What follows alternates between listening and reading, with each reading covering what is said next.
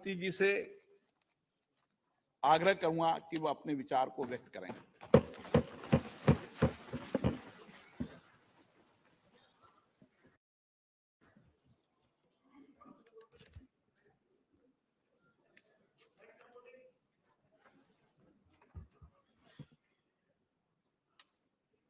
माननीय अध्यक्ष जी, देश की 75 वर्षों की संसदीय यात्रा, उसका एक बार पुनः स्मरण करने के लिए और नए सदन में जाने से पहले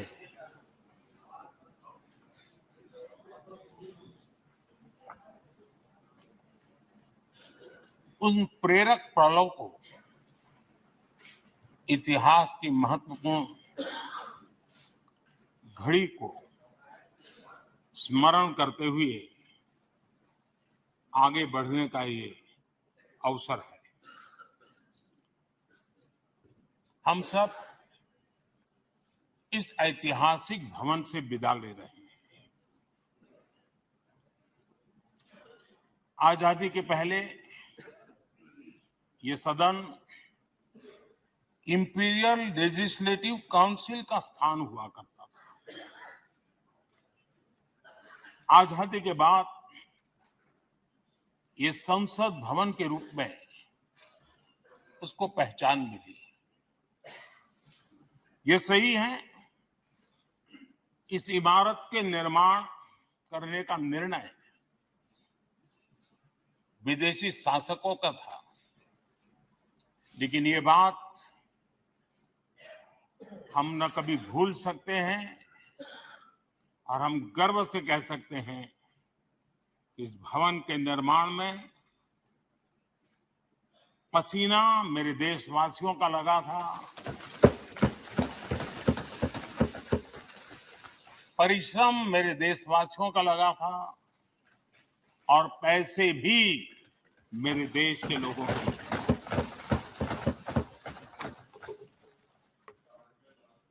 इस 75 वर्ष की हमारी यात्रा ने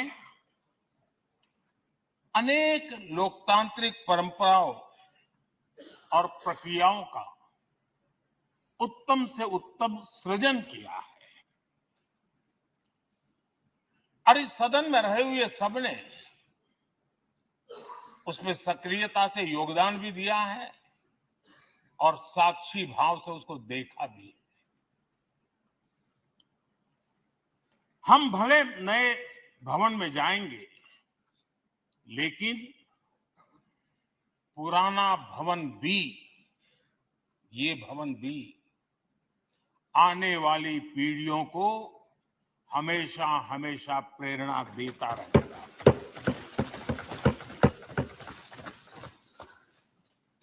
ये भारत के लोकतंत्र की स्वर्णिम यात्रा का एक महत्वपूर्ण अध्याय है,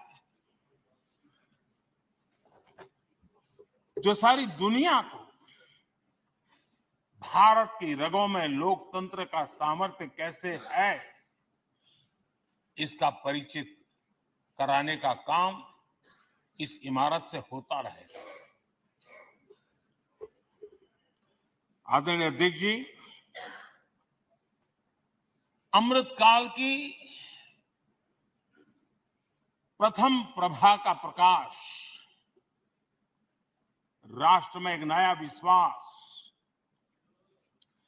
नया आत्मविश्वास, नया उमंग, नए सपने, नए संकल्प और राष्ट्र का नया सामर्थ्य उसे भर रहा है। चारों तरफ आज भारतवासियों की उपलब्धि की चर्चा हो रही है और गौरव के साथ हो रही है।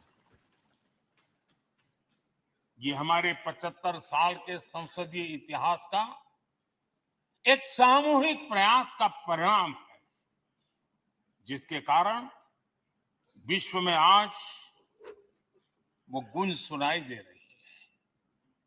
आदरणीय अध्यक्ष जी, चंद्रयान-3 की सफलता न सिर्फ पूरा भारत, पूरा देश अभिभूत है और इसमें भारत के सामर्थ्य का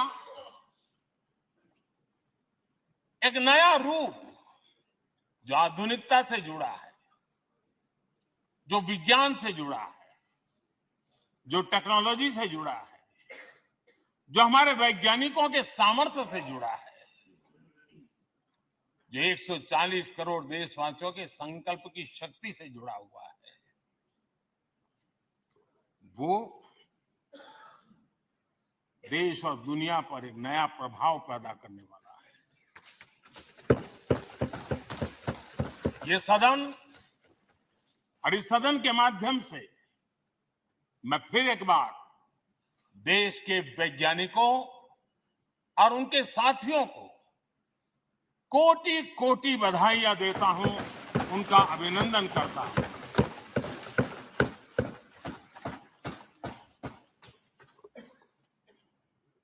आदरणीय अध्यक्ष जी, ये सदन ने भूतकाल में जब नेम की समिट हुई थी, सर्वसम्मति से प्रस्ताव पारित करके देश के इस प्रयास को सराहा था। आज G20 की सफलता को भी आपने सर्वसम्मति से सराहा है।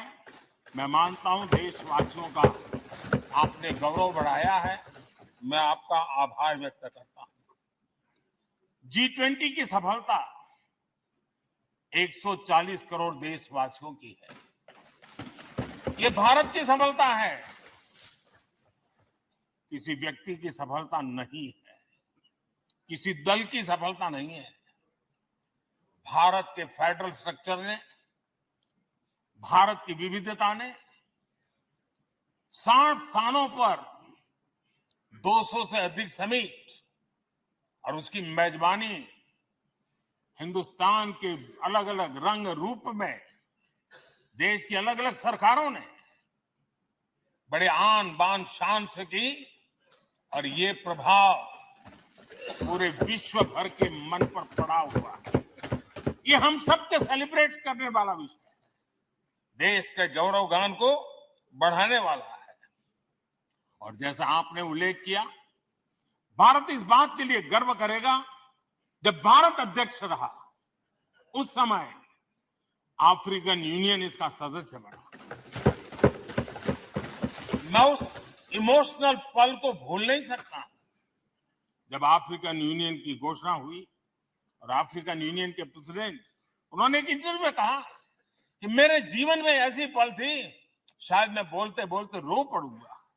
आप कल्पना कर सकते हैं कि कितनी बड़ी अपेक्षा और आशाएं पूरी करने का काम भारत के भाग्य में आया।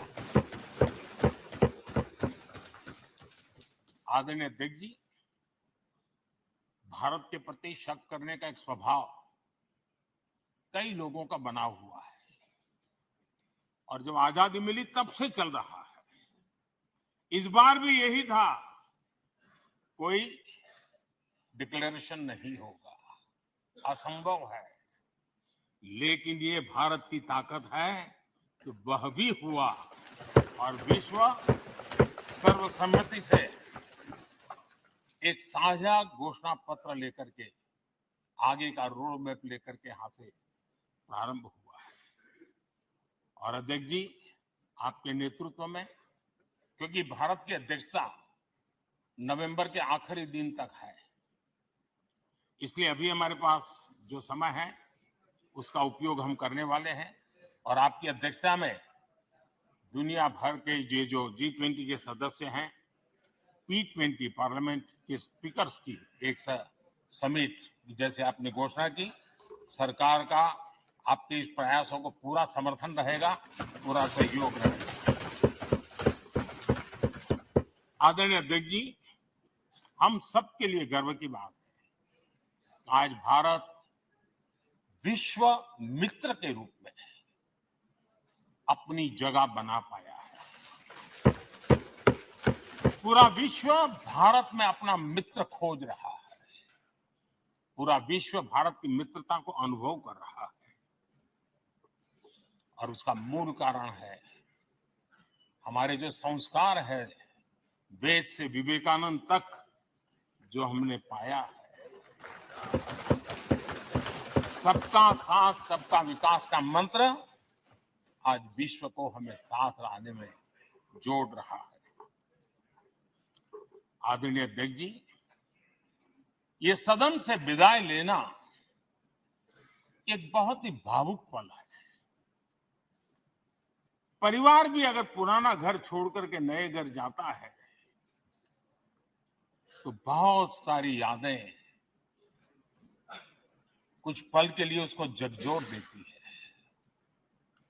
और हम जब ये सदन को छोड़ के जा रहे हैं तो हमारा मन मस्तिष्क भी उन भावनाओं से भरा हुआ है, अनेक यादों से भरा हुआ है।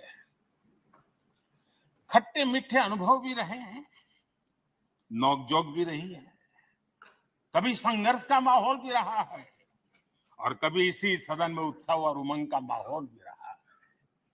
ये सारी स्मृतियां हमारे साथ हम सबकी साझी स्मृतियां हैं। ये हम सबकी साझी विरासत है और इसलिए इसका गौरव भी हम सबका साझा है।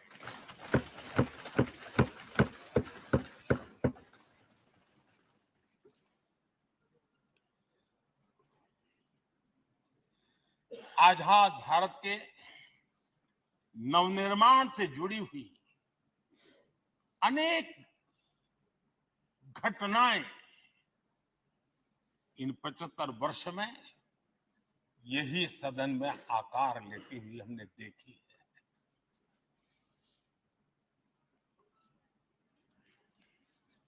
आज हम जब इस सदन को छोड़ करके नए सदन की ओर प्रस्थान करने वाले हैं तब भारत के सामान्य मानवी की भावनाओं को जहां जो आदर मिला है, सम्मान मिला है, उसकी अभिव्यक्ति का भी एक अवसर है। और इसलिए आदरणीय अध्यक्ष जी, मैं पहली बार जब संसद का सदस्य बना और पहली बार एक सांसद के रूप में इस भवन में मैंने प्रवेश किया तो सहज रूप से मैंने इस संसद भवन के दौर पक्ति पर अपना शीश झुका करके इस लोकतंत्र के मंदिर को श्रद्धा भाव से नमन करते हुए मैंने पैर रखा था। वो पल मेरे लिए भावनाओं से भरी हुई थी। मैं कल्पना नहीं कर सकता था, लेकिन भारत के लोकतंत्र की ताकत है, भारत के सामान्य मानवी की लोकतंत्र के प्रति श्रद्धा का प्रतिबिंब है कि रेलवे प्लेटफॉर्म पर गुजारा करने वाला एक गरीब परिवार का बच्चा पार्लियामेंट पहुंच गया।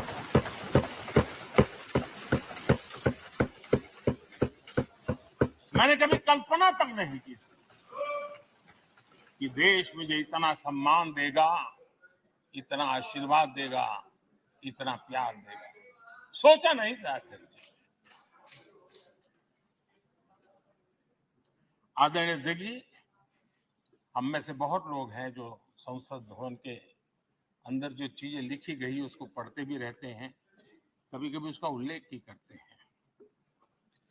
हमारे यहाँ संसद भवन के प्रवेश द्वार पर एक छांदोग्य उपनिषद का एक वाक्य है, लोक द्वारम करके पूरा वाक्य है।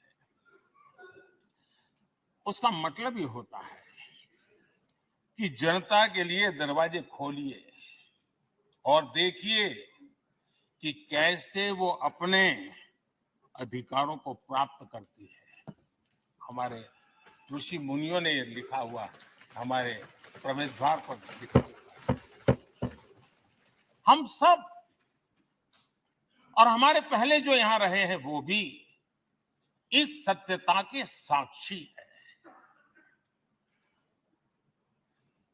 आदरणीय अध्यक्ष जी, समय रहते जैसे जैसे वक्त बदलता गया, यह हमारे सदन की संरचना भी निरंतर बदलती रही है और अधिक समावेशी बनती गई है। समाज के हर वर्ग का प्रतिनिधि विविधताओं से भरा हुआ इस सदन में नजर आता है। अनेक भाषाएं हैं, अनेक बोलियां हैं, अनेक पहरवेश है, अनेक खान पान है। सदन के अंदर सब कुछ है और समाज के सभी तबके के लोग, चाहे वो सामाजिक रचना के हो, चाहे आर्थिक रचना के हो, चाहे गांव या शहर के हो, एक प्रकार से पूर्ण रूप से समावेशी वातावरण सदन में पूरी ताकत के साथ जन सामान्य की इच्छा आकांक्षाओं को प्रकट करता रहा है। दलित हो, पीड़ित हो, आदिवासी हो, पिछड़े हो, महिलाएं हो, हर एक का धीरे धीरे धीरे योगदान बढ़ता चला गया है। आदरणीय अध्यक्ष जी, प्रारंभ में महिलाओं की सदस्य संख्या कम थी, लेकिन धीरे धीरे माताओं बहनों ने भी इस सदन की गरिमा को बढ़ाया है। इस सदन के गरिमा में बहुत बड़ा बदलाव लाने में उनका योगदान रहा है। आदरणीय अध्यक्ष जी, प्रारंभ से अब तक एक मोटा मोटा हिसाब लगाता था, करीब करीब 7,500 से अधिक जनप्रतिनिधि दोनों सदनों में मिलाकर के योगदान दे चुके हैं। इतने सालों में 7,500 से करीब ज्यादा। इस कालखंड में करीब 600 महिला सांसदों ने भी इस सदन की गरिमा को बढ़ाया है, दोनों सदन की। और आदरणीय अध्यक्ष जी, आप जानते हैं कि इस सदन में आदरणीय इंद्रजीत गुप्ता जी 43 ईयर, अगर मेरी गलती नहीं हो तो 43 ईयर इस सदन में लंबा समय बैठ करके इस सदन के साक्षी बनने का उनको सौभाग्य मिला। और यही सदन है आदरणीय अध्यक्ष जी, जहां शकीकुर रहमान जी 93 की एज में भी सदन में अपना योगदान देते रहे, जबकि उनकी उम्र 93। और आदरणीय अध्यक्ष जी, ये भारत के लोकतंत्र की ताकत है कि 25 साल की उम्र की चंद्रमणि मुर्मू इस सदन की सदस्य बनी थी। सिर्फ 25 साल की उम्र की, सबसे छोटी उम्र की सदस्य बनी थी। आदरणीय अध्यक्ष महोदय, वाद विवाद, कटाक्ष, ये सब कुछ हम सबने अनुभव किया है, हम सबने इनिशिएट भी किया है, कोई बात नहीं है। लेकिन उसके बावजूद भी शायद जो परिवार भाव हम लोगों के बीच में रहा है, हमारे पहले की पीढ़ियों में भी रहा है, जो लोग प्रचार माध्यमों से हमारे यहाँ का रूप देखते हैं और बाहर निकलते ही हमारा जो अपनापन होता है, परिवार भाव होता है, वो एक अलग ही ऊंचाई पर ले जाता है। और ये भी इस सदन की ताकत है, एक परिवार भाव।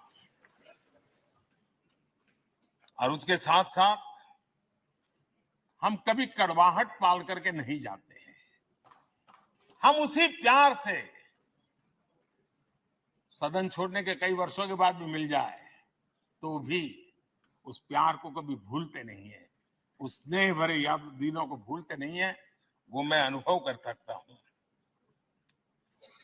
आदरणीय अध्यक्ष जी, हमारे पहले भी और वर्तमान भी हमने कई बार देखा है कि अनेक संकटों के बावजूद भी अनेक असुविधाओं के बावजूद भी सांसद सदन में आए हैं और उन्होंने शारीरिक पीड़ा भी असह्य हो तो भी सदन में एक सांसद के रूप में, जनप्रतिनिधि के रूप में अपना कर्तव्य निभाया है। ऐसी अनेक घटनाएं आज हमारे सामने हैं। गंभीर गंभीर बीमारियों के बावजूद भी कोई व्हीलचेयर में आना पड़ा, किसी को डॉक्टरों को बाहर खड़े रख करके अंदर आना पड़ता, लेकिन सभी सांसदों ने कभी न कभी इस प्रकार से अपनी भूमिका निभाई। कोरोना काल हमारे सामने उदाहरण है। हर परिवार में रहता था कहीं बाहर जाए तो मौत को बुलावा न दे दे, उसके बावजूद भी हमारे माननीय सांसद दोनों सदन में कोरोना काल के इस संकट की घड़ी में भी सदन में आए, अपना कर्तव्य निभाया। हमने राष्ट्र का काम रुकने नहीं दिया। आवश्यकता पड़ी, डिस्टेंस रखना भी था और बार बार टेस्टिंग भी करना पड़ता था। सदन में आते थे लेकिन मास्क पहनना पड़ता था। बैठने की रचना भी अलग अलग की, समय भी बदले गए। हर चीज के साथ राष्ट्र का काम रुकना नहीं चाहिए, इस भाव से सभी सदस्यों ने इस सदन को अपने कर्तव्य का महत्वपूर्ण अंग माना, संसद को चलाए रखा। और मैंने देखा है कि इस सदन से इतना लगाव लोगों का रहता है कि पहले कभी हम देखते थे कोई 30 साल पहले सांसद रहा होगा, कोई 35 साल पहले रहा होगा, लेकिन वो सेंट्रल हॉल तो जरूर आएगा। जैसे मंदिर जाने की आदत होती है, वैसे उनको सदन में आने की आदत है। इस जगह का लगाव बन जाता है, एक आत्मीय भाव से जुड़ाव हो जाता है। और ऐसे बहुत से पुराने लोग हैं जो आते जाते में मन करता है जरा चलो एक चक्कर काटते हैं। आज उनका जनप्रतिनिधि के नाते दायित्व तो नहीं है, लेकिन भूमि के प्रति उनका लगाव हो जाता है। ये सामर्थ्य होता है इस सदन का। आदरणीय अध्यक्ष महोदय, आजादी के बाद बहुत बड़े बड़े विद्वान लोगों ने बहुत आशंकाएं व्यक्त की थी।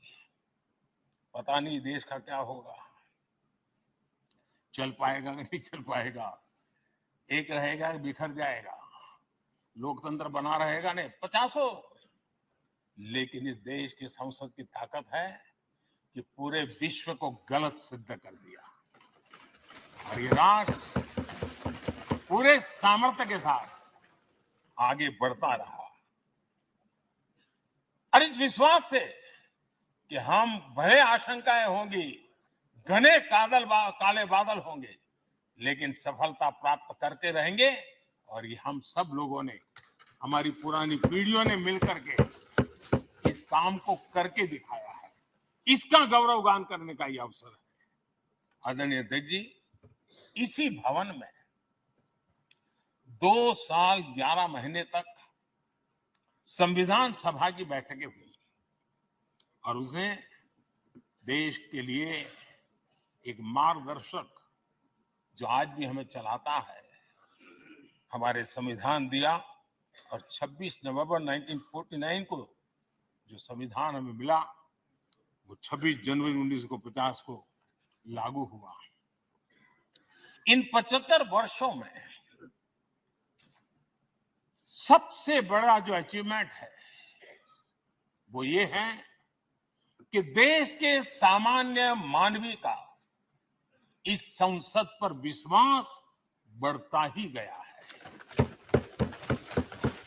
और लोकतंत्र की सबसे बड़ी ताकत यही है कि इस महान संस्था के प्रति, इस महान इंस्टीट्यूशन के प्रति, इस व्यवस्था के प्रति उनका विश्वास अटूट रहे, विश्वास उनका बना रहे।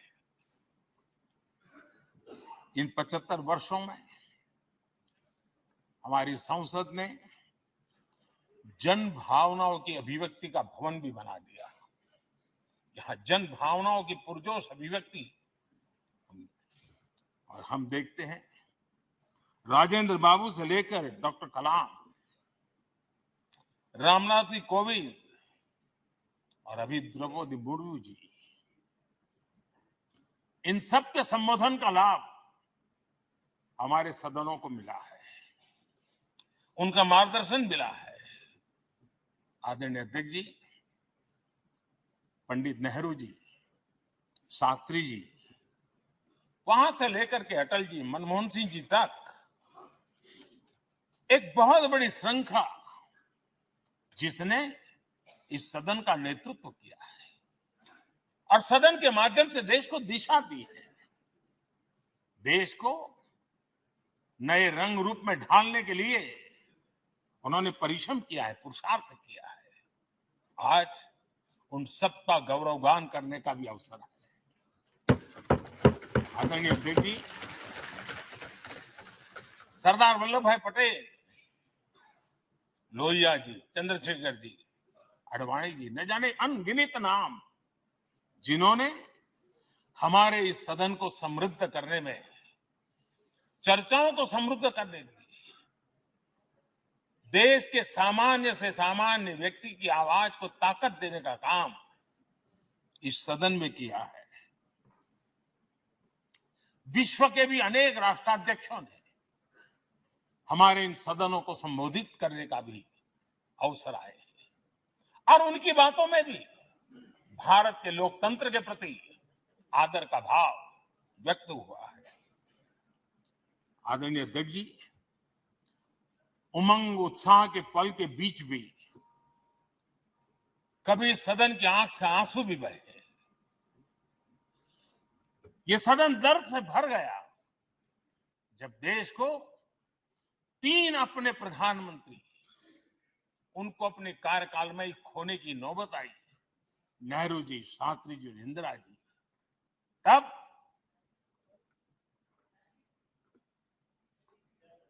ये सदन अश्रु भीनी आंखों से उन्हें विदाई दे रहा था। आदरणीय अध्यक्ष जी, अनेक चुनौतियों के बावजूद भी हर स्पीकर ने, हर सभापति ने बेहतरीन तरीके से दोनों सदनों को सुचारू रूप से चलाया है और अपने कार्यकाल में उन्होंने जो निर्णय किए, वो निर्णय मावलंकर जी से काल से शुरू हुए हो या सुमित्रा जी के कालखंड के हो या बिरला जी के, आज भी उन निर्णयों को रेफरेंस पॉइंट माना जाता है। ये काम हमारे करीब 17 स्पीकर और उसमें 2 हमारी महिला स्पीकर ने भी, और मावलंकर जी से लेकर के सुमित्रा ताई तक और बिरला जी का मार्गदर्शन आज भी हमें मिल रहा है। हर एक ने अपनी अपनी शैली रही है, लेकिन उन्होंने सबको साथ लेकर के नियमों कानूनों के बंधन में इस सदन को हमेशा ऊर्जावान बनाए रखा है। मैं आज उन सभी स्पीकर महोदय को भी आज वंदन करता हूं, अभिनंदन करता हूं। आदरणीय अध्यक्ष जी, ये सही है कि हम जनप्रतिनिधि अपनी अपनी भूमिका निभाते हैं, लेकिन सातत्यपूर्ण तरीके से हमारे बीच जो एक टोली बैठती है, उनकी भी कई पीढ़ियां बदल गई है। कभी कागज लेके दौड़ के आते हैं, उनका भी योगदान कम नहीं है।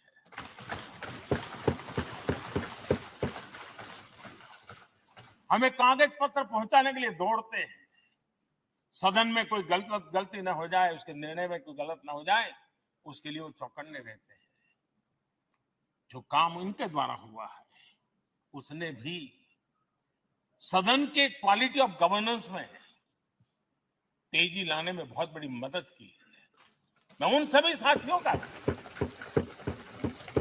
और इनके पूर्व में जो रहे हैं उनका भी हृदय से अभिनंदन करता हूं।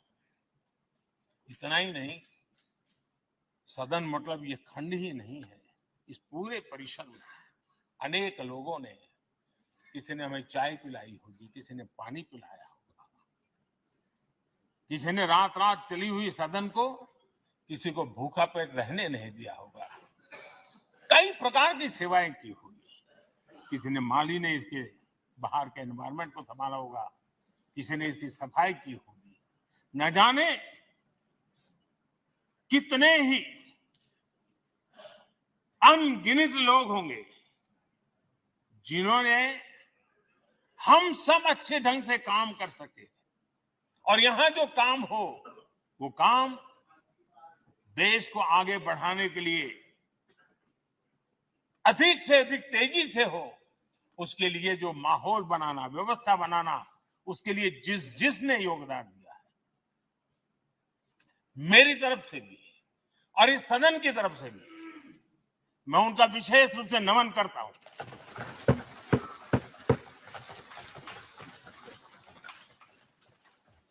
आदरणीय अध्यक्ष जी, लोकतंत्र का ये सदन, आतंकी हमला हुआ, पूरे विश्व में यह आतंकी हमला एक इमारत पर नहीं था, ये मदर ऑफ डेमोक्रेसी एक प्रकार से हमारी जीवात्मा पर यह हमला था।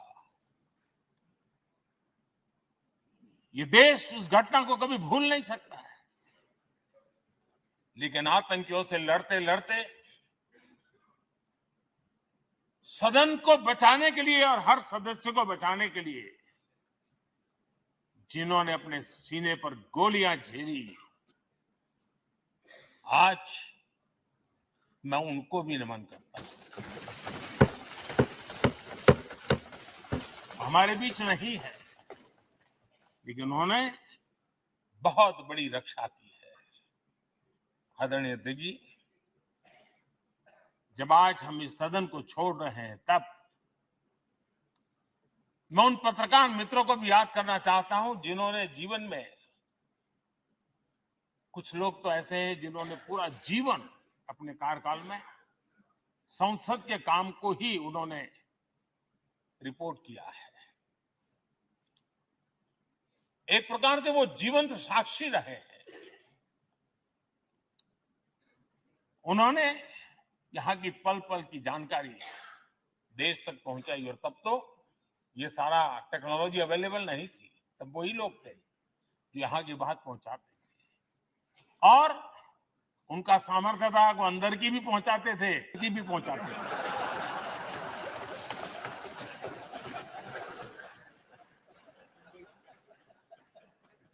और मैंने देखा कि ऐसे पत्रकारिता जिन्होंने संसद को कवर किया, शायद उनके नाम जाने नहीं जाते होंगे, लेकिन उनके काम को कोई भूल नहीं सकता है। और खबरों को लिए नहीं, भारत की इस विकास यात्रा को संसद भवन से समझने के लिए उन्होंने अपनी शक्ति खपा दी थी। आज भी पुराने जो पत्रकार मित्र मिल जाते हैं और जिन्होंने कभी संसद को कवर किया हो, तो ऐसी अननोन चीजें बताते हैं जो उन्होंने अपनी आंखों से देखी होती, कान से सुनी होती है, जो अचरज करने वाली। यानी एक प्रकार से जैसी ताकत यहां की दीवारों की रही है, वैसा ही दर्पण उनकी कलम में रहा है, और उस कलम ने देश के अंदर संसद के प्रति, संसद सदस्यों के प्रति एक अहोभाव का भाव जगाया है। मैं आज कई पत्रकार बंधु होंगे जो रहे नहीं होंगे, लेकिन मेरे लिए जैसा ये सदन छोड़ना भावुक पल है, मैं पक्का मानता हूं इन पत्रकार बंधुओं के लिए भी ये सदन छोड़ना उतना ही भावुक पल होगा, क्योंकि इनका लगाव हमसे भी ज्यादा रहे। कुछ तो पत्रकार ऐसे होंगे जो हम लोगों के कम से भी समय उन्होंने काम किया होगा। आज उनके उस महत्वपूर्ण लोकतंत्र की ताकत बनने के लिए योगदान देने के लिए भी याद करने का अवसर है। आदरणीय अध्यक्ष जी, जब हम सदन के अंदर आते हैं, हमारे यहां नाद ब्रह्म की कल्पना है। हमारे शास्त्रों में माना गया है किसी एक स्थान पर अनेक बार एक ही लय में उच्चारण होता है तो वो तपोस्थली बन जाता है। उसके एक पॉजिटिव वाइब होते हैं। नाद की एक ताकत होती है जो स्थान को सिद्धि स्थान में परिवर्तित कर देती है। मैं मानता हूं ये सदन भी उस 7,500 जनप्रतिनिधियों के द्वारा बार बार जो शब्द गूंजे हैं, जो वाणी यहां गूंजी है, उसने इस सदन में हम बैठकर आगे चर्चा करें या ना करें, लेकिन इसकी गूंज इसे तीर्थ क्षेत्र बना देती है।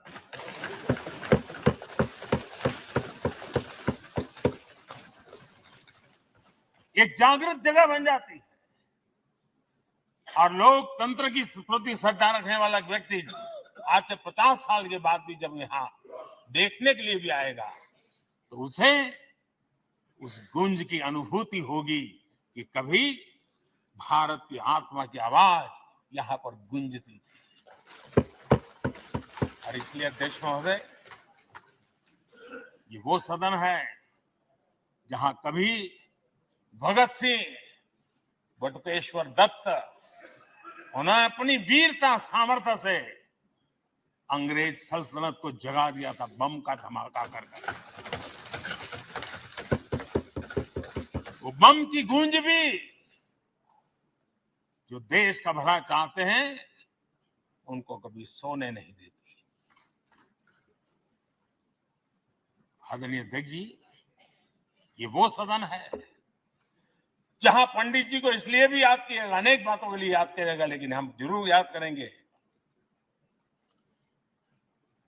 इसी सदन में पंडित नेहरू का at the stroke of midnight की गूंज हम सबको प्रेरित करती रहेगी। और इसी सदन में अटल जी ने कहा था,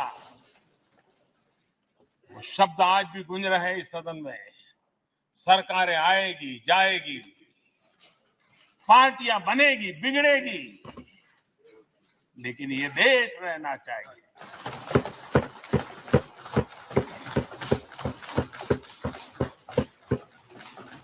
आदरणीय अध्यक्ष जी, पंडित नेहरू की जो प्रारंभिक मंत्री परिषद थी, बाबा साहब आंबेडकर जी एक मंत्री के रूप में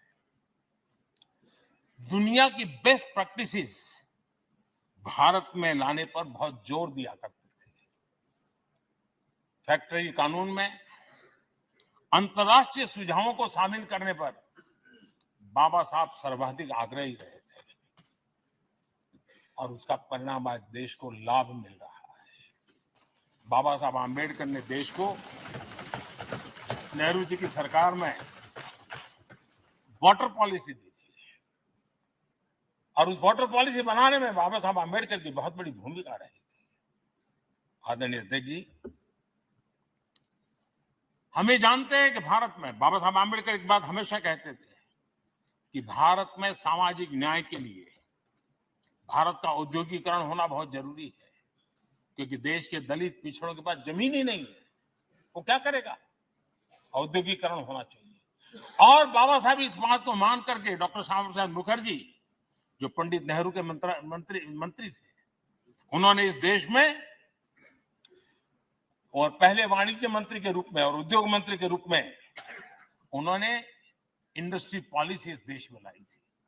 आज भी कितनी ही इंडस्ट्री पॉलिसी बने, लेकिन उसकी आत्मा वही होती है जो पहली सरकार के थी और उनका भी बहुत बड़ा अहम योगदान रहा था। आदरणीय अध्यक्ष जी, लाल बहादुर शास्त्री जी ने 65 के युद्ध में हमारे देश के जवानों में का हौसला बुलंद करना, उनके सामर्थ्य के लिए को पूरी तरह राष्ट्र में झोंक देने की प्रेरणा इसी सदन में से दी थी लाल बहादुर शास्त्री का। और यहीं पर उन्होंने ग्रीन रिवॉल्यूशन के लिए एक मजबूत नींव लाल बहादुर शास्त्री जी ने रखी थी।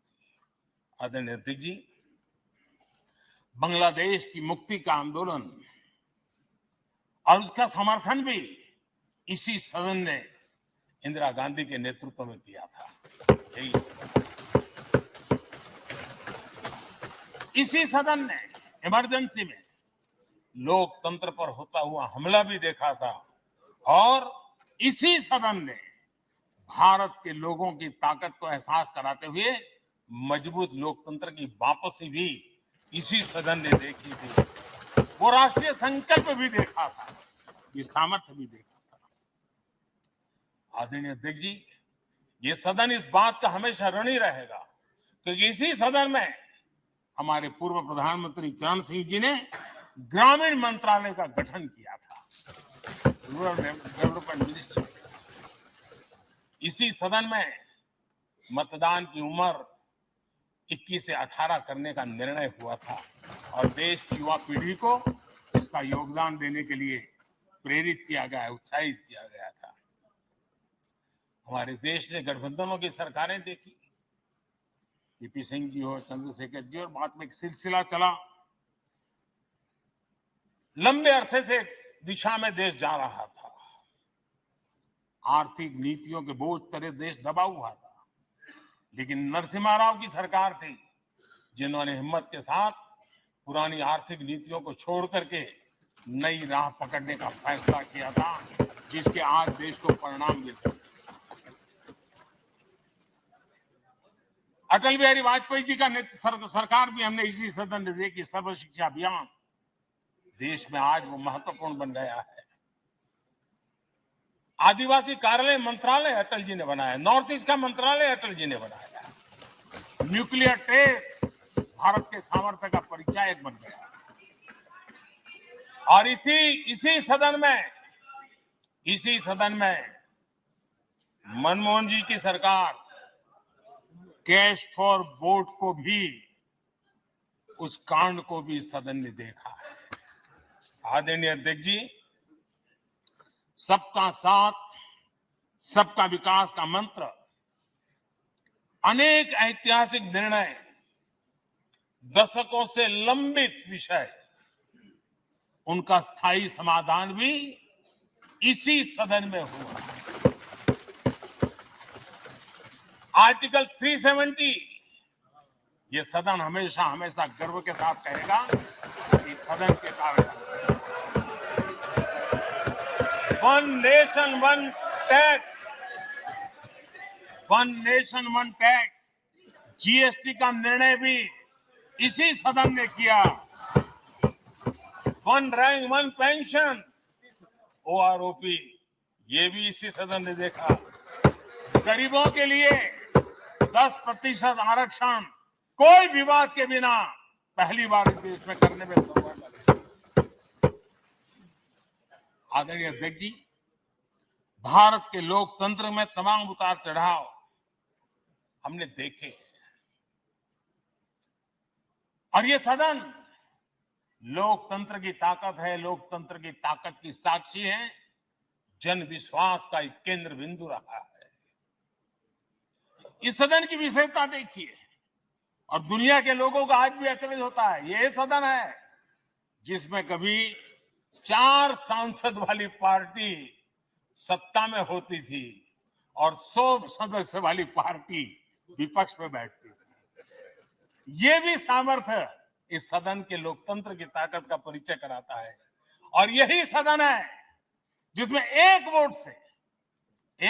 वोट से अटल जी की सरकार गई थी और लोकतंत्र की गरिमा को बढ़ाया था। ये भी इसी सदन में हुआ।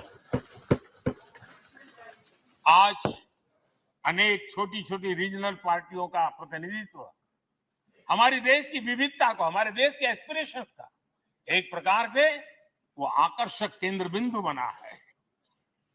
आदरणीय अध्यक्ष जी, इस देश में 2 प्रधानमंत्री ऐसे रहे, मोरारजी भाई, वीपी सिंह।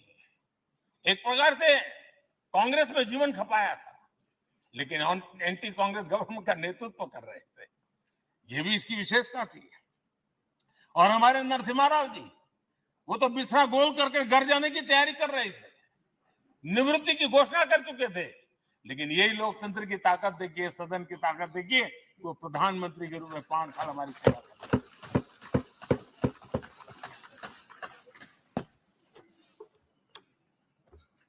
आदरणीय अध्यक्ष जी, सबकी सहमति से कठिन कार्य होते हुए हमने देखे हैं। 2000 की साल थी, अटल जी की सरकार थी। इसी सदन ने 3 राज्यों का गठन सर्व स्वीकृति से किया और बड़े उमंग उत्साह से किया। जब छत्तीसगढ़ की रचना हुई तो उत्सव छत्तीसगढ़ ने भी मनाया, उत्सव मध्य प्रदेश ने भी मनाया। जब उत्तराखंड की रचना हुई तो उत्सव उत्तराखंड ने भी मनाया, उत्सव उत्तर प्रदेश ने भी मनाया। जब झारखंड की रचना हुई तो उत्सव झारखंड ने भी मनाया, उत्सव बिहार ने भी बताया। ये हमारे सदन का सामर्थ्य, सब सहमति का वातावरण बना करके। लेकिन कुछ कड़वी यादें वो भी है कि तेलंगाना के हक को दबोचने के लिए भारी प्रयास हुए, खून की नदियां भी बही और बनने के बाद न तेलंगाना उत्सव मना पाया, न आंध्र उत्सव मना पाया। एक कटुता के बीज बो दिए गए। अच्छा होता उसी उमंग और उत्साह के साथ हम तेलंगाना का निर्माण करते तो एक नई ऊंचाई पर आज तेलंगाना पहुंच चुका होता। आदरणीय अध्यक्ष जी, संविधान सभा ने, आदरणीय अध्यक्ष जी, इस सदन की परंपरा रही है। संविधान सभा ने उस समय अपना दैनिक भत्ता 45 रुपये से कम करके 40 कर दिया था। उनको लगा हमें इसको कम करना चाहिए। आदरणीय अध्यक्ष जी, यही सदन है कैंटीन में मिलने वाली सब्सिडी, जो बहुत कम पैसे में खाना मिलता था, इसी सदस्यों ने उस सब्सिडी को भी खत्म कर दिया और पूरा पैसा देकर के अब कैंटीन में खाते हैं। आदरणीय अध्यक्ष जी, कोरोना काल में जब जरूरत पड़ी तो यही सांसद जिन्होंने एमपी लेड फंड को छोड़ दिया और देश को इस संकट की घड़ी में मदद करने के लिए आगे आए। इतना ही नहीं, कोरोना काल में इसी सदन के सांसदों ने अपने तनख्वाह में 30% कटौती की और उन्होंने देश के सामने आए हुए संकट में अपनी बहुत बड़ी जिम्मेवारी निभाई। आदरणीय अध्यक्ष जी, हम गर्व से कह सकते हैं, ये सदन में बैठे हुए लोग भी कह सकते हैं, हमारे पूर्वज जो सदन में बैठे थे वो भी कह सकते हैं कि हम ही लोग हैं जिन्होंने हम पर डिसिप्लिन लाने के लिए हमारे यहां जनप्रतिनिधित्व कानून में समय समय पर कठोरता बरती। नियम हमने ही लादे, हमने ही तय किया कि नहीं, जनप्रतिनिधि के जीवन में ये नहीं हो सकता। मैं मानता हूं ये जीवंत लोकतंत्र का बहुत बड़ा उदाहरण है और ये सदन ने दिया है, यही माननीय सांसदों ने दिया है और हमारी पुरानी पीढ़ी के सांसदों ने दिया है। और मैं मानता हूं कि कभी कभी उन चीजों को भी याद करना चाहिए। आदरणीय अध्यक्ष जी, हम जो वर्तमान सांसद हैं उनके लिए तो ये विशेष सौभाग्य का अवसर है। सौभाग्य का अवसर इसलिए है कि हमें इतिहास और भविष्य दोनों की कड़ी बनने का अवसर मिला है।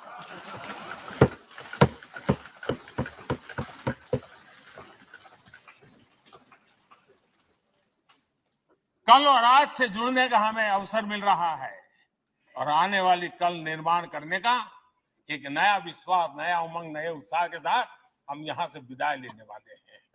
आदरणीय अध्यक्ष महोदय, आज का दिवस सिर्फ और सिर्फ इस सदन के सभी 7,500 जनप्रतिनिधि रह चुके हैं उनके गौरवगान का पल है। इन दीवारों से हमने जो प्रेरणा पाई है, जो नया विश्वास पाया है, उसको लेकर जाने का है। बहुत सी बातें ऐसी थी जो सदन में हर किसी की ताली की हकदार थी, लेकिन शायद राजनीति उसमें भी आड़े आ रही है। नेहरू जी के योगदान का गौरव गान अगर इस सदन में होता है, कौन सदस्य होगा जिसको ताली बजाने का मन न करे। लेकिन उसके बावजूद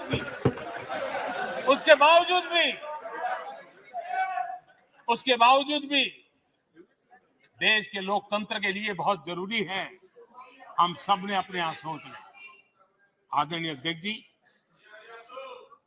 मुझे पूरा विश्वास है कि आपके मार्गदर्शन में और इस अनुभवी माननीय सांसदों के सामर्थ्य से हम नई संसद में जब जाएंगे तो नए विश्वास के साथ जाएंगे। मैं फिर एक बार आज पूरा दिवस आपने इन पुरानी स्मृतियों को ताजा करने के लिए दिया, एक अच्छे वातावरण में सबको याद करने का मौका दिया। इसके लिए मैं आप सबका आपका हृदय से आभार व्यक्त करता हूं और मैं सभी सदस्यों से आग्रह करूंगा कि अपने जीवन की ऐसी मधुर यादों को यहां हम जरूर व्यक्त करें ताकि देश तक पहुंचे कि सचमुच में ये हमारा सदन, ये हमारे जनप्रतिनिधियों की गतिविधि सच्चे अर्थ में देश को समर्पित है, इसका भाव लोगों के तक पहुंचे। इसी एक अपेक्षा के साथ मैं फिर एक बार इस धरती को प्रणाम करता हूं, इस सदन को प्रणाम करता हूं,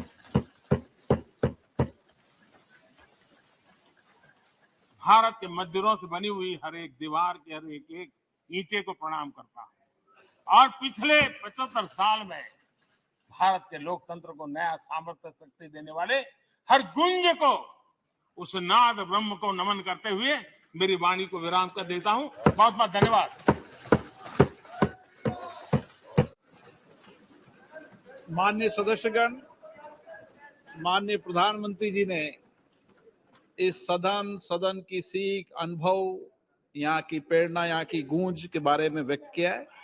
मैं ये अपेक्षा करूंगा कि आज का दिन इसी तरीके से सकारात्मक वातावरण में हम चर्चा करें, सकारात्मक विषय रखें और जो कुछ भी यहाँ से सीखा है, हमारे पूर्वजों ने जो कुछ भी इस देश को, लोकतंत्र को दिया है, उसके बारे में सकारात्मक विचार रखें। आप सभी को बहुत बहुत धन्यवाद। अधीर रंजन चौधरी जी। प्रधानमंत्री को रहना चाहिए था, प्रधानमंत्री को उपस्थित रहना चाहिए था, हमारी बात को सुन ले।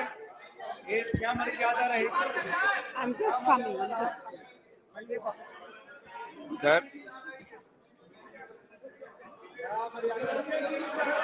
ये हमारे ये उनका बैग यहीं पे है, उनका बैग यहीं पे है, उनका बैग यहीं पे है। ये देखिए बैग, आपके बैग यहीं पे, आपको तो चले नहीं गए, आप तो चले नहीं गए। अरे बाप रे, चिंता नहीं आ रही है। आपके कहाँ गए? बहुत लंबी भाषण के। अरे भाई, आप कहाँ जा रहे?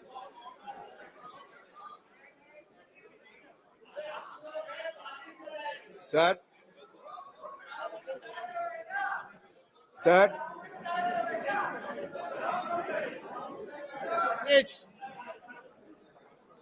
please, sir, I must appreciate your endeavor for offering this opportunity to ventilate our views on the constitutional दिवस, संविधान दिवस। लेकिन बात यह सर, कहे तो जाते हैं 75 साल, लेकिन जब तक मेरा जानकारी है, सबसे पहले जो कॉन्स्टिट्यूशन असेंबली की सभा हुई थी वो 1946 में, और 1949 26 नवंबर में ये अडॉप्ट हुई थी, और 1950 26 जनवरी ये चालू हुई थी हमारे संविधान इस देश में। लेकिन आप कहां से 75 साल के अमृतकाल ये लाया गया, ये मुझे समझ में नहीं आते हैं सर। सही मायनों में जब ये सदन ये खबर मिल रही है कि आज ये सदन की अंतिम दिवस है, तो सही मायनों में भावुक तो होना स्वाभाविक है। कितने सारे विद्वजनों ने, ज्ञानियों ने, पंडितों ने और देश प्रेमी ने हमारे ये सदन, उसके साथ साथ हमारा संविधान और ये देश की लोकतंत्र की रक्षा करने के लिए न जाने कितने योगदान किए होंगे। बहुत सारे हमारे पूर्वजों ने ये दुनिया छोड़ के चले गए। उनका याद हम करते रहेंगे। जिंदगी में ये सदन जरूर कहेगी कि जिंदगी में कितने दोस्त आए और कितने बिखर गए। किसी ने 2 रोज के लिए आए तो किसी ने चलते ही सांस भर लिए।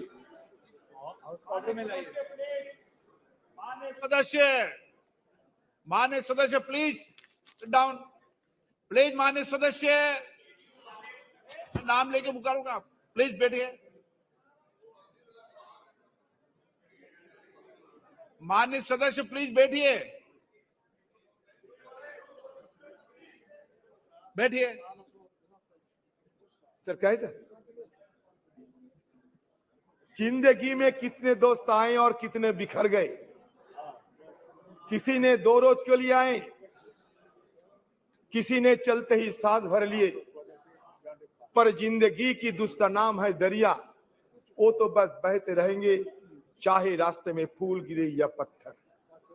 उसी तरह हमारी ये सदन की कारवां ये भी चलते आ रहे हैं और आज भी ये चल रहे हैं। Sir, today I may come to that conclusion that this is the last day. Naturally, we are all present here to bid the adieu of our old building. Our magnificent building today singing a swan song, because tomorrow onward we will be shifting to a new parliamentary edifice. Sir, मैं शुरू में ये कहना चाहते हैं, मैं ज्यादा समय तो नहीं है हम लोगों के लिए, कि जब संसद में संविधान की चर्चा हो, लोकतंत्र की चर्चा हो, तो हमारे पंडित नेहरू जी और बाबा साहेब अम्बेडकर, नेहरू जी तो आर्किटेक्ट ऑफ मॉडर्न इंडिया कहते थे, बाबा साहेब अम्बेडकर को हम फादर ऑफ द कॉन्स्टिट्यूशन मान्यता देते हैं। अच्छा लगा कि आज नेहरू जी के बारे में हमें भी मौका मिलेगा ये सदन में बात रखने की। तो शुरुआत में मैं ये कहना चाहते हैं sir, architect of modern India Nehru had said, parliamentary democracy demands many virtues. It demands, of course, ability. It demands a certain devotion to work, but it demands also a large measure of cooperation, of self-discipline, of restraint. We know very well that there are not many countries in the world where it functions successfully. I think it may be said without any partiality that it has functioned with large measure of success in the country. Why? Not so because we, the members of this house, are exemplars of wisdom, but I think because of the background of our country and because our people have the spirit of democracy in them. Jawaharlal Nehru detested cultism. He was humble in his submission to constitutional requirement. In an interview with Mr. P.K. Karanjia, he specifically mentioned, "You are wrong in using words like the Nehru epoch or Nehru policy." Though he enjoyed massive majority in the parliament, he was tireless in listening opposition voice and never mock, deflect, pontificate when answering questions asked of him. He never believed in steamrolling the opposition and given due respect to feeling and sentiments of the opposition member. It is significant to note that it was during his tenure the parliament ran smoothly. He was not only led the nation in a difficult situation, but he was the prime force and pioneer who has given a wonderful beginning of our parliamentary democracy by his immense contribution. Sir, मैं आपके संगठन में लाना चाहते हैं. Even Speaker Bell would ring for Jawaharlal Nehru when he exceeded time limit while making his speeches in the parliament. It shows that no one was beyond parliament's prerogative, and that was Nehru's contribution. Analyzing Jawaharlal Nehru's contribution to the development of parliamentary democracy in India has become significant and mere relevant in the contemporary context, which forces us to recall the glorious beginning of our parliamentary democracy, where healthy debate and discussions were order of the day. Sir, अगर सदन में जवाहरलाल नेहरू की चर्चा ना होगी, तो it will be equivalent of the performance of Hamlet without the presence of Prince of Denmark. So at the stroke of midnight hour, the iconic speech has delivered in the parliament still has been reverberating the entire precincts of this house. Sir, another one, most illustrious person, Baba Saheb Ambedkar. Sir, Baba Saheb Ambedkar, who is regarded as the father of our constitution, he suggested that political democracy cannot last unless there lies at the base of it social democracy. What does social democracy mean? It means a way of life which recognizes liberty, equality, and fraternity, which are not to be treated as a separate items in the Trinity. They form a union of Trinity in the sense that to divorce one from the other is to defeat the very purpose of democracy. Equality cannot be divorced from liberty. Liberty cannot be divorced from equality. And nor equality and liberty can be divorced from fraternity. Now we need the mantra of Baba Saheb Ambedkar, the mantra of Jawaharlal Nehru and other stalwarts who have made this parliamentary democracy glorious for us to be remembered again and again. Sir, ये parliament में कभी भगत सिंह जी एक बम फेंका था, लेकिन किसी को आहत करने के लिए नहीं, ब्रिटिश सरकार को जगाने के लिए 1929 में। सर, ये सदन में हमला हुई थी 2001 साल में, आतंकवादी ने हमला किया था, हमारे वॉच एंड वार्ड और सारे लोग ये आतंकवादी हमला को रोके थे। आज हम सब के लिए हमारी तरफ से श्रद्धा अर्पण करना चाहते हैं। ये सदन के सारे मेंबरों के साथ साथ हमारे जितने स्टाफ है सर, ये मेहनत करते हुए आज इस सदन को इतना गरिमामय बनाया है।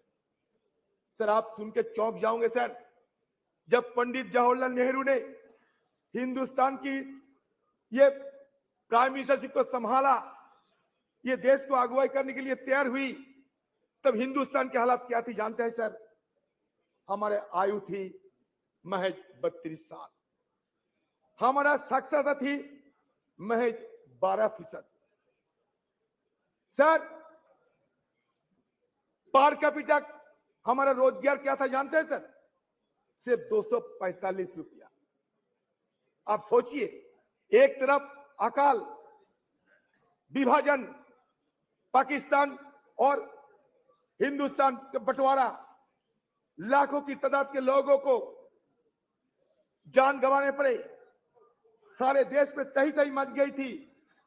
उसी कठिन हालात में जवाहरलाल नेहरू साहब को ये सरकार को संभालने पड़ी, और उस समय की हमारे आर्थिक हाल को भी अब देखिए कि रोजाना हमारी देश की हर व्यक्ति को रोजगार से 245 रुपया।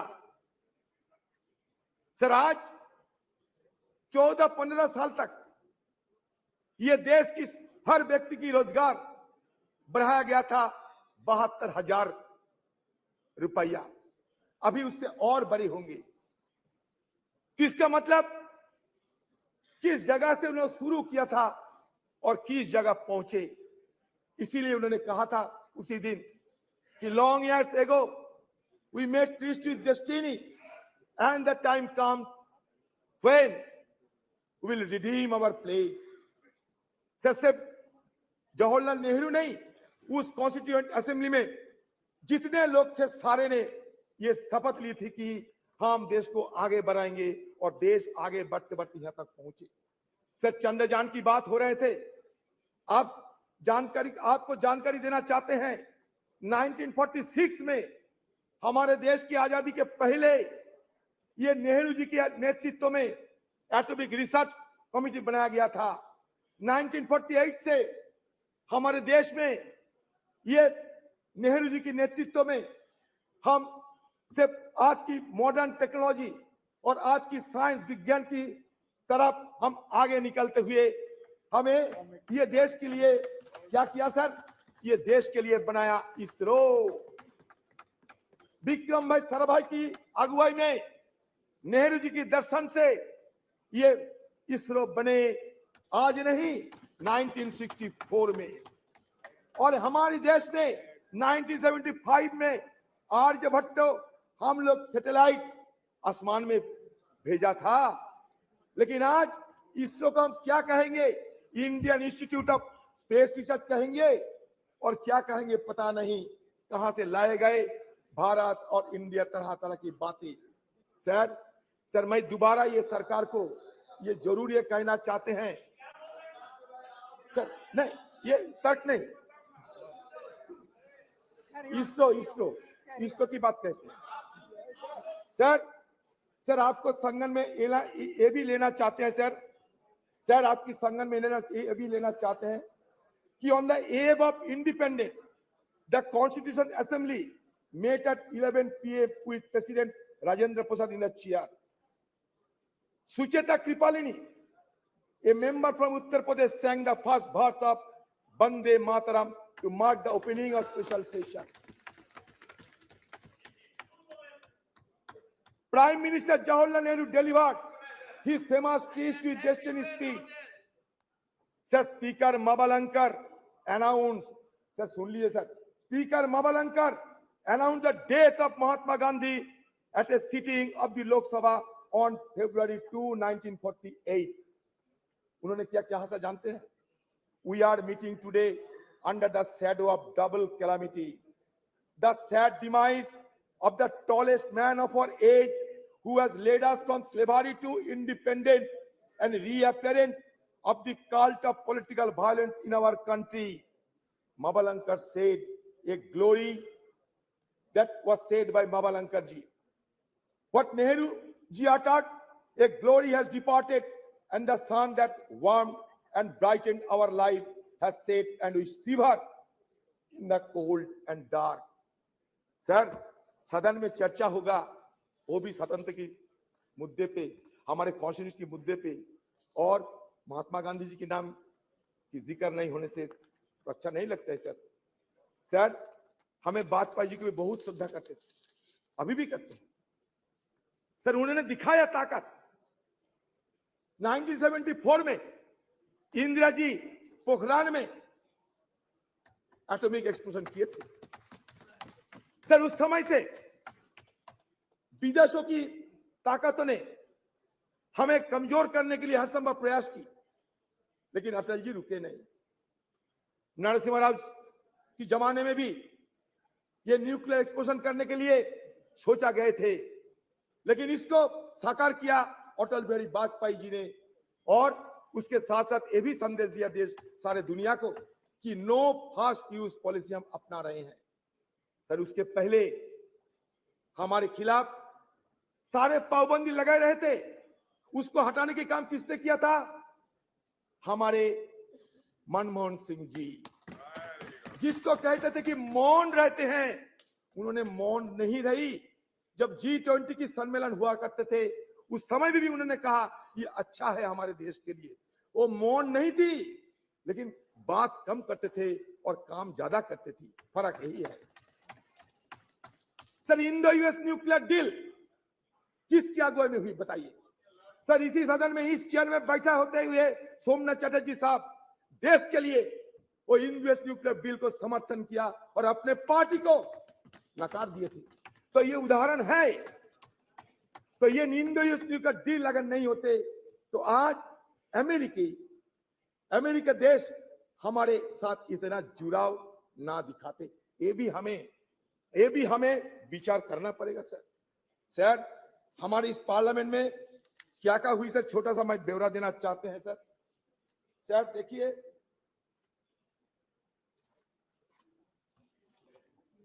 सर इस सदन में सर 1951 में रिप्रेजेंटेशन ऑफ पीपल्स एक्ट पारित हुई थी to ensure that people are given the right to vote. अगर वोट देने के अधिकार ना होते तो आज बाकी बात करने की हमें गुंजाइश ना मिलती। सर, दूसरा essential commodities act 1955, a law that has helped the government regulate the production, supply and distribution of essential commodities such as drugs, oil, kerosene, coal, iron, steel, pulses. Sir, तीसरा क्या हुआ? Green revolution in India 1967। 4, nationalization of bank. 14 banks were nationalized which enhanced banking infrastructure and services and created provision of cheaper credit to farmers. बता दे sir, 1974 में atomic जब explosion हुई थी ना, हमारे प्रधानमंत्री उस समय रही थी स्वर्गीय इंदिरा गांधी जी। ये भी आपको याद दिलाते हैं। इंफॉर्मेशन टेक्नोलॉजी जब हुई थी हमारे देश में क्रांति के स्वरूप से, एक क्रांति के रूप से हमारे स्वर्गीय राजीव गांधी जी। अब तो हम डिजिटल इंडिया की बात करते हैं। शुरुआत हमारे स्वर्गीय राजीव जी ने किए थे। शायद हम सबको ये याद में रखना चाहिए। सी डॉट से लेकर आज आर्टिफिशियल इंटेलिजेंस, जितने भी एवोल्यूशन होते हैं, इसका पीछे क्या इतिहास है, इसको हमें ध्यान में रखना चाहिए। हिस्ट्री को हम भूलना नहीं चाहिए। History is the remembrance of the past, it transmits from generation to generation. अगर हिस्ट्री को हम कैंसिल चेक नहीं बता सकते, history could not be treated as a cancelled check. Rather, it should be treated as a promissory note in future. And now, whatever cash in hand, we should spend it wisely. That should be the agenda of any government. Sir, Anti-Defection Law 1985 or a Krantikari. Child Labor Act 1986. The Scheduled Caste and Tribes Prevention of Atrocities Act 1989 to prevent atrocities against members of scheduled caste and scheduled tribe. Sir, panchayat Raj institution act, ये और एक क्रांतिकारी act है। ये enacted in 1992. This act aimed to decentralize power and ensures local self-government, enhancing grassroots democracy.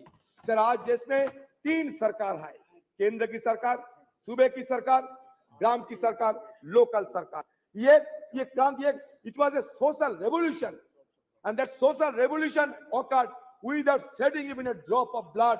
That is the significant achievement of our former government of under Rajiv Gandhi ji. Sir, Member of Parliament Local Area Development Scheme 1993. Sir, Right to Information Act 2005. It is a landmark.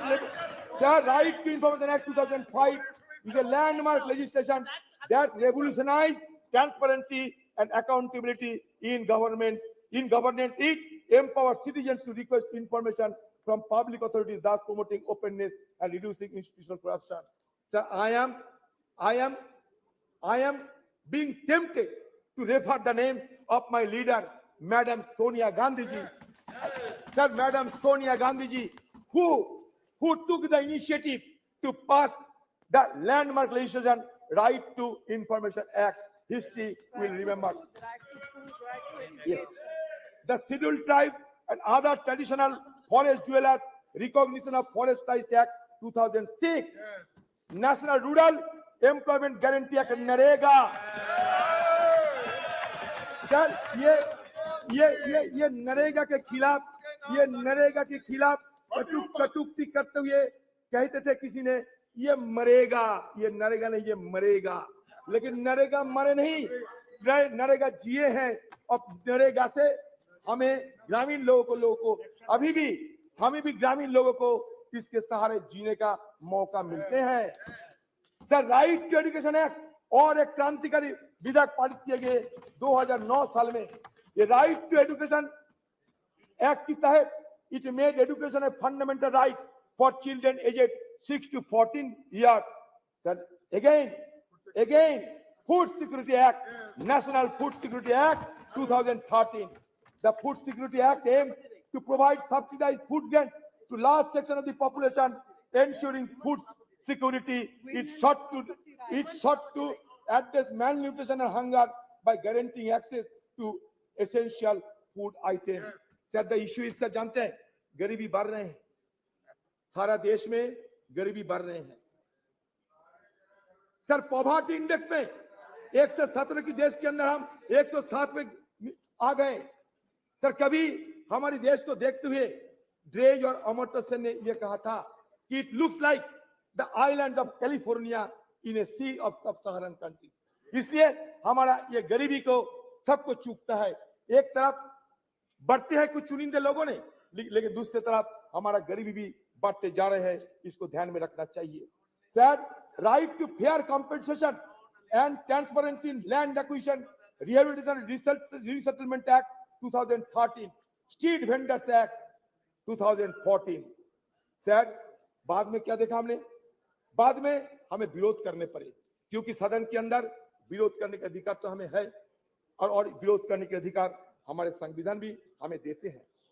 Sir, US nuclear deal जब चर्चा होते थे, जब vote of confidence हुआ था इस सदन में, तो कौन सा पार्टी कौन सा पक्ष में थे, शायद आपसे ज्यादा जानकारी है। मैं आज इसी शुभ एक अवसर पर किसी को और नहीं बोलना चाहते, लेकिन sir, demonetisation of currency note in 2016 हमने विरोध किया। इंट्रोडक्शन ऑफ कॉम्प्लेक्स जीएसटी उस समय भी लाए गए थे जिस समय दूसरा सरकार थे, लेकिन फिर भी लाने में जो कमियां थी वो बार बार हम लोग उसका उजागर कर चुके हैं। सर, हमें application of article 370 and flight of Kashmir, ये मुद्दे को भी हमें आलोचना जरूर की थी। कश्मीर हमारा अंग है। सर, आज भी देखिए कश्मीर में हमारे फौजों को जान गंवाने पड़ती। इसमें तो ये साबित होते हैं उस दिन हमारी तरफ से जो शंका जाहिर किए थे वो शंका सही है। सर, आज मैं ये चाहता हूं कि हमारे सदन के अंदर हमारे जो रणकुबड़े जो फौजों ने वहां जान गंवा रहे हैं, उसके लिए कम से कम हम थोड़ा सा मौन व्रत करते थे, थोड़ा सा साइलेंस ऑब्जर्व करते थे, अच्छा होते सर। एक तरफ मणिपुर, दूसरी तरफ जम्मू कश्मीर जल तो रहे हैं दोनों, और हम जल तो रहे हैं, इसलिए हमें बहुत कुछ करना बाकी है। ये तो सिर्फ एक झांकी है, हमें बहुत कुछ करना बाकी है सर। और एक देखिए, और एक divisive legislation, citizenship amendment act 2019 and NRC. तो इस तरीके की डिविजन लेजिस्लेशन के विरोध हम लोग किए हैं सदन के अंदर। जो हम किए हैं बताते हैं सर, हम लोग विरोध किए हैं, ये फार्म लोग के चलते हम विरोध किए हैं, और हमारे विरोध के चलते, देश की किसानों की विरोध के चलते ये सरकार को फिर वापसी तो लेने पड़ी सर। फिर digital personal data protection act हम लोग तो विरोध किए थे सर। जो किए हैं हम बजा क्या है बता दिए हैं सर, और ये सारे हमारी तरफ से बात रखे गए हैं सर। हम तो ये चाहते हैं कि आज की हालत में हमारी तरफ से और एक मांग आपके पास रखना चाहते हैं। वो मांग ये है सर कि हमारी सदन में एक आप नियम चालू करें, इसमें विपक्ष के लिए सिर्फ एक दिन विपक्ष के लिए डेडिकेटेड किया जाए। उस दिन विपक्ष सब कुछ बोलेगा, विपक्ष को जो मर्जी विपक्ष को बोलते रहेंगे। इसलिए एक दिन विपक्ष के लिए अब रख दिया करो सर। आपको शायद ये भी जानकारी होंगे कि हमारे पार्टी की तरफ से, खासकर हमारे पार्टी की CPP chairperson madam Sonia Gandhi ji, ये Sonia Gandhi ji women reservation bill के लिए सदन में कितने बार सवाल किए हैं, और उन्हीं की अगुवाई में राज्यसभा में पारित होते हुए भी ये आज तक साकार नहीं हो पाए। तो हमारी तरफ से फिर हम ये मांग करते हैं कि आपकी सरकार रहते हुए ये वुमेन रिजर्वेशन बिल को पारित किया जाए। ये हमारी देशवासियों की मांग है। मुझे लगता है कि आप हमारी बात को जरूर गौर से सोचेंगे। सर बस हो गए सर। मैं ये कहना चाहते हैं सब देश के हम ये कहना चाहते हैं सर, ये हमारे अभी भी बहुत सारे चैलेंजेस है, हमारे लिए बहुत सारे अवसर भी है। तो चैलेंजेस और अपॉर्चुनिटी के बीच मैं ये कहना चाहते हैं कि आज देखिए एक माहौल पैदा होते जा रहे हैं कि मेजोरिटी रहने से सब कुछ कर सकते हैं। Sir, there are fears of an ambition to establish a one party dictatorship. ये देश में एक माहौल पैदा हो रहे हैं। This has led to the sidelining of the opposition's role in parliament, destabilization of opposition-led governments through tactics like the purchase of members of legislative assembly and the selective use of central agencies such as Enforcement Directorate, CBI, Income Tax Department against opposition leaders and ministers. Furthermore, the devaluation of parliament and the erosion of parliamentary procedure have become particularly pronounced during the second term of this dispensation. No, that's true. In 2021,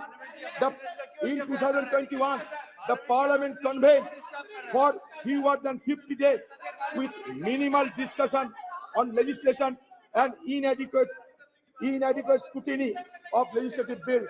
The decline in the referral of bills to standing committee is also notable, dropping from 60 to 70% during the previous government to only 22%. आपके लिए अच्छा होगा, ये हमारे deputy leader है, पूछिए ना sir. हो गया the first term of this government, a mere 13% in the second term. Additionally, the opposition has been denied the right to raise issues and press for vote during the legislative process, further undermining parliamentary norms. Sir, same is the status of Rajya Sabha. I don't know whether it will be allowed or not. Sir, India's transition, sir, मान के चलिए, India's transition from one party dominant system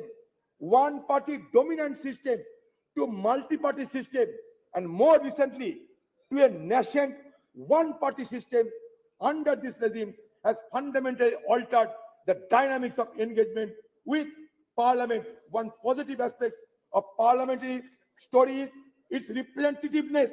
Initially in 1952, parliament consisted mainly of lawyers associated with the freedom movement and pre-independence legislative bodies. But now, scheduled caste, scheduled tribe, OBC, all have been included in the legislative mechanism. It's a very positive idea.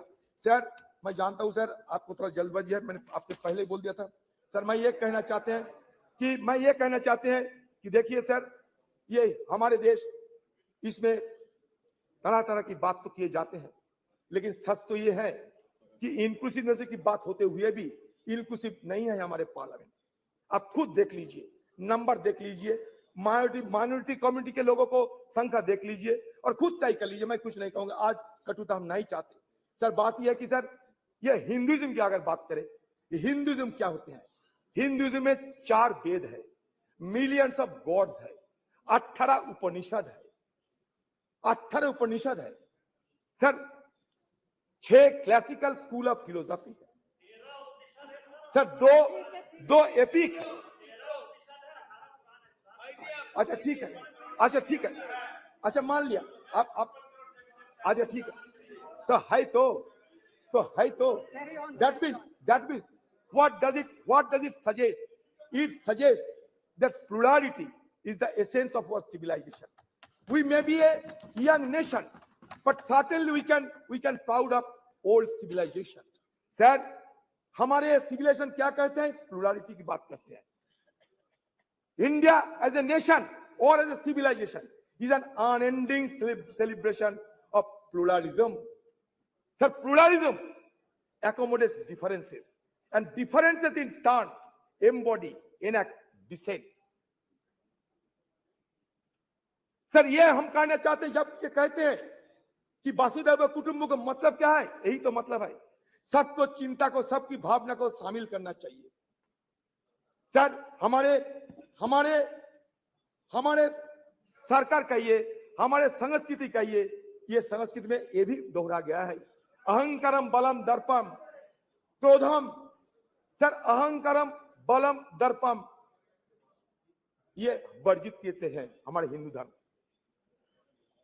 Sir इसलिए मैं कहना चाहते हैं अहंकार को छोड़ना चाहिए हम सबको। हो सकता है आपका बहुत सारी क्षमता हो सकता है आपको कभी हमको, लेकिन इसको वर्जन करना चाहिए। अहंकारम बलम दर्पम काबम क्रोधम समस्थिता मम आत्मा सर्वदेहेषु प्रदो विष्णु भस्सुआ का मतलब क्या है? मतलब ये होते हैं कि ऊपर वाले को गुस्सा की आप आमंत्रण ना करें तो बेहतर है। सर इसलिए आज जब सदन के अंतिम दिन है, मैं उस बुजुर्गों को स्मरण करते हैं जो हमारे बीच अभी नहीं है। Carry on, carry on, carry on, carry on. हाँ sir,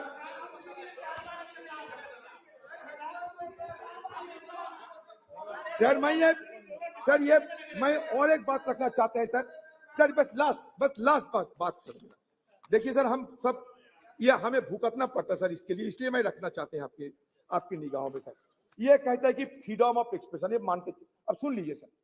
it is perhaps the most fundamental parliamentary right of A member of parliament. Every member is entitled to freely and fearlessly express himself on the floor of the House, inter alia, on burning issues of the day and matters of urgent public importance. If a member fails to do so under one of the available procedural devices, he often takes recourse to what has come to be known as zero hour. While unparliamentary or objectionable expression may be expunged from the proceedings of the two houses of parliament by the respective presiding officer under the existing rules, shutting off or blinding the proceedings of any house under the presiding officer's direction, that nothing of what is said without his permission would go on record may be questionable desirability, in as much as in that case the reports of the proceedings cannot really be regarded anymore as a faithful record of all that happened. This applies equally well to the expurgated and edited version of the selected proceedings that may be telecast. In any case, when the question hour or any other part of the proceeding is telecast live, how can the presiding officer expansion order operate? Sir इसलिए हम चाहते हैं कि हमारे अधिकार को ये दे जाना चाहिए सर। हम चाहते हैं कि सदन की जो गरिमा, वो गरिमा बरकरार रही है सर। आज स्पेशल सेशन है, ये नॉर्मल सेशन है, क्या है किसी को पता नहीं। हमें बाहर से मीडिया वालों के हवाले से पता चलता कि स्पेशल सेशन है या नहीं। सर जब मिडनाइट सेशन होते हैं, जैसे कि आजादी के दिन हुई थी 14-15 अगस्त, वैसा मिडनाइट उसमें चर्चा नहीं होते। जैसे कि जीएसटी के लिए नरेंद्र मोदी जी किए थे, चर्चा नहीं होते, लेकिन बाकी स्पेशल सेशन में चर्चा होते। लेकिन इसके साथ साथ बाकी लेजिस्लेशन नहीं जा सकते, लेकिन यहाँ 8-9 सारे मुद्दे को आप शामिल किए हैं। पता नहीं इस तरीके की कैसे आप सदन को गरिमा को बरकरार रखेंगे। क्वेश्चन आवर में हमें शामिल होने का मौका नहीं है, जीरो आवर उठाने का मौका नहीं है, फिर आप कहते हैं कि गणतंत्र की गरिमा को बजाय रखना चाहिए। सर ओल्ड से न्यू हम जाते हैं, ओल्ड को हम भूलना नहीं चाहते। Old is always gold. Sir there is a saying that old horse is best to ride. Old horse is best to ride. Accordingly old house is best to bus. हम नया सदन में जाएंगे लेकिन पुराने को याद में रखेंगे। सर फिर एक बार कहना चाहते हैं, हमारे राजेश खन्ना जी बाबू मोसाई एक पिक्चर थे, उसमें कहा था जिंदगी बड़ी होना चाहिए, लंबी नहीं। हम रहे या ना रहे, लेकिन आज सदन के अंदर हम जो करते जा रहे हैं, अगले दिन हमारा पीढ़ियों ने इसको याद रखेंगे। इसलिए जिंदगी बड़ी होना चाहिए, लंबी नहीं। ये बात कहते हुए मैं अपना बात समाप्त करता हूं। माननीय सदस्यगण, मुझे आपको सूचित करना है कि लोकसभा और राज्यसभा के सदस्यों का संयुक्त ग्रुप फोटोग्राफ, राज्यसभा सदस्यों के ग्रुप फोटोग्राफ और 7वीं लोकसभा के सदस्यों का ग्रुप फोटोग्राफ मंगलवार 19 सितंबर 2023 को 9:30 बजे संसद भवन के प्रांगण नंबर 1, द्वार संख्या 1, सेंट्रल हॉल के बीच में किया जाएगा। अतः मैं आपसे अनुरोध है कि ग्रुप फोटोग्राफ के लिए 19 सितंबर 2023 को पूर्वाह्न 9:15 पर उपस्थित स्थल पर पहुंचे ऐसा मेरा आग्रह है। श्रीमान टी.आर. बालू साहब। Sir, from 1962 onwards, the DMK, now presided by the Honorable Chief Minister of Tamil Nadu, Dr. M.K. Stalin, has been part of all historical discussion in this house and also in the other house. Sir, though called this is the special session, there is nothing special about it. Just yet another session. The new Parliament building has been constructed at an enormous cost without a felt need. Money has been carved out by government when there is so much of financial crunch. Now Parliament House inaugurated with much fun and fair, but why the last session was not held? Was it due to any vast consideration or any only today you could find the auspicious moment? More than auspicious time, what is needed is an auspicious agenda of business, which augurs well for the well-being of peace, progress, and happiness of 1.3 crore people. This session in new premises seems not to be a social session, but an emergency session, or to carry out certain urgent mission of the ruling party to fulfill certain ulterior objects only in violation of democratic norms. This sitting will take stock of India's journey as an independent nation. We got independence in 1947. The 75th year of celebration fell last year in 2022. We have already stepped into 76th year. If at all any special event has to take place of the long journey, it has been done, it should have been done last year itself. Okay, even accepting the while that we are commending our 75th year parliament, such a special sitting should have been done in the historic parliament, house where the country's destiny was decided further nurtured and renewed in 1947. India, our country, our dear nation, the largest and vibrant democracy in the world, is today because of the invaluable contributions of firstly of the people of the country. Then comes to the political parties and the leaders who steered government for the majority of the time. That is, for the past 60 years, government of India was run by parties other than the present party. The strong base of the modern India, the developed India, was laid by 6 decades of planned work done by several leaders, starting from Jawaharlal Nehruji, the light of Asia. Contributions of Prime Ministers Lal Bahadur Shastri, Indira Gandhi ji, Morarji Desai ji, Chaudhry Charan Singh ji, young Prime Minister leader Rajiv Gandhi ji, and Narasimha Rao are great indeed. Tower of strength of the backward class masses who constitute more than 60%. VP Singh ensured social justice to them, which was denied to those marginalized fourth level people, so-called Sutras. His contribution is immense and invaluable. It will stand out and shine in our modern history of progress. His government was pulled down with vengeance by forces inimical to empowerment of weaker section. Leaders and their parties who led the country with a lot of sagacity and foresightedness. Whenever there was political instability, when single party majority evaded mainstream parties, it was like saving and protecting standard person. It happened in 1989, 96, 98, 99, 2004, and 2014. The leaders who came to the rescue of the nation at critical times were Deva Gowda, I.K. Gujaral, Atal Bihari Vajpayee, and Dr. Manmohan Singh. The political leaders who played a great role then were DMK leader Dr. Karunanidhi, NTR, George Fernandez, Communist Party like Indrajit Gupta, Somnath Chatterjee, Sujit Singh. When we look back at 75 years, the contribution of these tall leaders is great and needs special mention. The contribution of opposition parties, mostly of the regional parties like DMK, in national politics and governance, have a special place. This constructive opposition criticism and suggestions have helped the government from time to time take corrective measures because they have represented the regional interest and linguistically minority population group. DMK in parliament since 1962. Our founder leader Anna, who was in high esteem by his contemporary leader Nehruji, Vajpayee and others, spoke for the political rights of states, protection and development of various classical languages like Tamil, though he advocated a separate Dravida Nadu in 1962. When a Chinese force was on us, he felt that territorial integrity of India was paramount importance. Though Anna gave up the Dravida Nadu, he claimed loud the reasons for a separate nation still existed. That way, it was sagacious advice of federal government.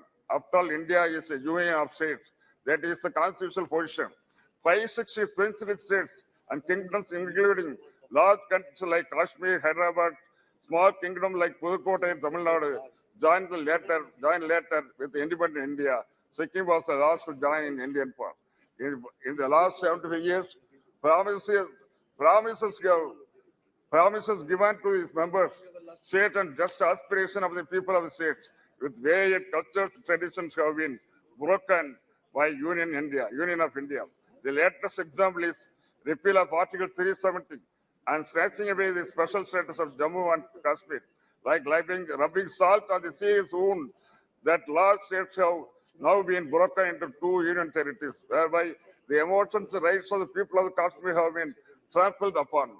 While looking back India 75 years, patting our backs and claiming credit to the impressive performance like Chandrayaan by individual leaders and parties is not appropriate.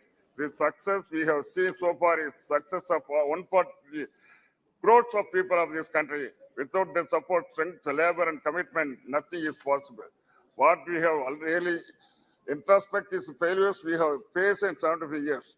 These failures are the result of the broken promises as in Kashmir, Manipur, Tamil Nadu, and other states. Union of India should go extra mile to get full confidence of the people of states and fulfill the regional aspirations in terms of secularism, equal rights for development, linguistic, political, and democratic rights.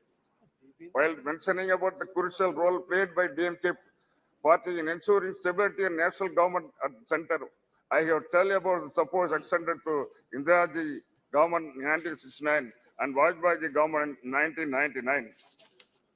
After vertical split support by Congress in 1969, the Indiraji government lost majority.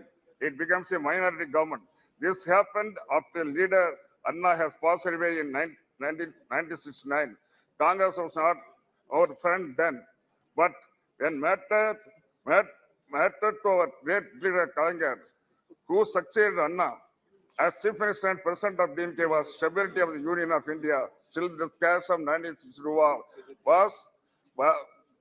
with China was still paining us. Therefore, Kalinga decided with a clear vision to support Indiraji with our 26 members in Lok Sabha. With our continued support, she was able to bring the revolutionary policy measures like abolition of privy purse, nationalization of banks, and the other poverty alleviation program. Anna, a good friend of Adalji, after a very long political struggle, he is able to lead BJP to power in center 1998. It was a feeble, ragtag coalition with a particular party. Poor Vajpayee, a gentleman leader, was carrying on with his government. As is said in Tamil, Nitya Gandam Purna Ayusu, daily death, threat by alive still. This was the condition of Vajpayee government. The government was in ICU for 13 months. She was gifting life to Vajpayee government on a daily basis. What a pity. Ultimately, she pulled out and government fell at 13th month in March 1999. On the confidence motion in Lok Sabha, DMK supported Prime Minister Vajpayee, but he lost by one vote. In the subsequent election, we supported Vajpayee's candidature for the Prime Minister because, as I said, he was a gentleman politician, a statesman, and above that, he did not have animosity towards all minorities.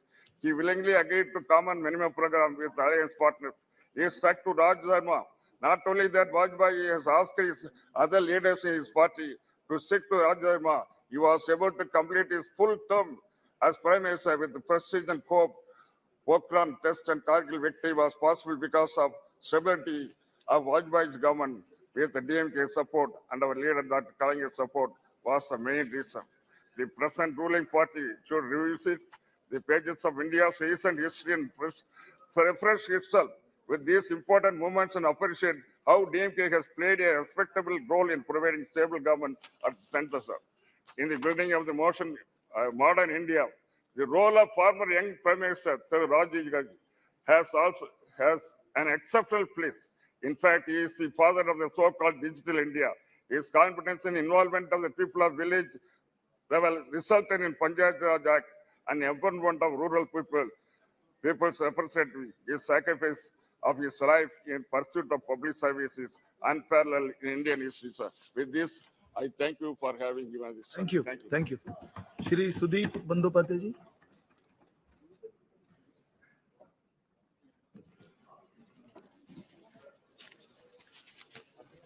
Sir, I rise to speak on the discussion on parliamentary journey of 75 years, starting from Samvidhan Sabha, which has not yet been discussed in details at all in the House.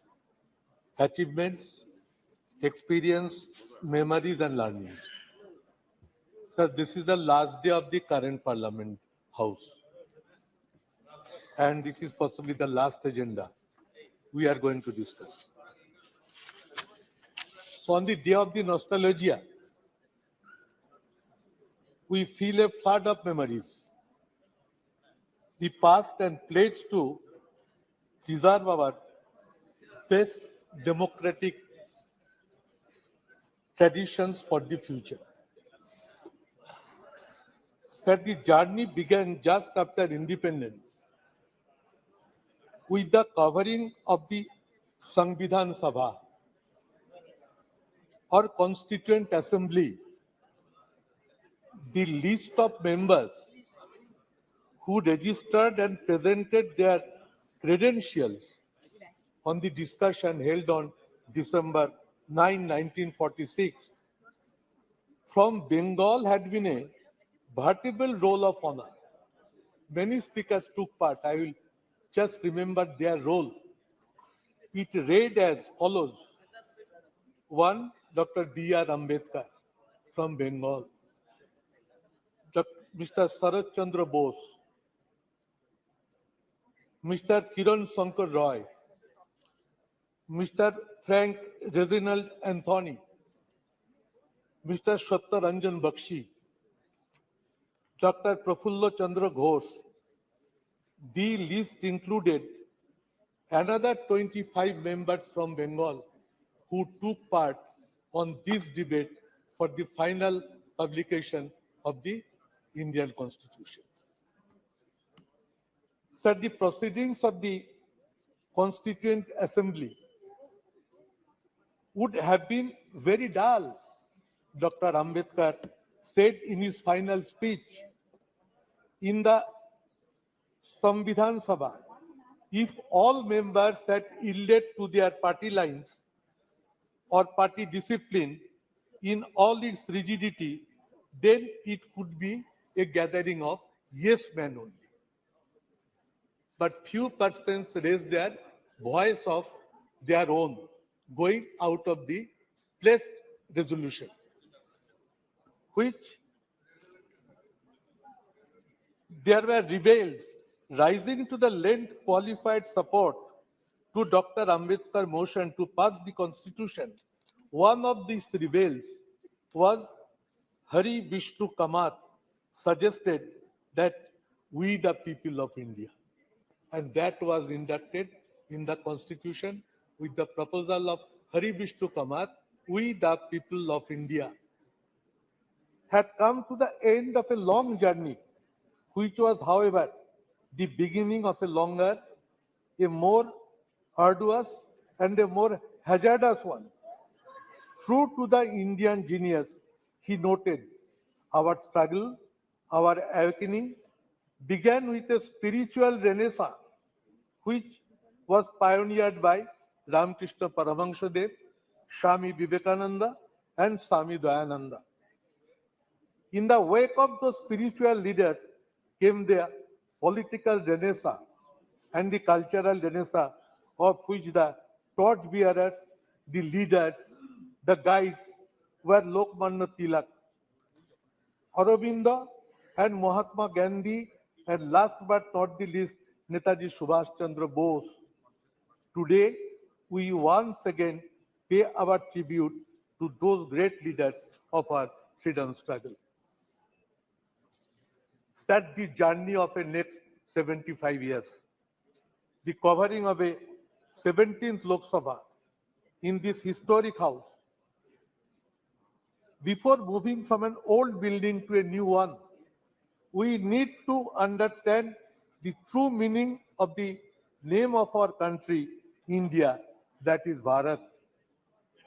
We are happy and comfortable with both the names. That we want to reiterate here also. Sir, while seeking inspiration from achievements and memories of the past, that is the main learning we must take for the future.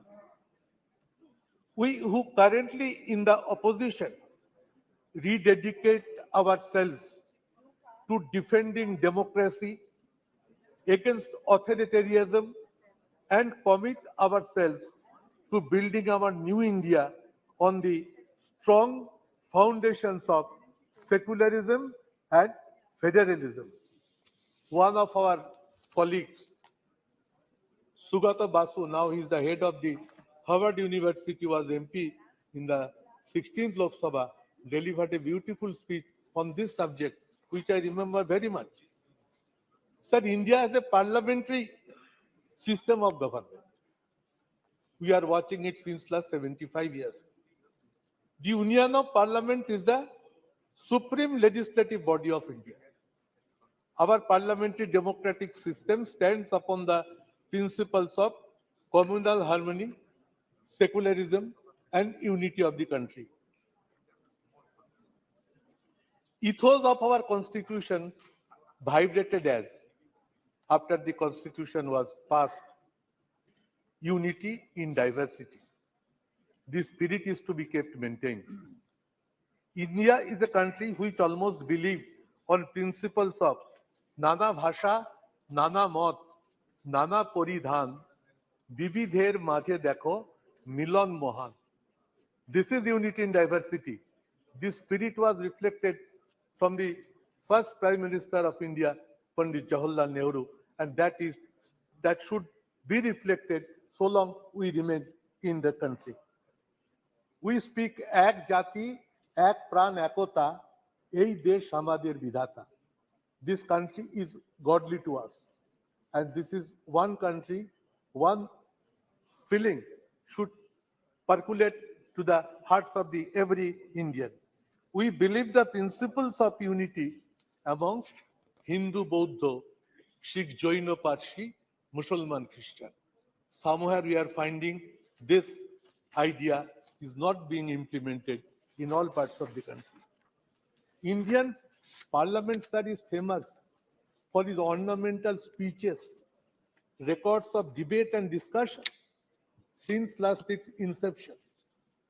Spirit of brotherhood and feeling of respect always used to maintain between one party MPs to the other parties, from which we are now lacking. This system is vanished. Prime Minister was expressing no claps from the opposition. I was hearing. But the system has been collapsed, and this is not a good sign which are going to face. Sir, Indian Parliament at different occasions and different era have proven that how much powerful can Indian Parliament become at the time of crisis of nation. Whole Parliament stands by India or Bharat. Earlier Prime Ministers, sir, of all times responded to the questions raised by the members. But somehow we are not finding this since last 10 years. Why it is happening? I am here, sir, last 12 Lok Sabha.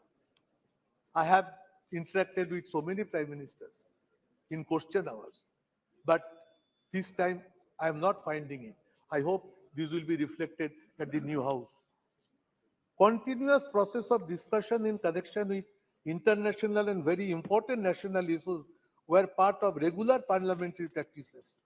Nowadays, it is totally invisible, sir. Indian parliament have shown their unity amongst themselves when China or Pakistan invaded India. Atal Bihari Vajpayee ji praised Indira Gandhi by pronouncing her as Ma Durga. At the time of war in Bangladesh, we still remember it. There are exemplary precedents like this in the history of Indian parliament. Opposition praising treasury benches opposition, these were reflected in the house on many occasions, on several times, but which is now being totally invisible. Keeping faith upon international solidarity and brotherhood, our parliament has expressed solidarity with many other countries who have fought for their independence. Sir, I was first elected in 12th Lok Sabha as Trinamool Congress candidate. That time, our party leader, Mamata Banerjee, it was the first time a new political party entered into the parliament. And that time, she raised her voice in parliament for 1/3 reservation of in Lok Sabha and assembly. The incident we still remember. She caught one MP by neck when she was going to clear the bill which was going to be placed on the floor of the House. Now Sonia ji has also written a letter to Honorable Prime Minister to take it up. Sir, our demand would be that in the next current new Lok Sabha building, Parliament building, let this women reservation bill be tabled and let it be passed without further delay. Let it be initiated with a positive direction by which this parliament can initiate its journey with a very positive outlook. Sir, fall of government by one vote, we have witnessed it sitting on the floor of the House. And we have seen the power of the parliament. How peacefully the voting pattern went on. And just next to me, Chandrasekhar ji was sitting. He asked me, Sudeep, what is the result of the vote? I said, Vajpayee ji has been defeated by margin of one vote only. He said it to me, oh ho, if I had the idea, I could have voted for Vajpayee ji, by which the vote pattern could have been different. So these are the memories which haunt me always. Sir, let the present House run with a positive direction. Common principle of parliamentary democracy is that House belongs to the opposition. I tell it at the all-party meetings whenever Honorable Speaker convenes that in a parliamentary democratic system, House should belong to the opposition. But nowadays, bills are being passed without debate or discussions. It is not a good precedent. Both sides are to be more objective in their approach, in their outlook. And when a house can run properly, if the ruling party takes a positive decision, then only it becomes possible. Otherwise, it is not possible for the opposition to run the house in a proper manner. The GST declaration being celebrated by convening midnight parliament session. It was held to make it historical. But many important and extraordinary situations prevailing in the country are not being allowed to raise and discuss in the House. Sir, brute majority in Parliament by one political party at this present Parliament reflects its arrogance is not desirable. What my long experiences say that if brute majority persists, they are in a mood to gag the voice of the opposition. It is neither desirable nor it is supported by all the members. So we will approach to the ruling party to make themselves restrained in the coming sessions. Long since it is proven, Parliament session must reflect with more positivity and become as result-oriented. But in few last sessions or in few last years, this Parliament session is not becoming result-oriented. That is a part of sorrow. The attitude of the ruling party of Parliament can make it viable and functioning. They will come, sir, if this way runs. The people will start losing their faith in the parliamentary system of process. That what this parliament is going to give to us. And once people start losing their faith upon this parliamentary system, it is a very dangerous system. So, sir, we must try to remain more committed and faithful at the 75th year of Indian independence to see that parliamentary democratic system remains alive with its massive strength. Sir, we hope we are entering into a new parliament. Let all these systems be approached, be focused, be presented, be ventilated in a positive manner. Whole country should feel the change from one building to other building will also carry some feelings, good sense of ideas prevail, and we each one become to the respectful to each other sections in a broader mind. So lastly, I must say the slogan that whatever manner country proceeds, we must say long live secularism and federalism. The federalism structure of the country is under big threat, where West Bengal is one of the major victims. I should take it up. We are trying our best to draw the attention of the government, and as a leader of a Trinamool parliamentary party in Lok Sabha, I should keep it on record as mentioned. Sir, I repeat, no attempt is to be taken to create division in between India and Bharat. We firmly stand by both. Jai Hind, sir. Jai India, Jai Bharat.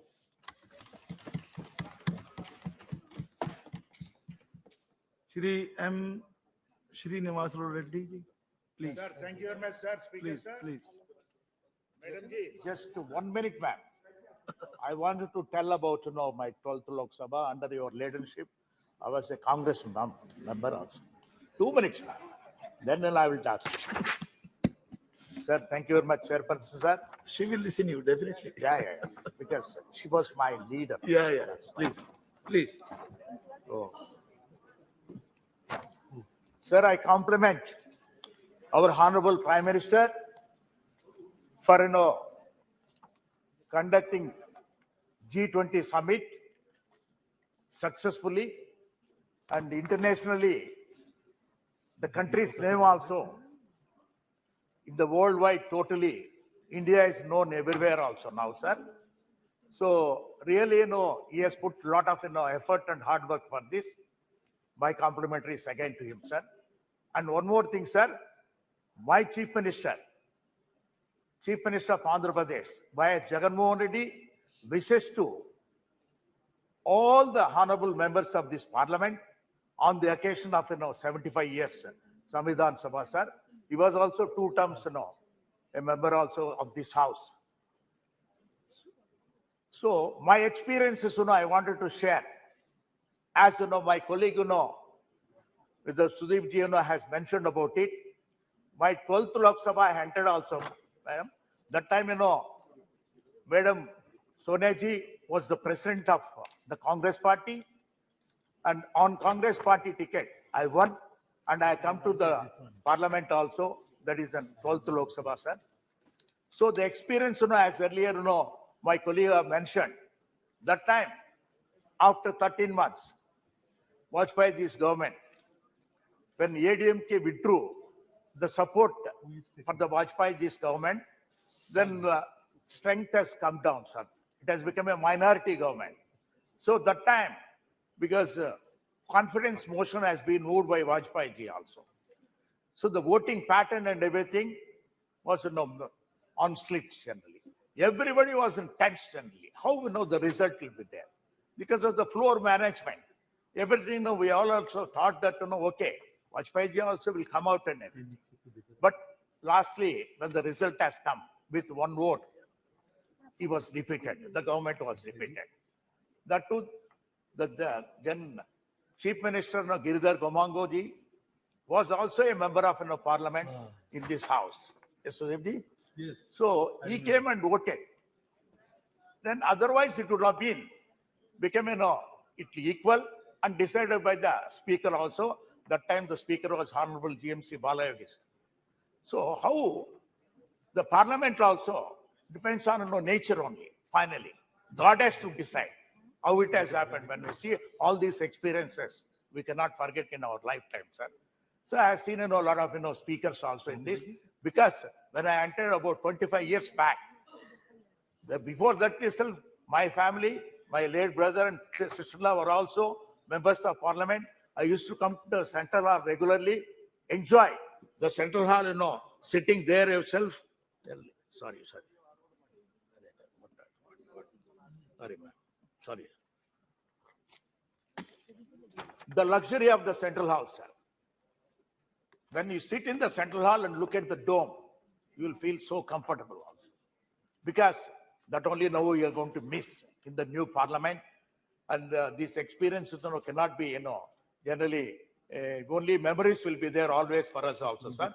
And regarding, again, in 14th Lok Sabha, sir, main, important, agreements, Indo-US agreement.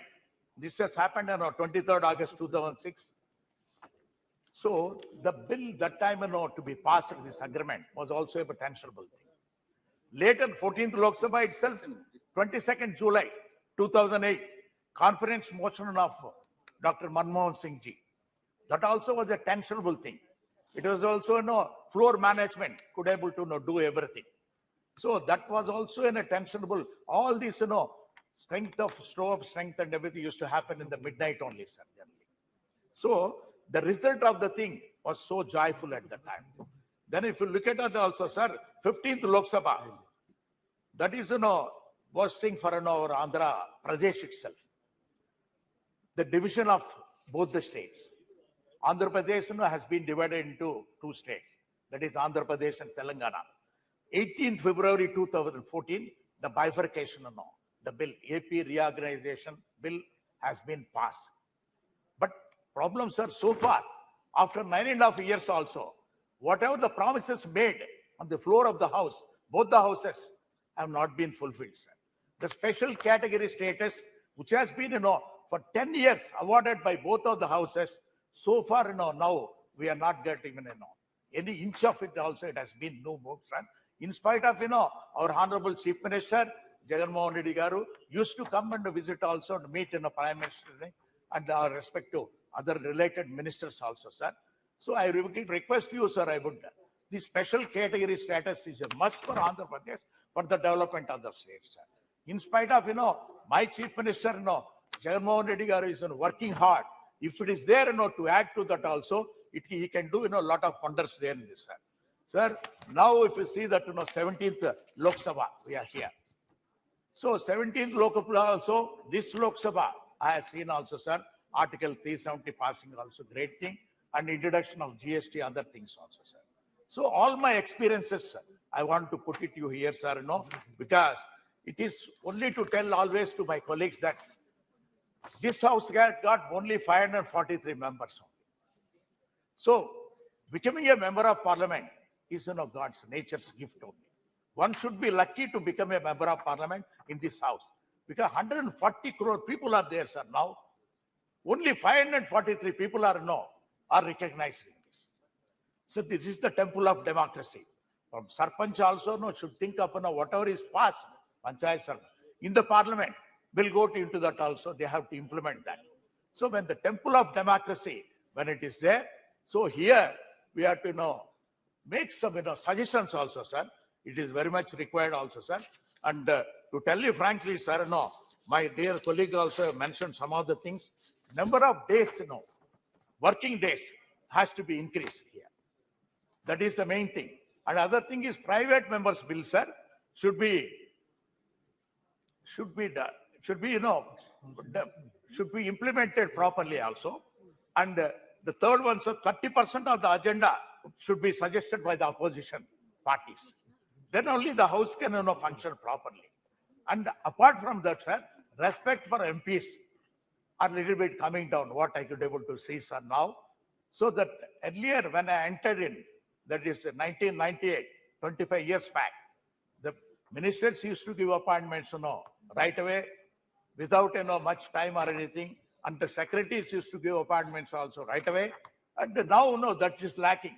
And not only that, sir, what is required is because our country's thing is, only 10%.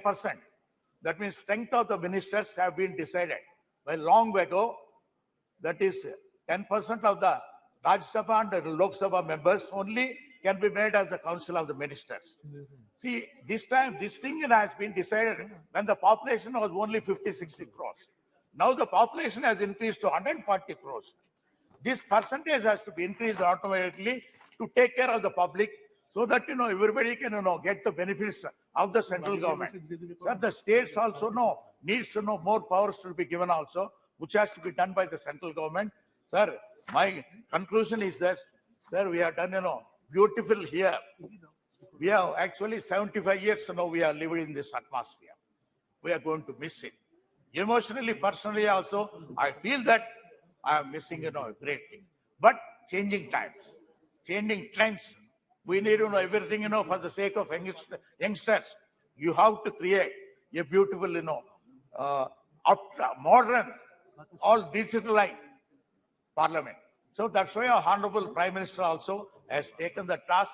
I must compliment him also for creating a new parliament, sir. Thank you very much for giving it a lot of time. Thank you.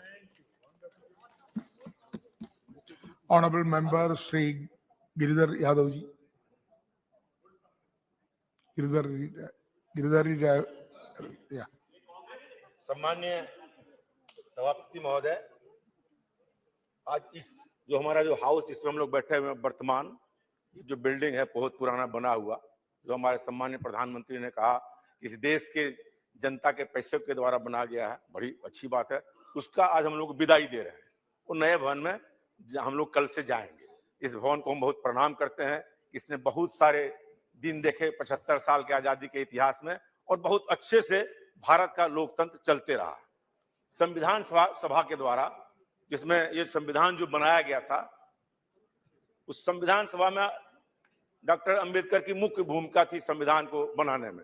उन्होंने कहा कि भारत एक संप्रभु, socialist, धर्मनिरपेक्ष और लोकतांत्रिक गणराज्य होगा। लेकिन जो संविधान में लिखा है वो संविधान की आत्मा के विपरीत आज काम हो रहा है। लोग धर्म के नाम पर वोट मांग रहे हैं, लोग हाउस में जय श्री राम कर रहे हैं, लोग हाउस में कुछ कुछ बोल रहे हैं। समझ में नहीं आता जो हमारे अंबेडकर जी ने जिस संविधान की रचना की थी, जिसमें धर्मनिरपेक्ष शब्द का उपयोग उन्होंने प्रस्तावना में ही किया है, उसके बारे में क्या भावना है इन लोगों को समझ में आता है कि नहीं? जो इन नारों को लगाते हैं हम समझ में आता। वोट में तो देखते हैं जो नेता हैं, बड़े नेता हैं देश के, वो हनुमान जी का गदा लेके कहते हैं कि वोट दे दो, जबकि संविधान में धर्मनिरपेक्ष कहा गया है और धर्म के नाम पर वोट मांगना उसमें तो डिस्क्वालिफिकेशन हो जाता है। आपको हमको ताज्जुब लगता है कि पता नहीं इन लोगों को लोकतंत्र तो लोकलाज से चलता है। यदि कोई लोकलाज ही खत्म कर देगा तो लोकतंत्र कैसे चलेगा? लोकलाज बचा के रखिए तभी लोकतंत्र चलेगा। और जहां तक बात है, हम लोग हर अच्छे काम का हमेशा सपोर्ट भी करते हैं। जो अच्छा काम है अच्छी बात है। हमारे सम्मानीय प्रधानमंत्री जी ने कहा कि मैं इस सदस्य का सदस्य एमपी बना। वो कभी इस सदस्य के एमपी नहीं बने, वो सीधे प्रधानमंत्री बन गए। एमपी का शपथ उन्होंने बाद में लिया, प्रधानमंत्री का पद पहले लिया। सुने विदाई पर भी बोल रहे हैं, लेकिन उनको एमपी का दर्द समझ में नहीं आता। बोले कि हम सब बंद कर दिए, एक दिन तनख्वाह एमपी का नहीं बढ़ा। क्या एमपी लोग जो गरीब है, जैसे हम लोग हैं, हम लोग तो वो तो आज मेट्रो में चढ़ते हैं, तो रोज मेट्रो में चढ़ के प्लेन पकड़ने जाते हैं। पैसा ही नहीं है, गाड़ी का कहां से जाएंगे? इसलिए जो हमारे एमपी हैं, जो गरीब एमपी हैं, उनका भी ध्यान रखिए। अब निशिकांत दुबे जी के हम बड़े आदमी तो है नहीं, जो हम तो साधारण जानते हैं मेरे बारे में, जानते हैं चौबे जी मेरे बारे में कि कैसे हम गरीबी में चलते हैं। इसलिए हम चाहते हैं ये जो संविधान सभा के द्वारा जो आत्मा किया गया, और बहुत सारे लोग, देश की आजादी में कोई रोल नहीं है, देश का संविधान बनाने में कौन रही है? एक है कोई पेपर में पढ़े, कोई विवेक देवराय जी हैं, वो कह रहे संविधान बदल देंगे। ये बताइए संविधान कैसे बदल देंगे? इसको हम चाहते हैं कि जो संविधान के साथ छेड़छाड़ किया जा रहा है, ये सब काम नहीं होना चाहिए, तभी लोकतंत्र बचेगा। और देश की जनता ने बड़े बड़े सत्तारूढ़ दल को चने चबा दिए हैं। ये देश की जो जनता है, ये जागरूक जो भारतवर्ष की जनता है, जितने को भी अहंकार जब सत्ता में हुआ है, उसको चना चिबवाने का काम इस देश की जागरूक जनता ने किया और सत्ता से उखाड़ फेंकने का काम किया। ये हमारा लोकतंत्र है। ये लोकतंत्र कोई एक दिन का नहीं है, वैशाली के जमाने से इस देश में लोकतंत्र चला आ रहा, आज से लोकतंत्र है हमारा। ये तो ट्यूटर पार्लियामेंट जो कहते हैं, वो ट्यूटर पार्लियामेंट जो अंग्रेज लोग बोलते हैं, पहले मेरे यहाँ ट्यूटर पार्लियामेंट था, ब्रिटेन में पहले लोकतंत्र, उसके पहले मेरे यहाँ लोकतंत्र, लिच्छवी का गणतंत्र, वैशाली का गणतंत्र, जो गणतंत्र इस देश में है उसकी एक परंपरा रही है, उसी परंपरा के हम लोग हैं। आप जानते हैं अमेरिका में अभी जो चुनाव हुआ था ट्रंप और जे बाइडेन में, ट्रंप हमला कर दिया कि लोकसभा उसके जो हाउस जो उसका सदन है, बोला कि हम ही प्रधान राष्ट्रपति रहेंगे। लेकिन इस देश में ऐसा कभी नहीं हुआ।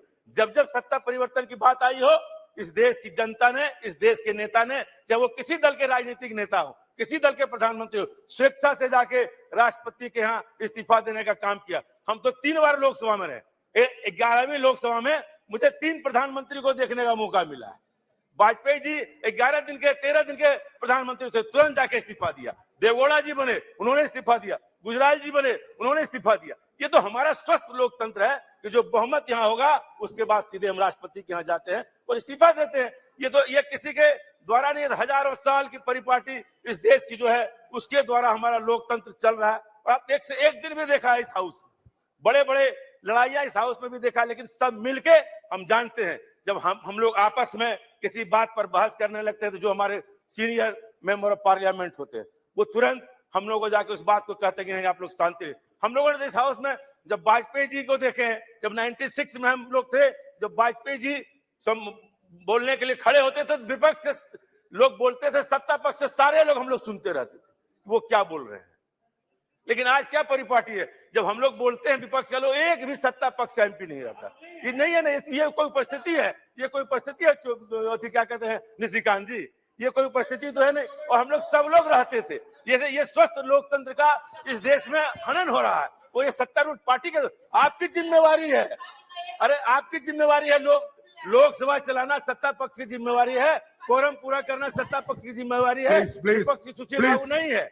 इसीलिए आप जो कह रहे हैं ये सच बात को स्वीकार करिए, आप ऐसा नहीं करिए। आप हम कोई ऐसा बात नहीं, ये आपकी जिम्मेवारी है, लेकिन आप तो सुनेंगे नहीं किसी का बात, आप बोलेंगे सब लोग चले जाएंगे। इसलिए स्वस्थ लोकतंत्र का हनन हो रहा है, इस पर भी हमारे सम्माननीय अध्यक्ष महोदय को विचार करना चाहिए। जब तक हम लोग इस पर विचार नहीं करेंगे तब तक कैसे चलेगा हम लोगों का काम।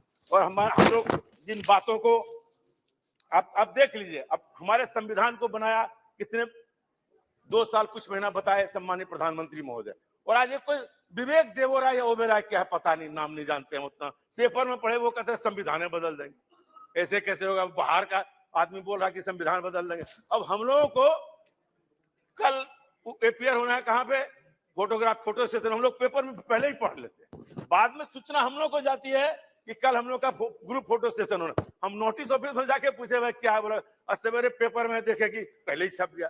पहले हम लोग को सूचना मिले, लोकतंत्र में हम लोग जब से थे पहले एमपी को सूचना जाती थी तब मीडिया में जाती, अब हम ही लोगों पे सूचना बाद में जाती है, मीडिया में पहले चली जाती है। अब बहुत सारी बात है, आप सब जानते हैं कि जो लोकतंत्र जो बना है, अंबेडकर से लेके, नेहरू से लेके, लोहिया से लेके, जितने लोगों ने हमारे लोगों ने किया है सब हम लोग जानते हैं कि कितने अच्छे तरीके से इस हाउस ने आरक्षण का बिल भी पास किया है।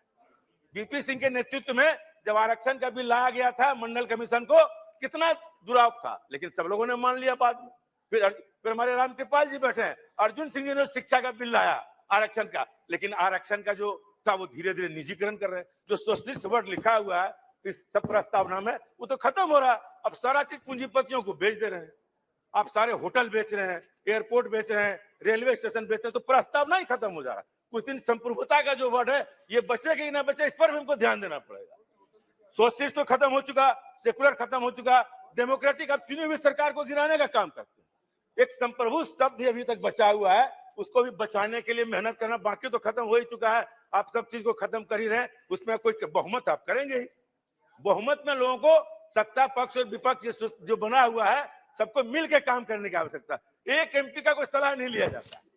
बात हम लोग की जो स्थिति है, एक पैसेंजर ट्रेन का स्टॉपेज, माननीय सभापति महोदय हम कहना चाहते हैं, एक पैसेंजर ट्रेन हमारे कहने से नहीं रुकती है।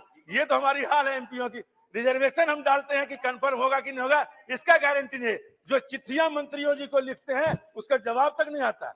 जो मंत्री चिट्ठी का जवाब ही नहीं देता, इसलिए हम लोग एमपी का भी मान प्रतिष्ठा इस शासनकाल में गिरा है। इस पर भी विचार करने की आवश्यकता। तनख्वाह तो मिल ही नहीं रहा, हम लोग बहुत परेशान है। इसलिए इन चीजों पर भी ध्यान देने की आवश्यकता है। इसलिए हम चाहते हैं जो हम नए भवन में जाएं, नए उत्साह के साथ जाएं, नई सोच और नई विचार के साथ जाएं, और लोकतंत्र को में जो संप्रभुता है, इसको बचाने के लिए हम सारे लोग काम करें। सेकुलरिज्म को बचावें, सोशलिस्ट को बचावें, और डेमोक्रेटिक गणतांत्रिक राज्य बनाने के लिए हम काम करें। सब मिलकर, सारे एमपी मिलकर। इन्हीं बातों के साथ मैं अपनी बात को समाप्त करता हूं।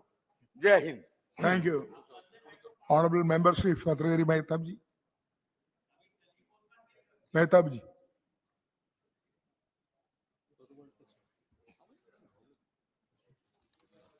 Is not ready. Not ready. Mehtab ji. Thank you. Ready? Sir. Unexpected call, eh? I think. Unexpected call. You're not ready. I'm unable. Yes. I was expecting Sivasana to speak before, No, she was a member late. but Came late. because I don't have the habit of jumping the queue, and thank you for allowing me to speak. It is definitely a nostalgic moment. Nostalgic in the sense that when you leave one house and go to a new one, you have all the expectations of the new house. And you have all the expectations how it would be. And as we have seen the other day, when it was inaugurated, the technological advancement that has been put forth before all our seats is lacking here. Here it is very difficult, you also know yourself, that we have to squeeze our legs to sit in these benches. But the best part is, we don't relax while sitting in the Lok Sabha, in this house. We always sit little bit Congestion. in action mode, yes, on the edge. And always the people also put us on the edge, so that we always strive to get elected again and again. I remember the day I first got elected to this house in 1998. Our party was, for the first time, got elected to parliament. Yes. And that during that period, there were a lot of anxiety, how long the government will last, because it was a conglomeration of 26 political parties led by Atalji. Anxiety was there. And while sitting in the central hall, normally when you have nothing to do or when you are anxious, you look upwards. And all of us, we were sitting in the bench where I still sit, in that last bench of central hall. And some of my friends always allow me to sit in that bench. We looked up. And in the inverted dome, we saw number of hexadomes. That time, one of my friend, my colleague had said, my intention is to be a member of this house at least for 2 terms. Then I asked him, 2 terms means 10 years. अगर 10 साल हो गया तो काफी है यहाँ member होने में, फिर हम अपने प्रोफेशन में निकल जाएंगे. That time I had yes, and that time I suggested, very foolishly of course, that let us count the hexagrams which are up there. Let us count it. And the day we get the correct answer, I'm yet to count it. The day we get the correct answer, counting it, think that that is the last term of yours in this house. And Mr. Shiv Kumar Udasi has already counted it. And he has been repeatedly telling us the eventuality. So I'm a short-sighted person. I'm very poor in arithmetic. I'm yet to complete the counting, and I still venture to count. Yes. Sir, we are celebrating Amrit Kal of Bharat, independent India. We are in the 75th year of our independence. I bow my head in reverence to those freedom fighters who gave away their present for our future, for our tomorrow. Let us not forget that it is because of their sacrifice, their titikya, tapasya, tyag, we gained freedom. And in Swadhin Bharat, our forefathers framed the constitution not by diktat of a few, but democratically after full-fledged discussion, deliberation, and debate. It is the constitution that has guaranteed us to remain one as a nation. They deliberated for 2 years, 11 months, the Honorable Prime Minister mentioned that time period. Many kingdoms ruled different parts of the present day India in different eras. At no point of history, the borders of the present were borders of the past. This political map came into existence 75 years ago. A question may arise, is it language that keeps us together?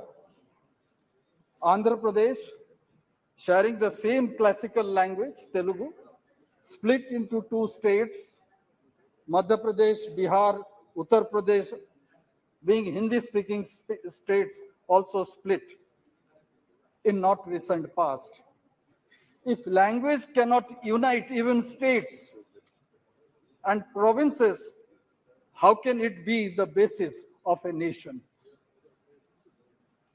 Are we united because of culture? Culturally, Bengalis and Bangladeshis share similar linguistic culture. Icons, food, dress, but they have different majority religions and have fought bitter battles a few decades ago. Is it Hinduism that defines the unity of India? Then why is Nepal a different country? Had religion been the defining force of a nation, then all Muslim countries be one nation. All Christians countries also be in one nation, but that is also not the case. As we see, none of the factors like language, religion, or culture guarantee to remain one as a nation. The political landmass that we call Bharat or India as is because of our constitution. Article 1 defines our nation today. And that was framed in this edifice 75 years ago. We all believe in the Constitution. It is our respect towards our national flag, national anthem, and national emblem that holds us to our nation. It is our trust in electoral democracy, despite its flaws. We all believe that all are equal before the law, irrespective of gender, race, religion, caste, language, or culture, and this keeps us together. This present model has so far proved better in keeping us together. if we forget this, it will splinter into many parts, like how it was for most part of our history. Our republic is commemorating the 150th birth year of Sri Aurobindo, 90th death anniversary of Bipin Chandra Pal, and the 103rd birth anniversary of Bal Gangadhar Tilak. Long before, in 1905, these three intellectual giants laid the foundation of our freedom struggle with clarity on the power of Swaraj, nationalism, and Sanatan Dharma. It is the great resilience and tolerance of the Indian people that has contributed to the unity amidst fascinating diversity. It is the spirit of togetherness and tolerance and acceptance of other point of view that has bound us together, the people of Bharat, of diverse region and culture, while extreme individualism and separatism have marked the evolution of European nationalism. Admittedly, all was not well with the Indian civilization in its journey towards unity and integration of our nation. We should remember the painstaking effort that Sardar Patel had made in uniting this country. The princely states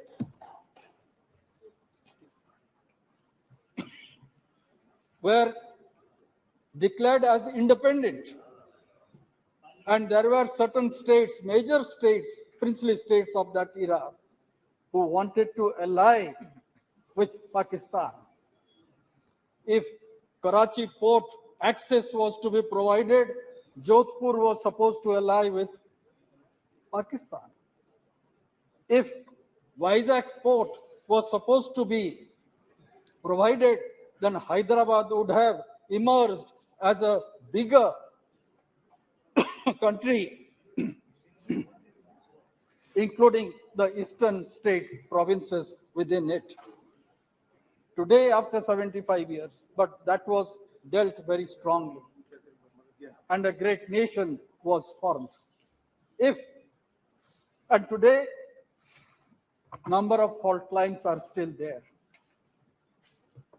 The fault lines have been too many in modern India that we had inherited. Few from the past and new ones have been created after independence. I'll just give some instances. Caste exists. That is a major fault line in our country. Communal divide is there. No matter what we say, it is there. Terrorism is the biggest enemy.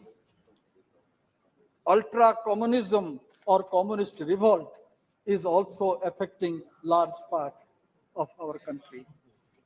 Paradox of personal law is glaring. Constitution guarantees freedom of expression, yet repressive personal laws take away basic fundamental rights of the individual. And this was demonstrated in the late 80s when Shah Banu got a verdict from the Supreme Court and it was undone here in this house. Yet the concept of Bharat has existed for more than 5,000 years. Since the Harappan age till date, in spite of all the vicissitudes, the sense of oneness exists. Sir, the parliament has been the platform of many events that have shaped this nation in last 75 years. The constitution is the instrument in making this country vibrant, modern, and forward-looking. It ensures rule of law, for which independence of judiciary has been protected and guarded religiously. Our constitution is dynamic.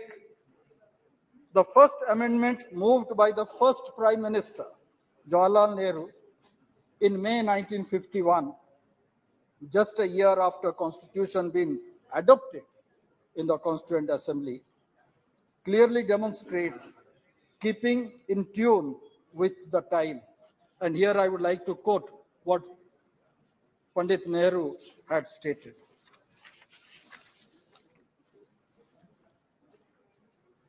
Now we come to this house for amendments because we have noticed some lacuna.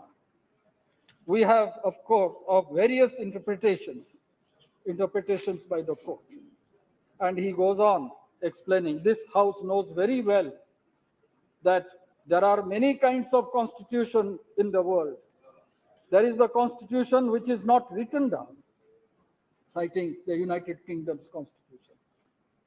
And also he has mentioned about the Constitution of United States. And there he says, we have a written constitution like the constitution of that great country, where the constitution to some extent limits the authority of the parliament or of the Congress. So bringing a semblance of both together, where rigidity will be little bit of flexible and one can move ahead. That's how the first amendment relating to Article 19, addition of 31A and 31B was incorporated so that the elected government can prepare specific programs for the development of the country. Sir, the basic structure is a moot point which I believe should be discussed when we are discussing about the 75 years of our independence. Supreme Court, I need, sir, a little bit of time. Rule of law means the parameters of decision making and discretion remains always circumscribed by the Constitution. We were witness to the revocation of Article 370 in this House. Uniform Civil Code is another relevant matter that needs to be fulfilled, as Constitution has stipulated. Lot of talk is being made about nation, one election. Various views are expressed. A committee has been formed. Let's wait for that, their recommendations. But I feel it's not something unachievable. I believe it is a necessity. We cannot have elections every year. And we should also remember what Gandhiji had said. He always said, India belongs to all who live in it. Feeling others' pain is the mark of a good individual. And the prarthana that is also sung in all Gandhian ashrams is Vaishnava Janato Tena Kahiye. पीड़ा जो दूसरे के पीड़ा जानते हैं वही वैष्णव ही होते हैं. And that is the essence of our republic, the mantra of our constitution. Sir, during my 25 years in this house, I've still completed silver jubilee, the important matter. I have seen stringent law being implemented like POTA in a joint session, and the division of this house relating to Indo-US nuclear treaty. I witnessed Atalji's government fall by one vote when Naitikata was given a goodbye. I had the fortune to represent our parliament in the making of the Right to Information Act. That was in 2005. I felt elated the other day when I received a small note from the then Prime Minister after criticizing him forcefully in this house relating to the nuclear agreement, and I was totally taken aback. And that demonstrated the true democratic temper of the then Prime Minister, Dr. Sahab. We also GST being Yes. implemented in a midnight hour. India celebrated 25 years of independence, and the freedom fighters were presented with a copper plate by the then Prime Minister, Mrs. Indira Gandhi. On 50th year of independence, when Mr. Sangma was sitting in the chair, Parliament held special session which continued beyond midnight, as I don't know how long we'll be sitting here today, but that continued beyond midnight till 3 o'clock in the morning. On 75th year completion, not only a special session is being held, but a newly constructed magnificent sansad Soda has been built, and session will start from tomorrow. This Sansad Bhawan functioned since 1927. The central hall was the library and became the venue of the Constituent Assembly. The Supreme Court, when it came into existence, was functioning in the Rajya Sabha house. So these are certain instances which we remember. Yes. And which we also remember. I don't know what will happen once we move out to the new Sauda. How this will be utilized. Become a museum. Before concluding, sir, I will just mention one aspect.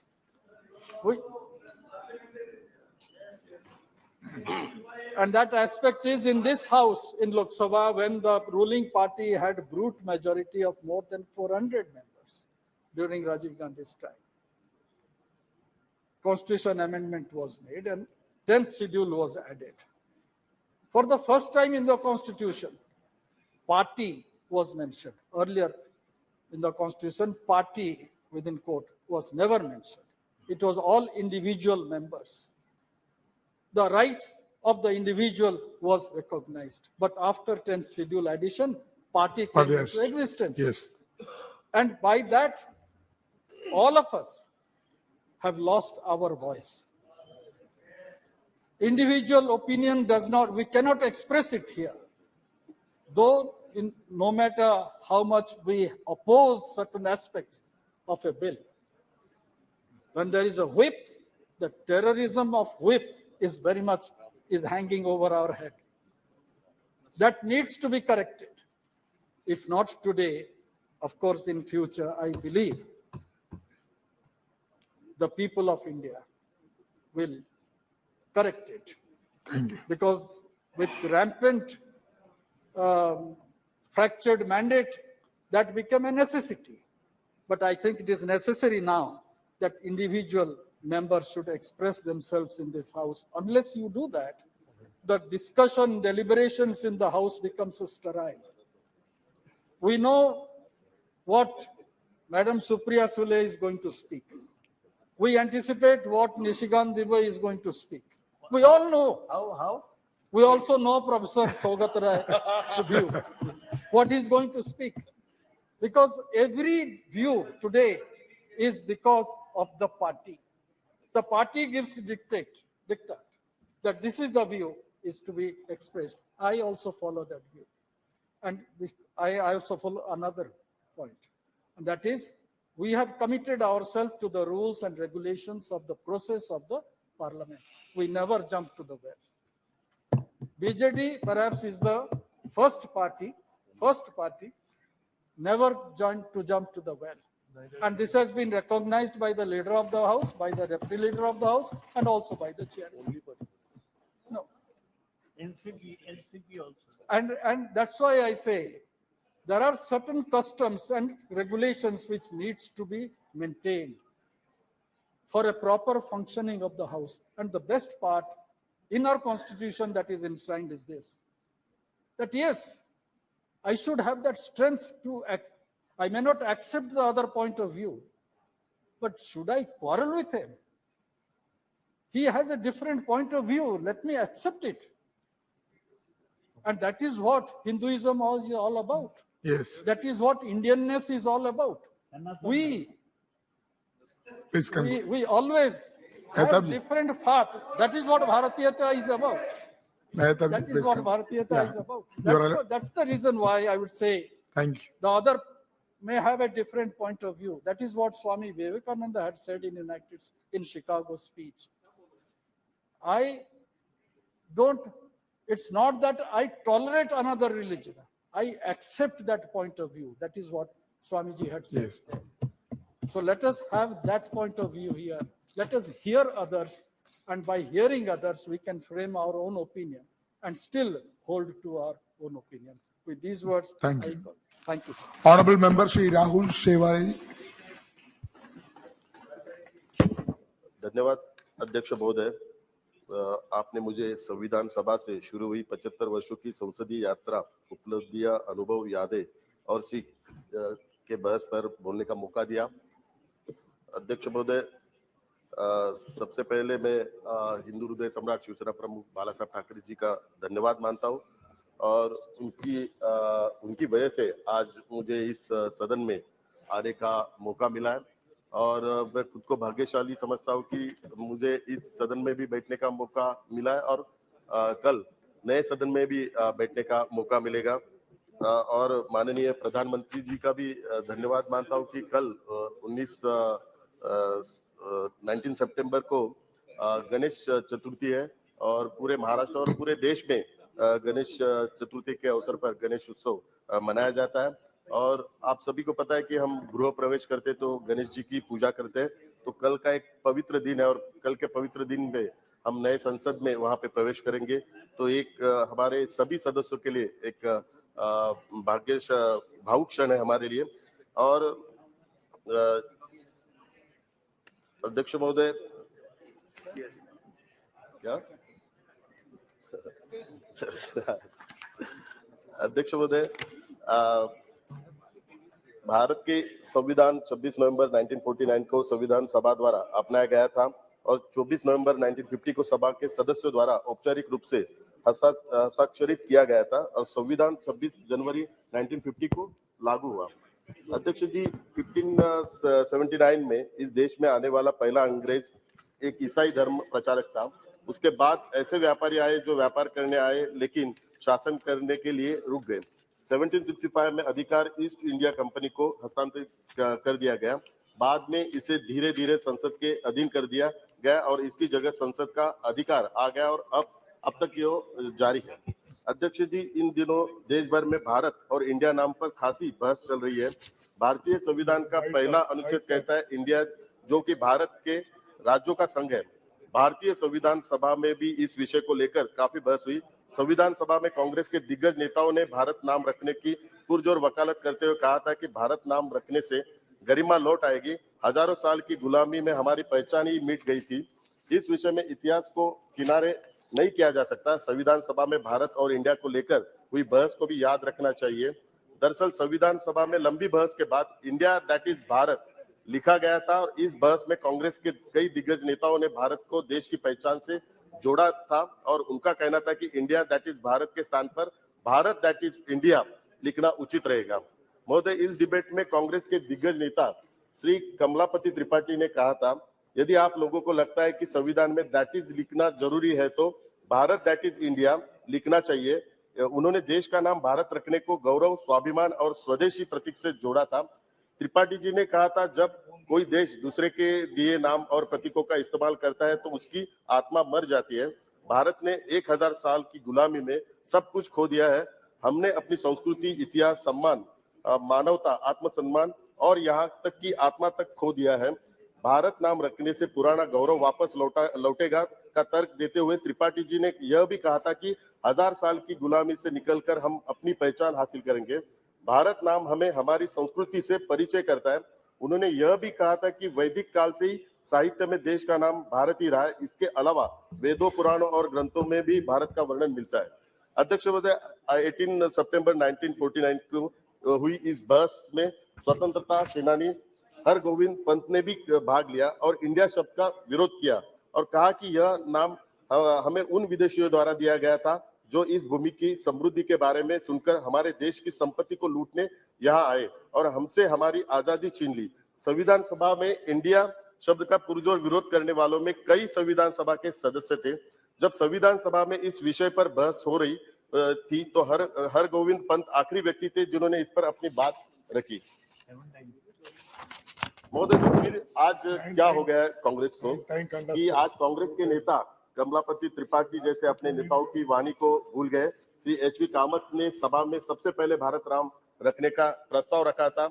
यह सर्ववादी की संविधान के पहले draft में भारत लिखने की मांग श्री कामत, श्री गोविंद वल्लभ पंत, श्री हरगोविंद पंत और श्री कमलापति त्रिपाठी जैसे नेताओं ने की थी। आज के कांग्रेस के नेताओं को ग्रंथ पढ़ने से परहेज है तो फिर जानकारी कहां से आएगी। बिना इतिहास जाने ये लोग अपने दिग्गज नेताओं को झुठला रहे हैं और उनको गलत साबित करने पर तुले हुए, और यह सब एक व्यक्ति का विरोध करने के चक्कर में अपने ही दिवंगत नेताओं को बेइज्जत कर रहे हैं।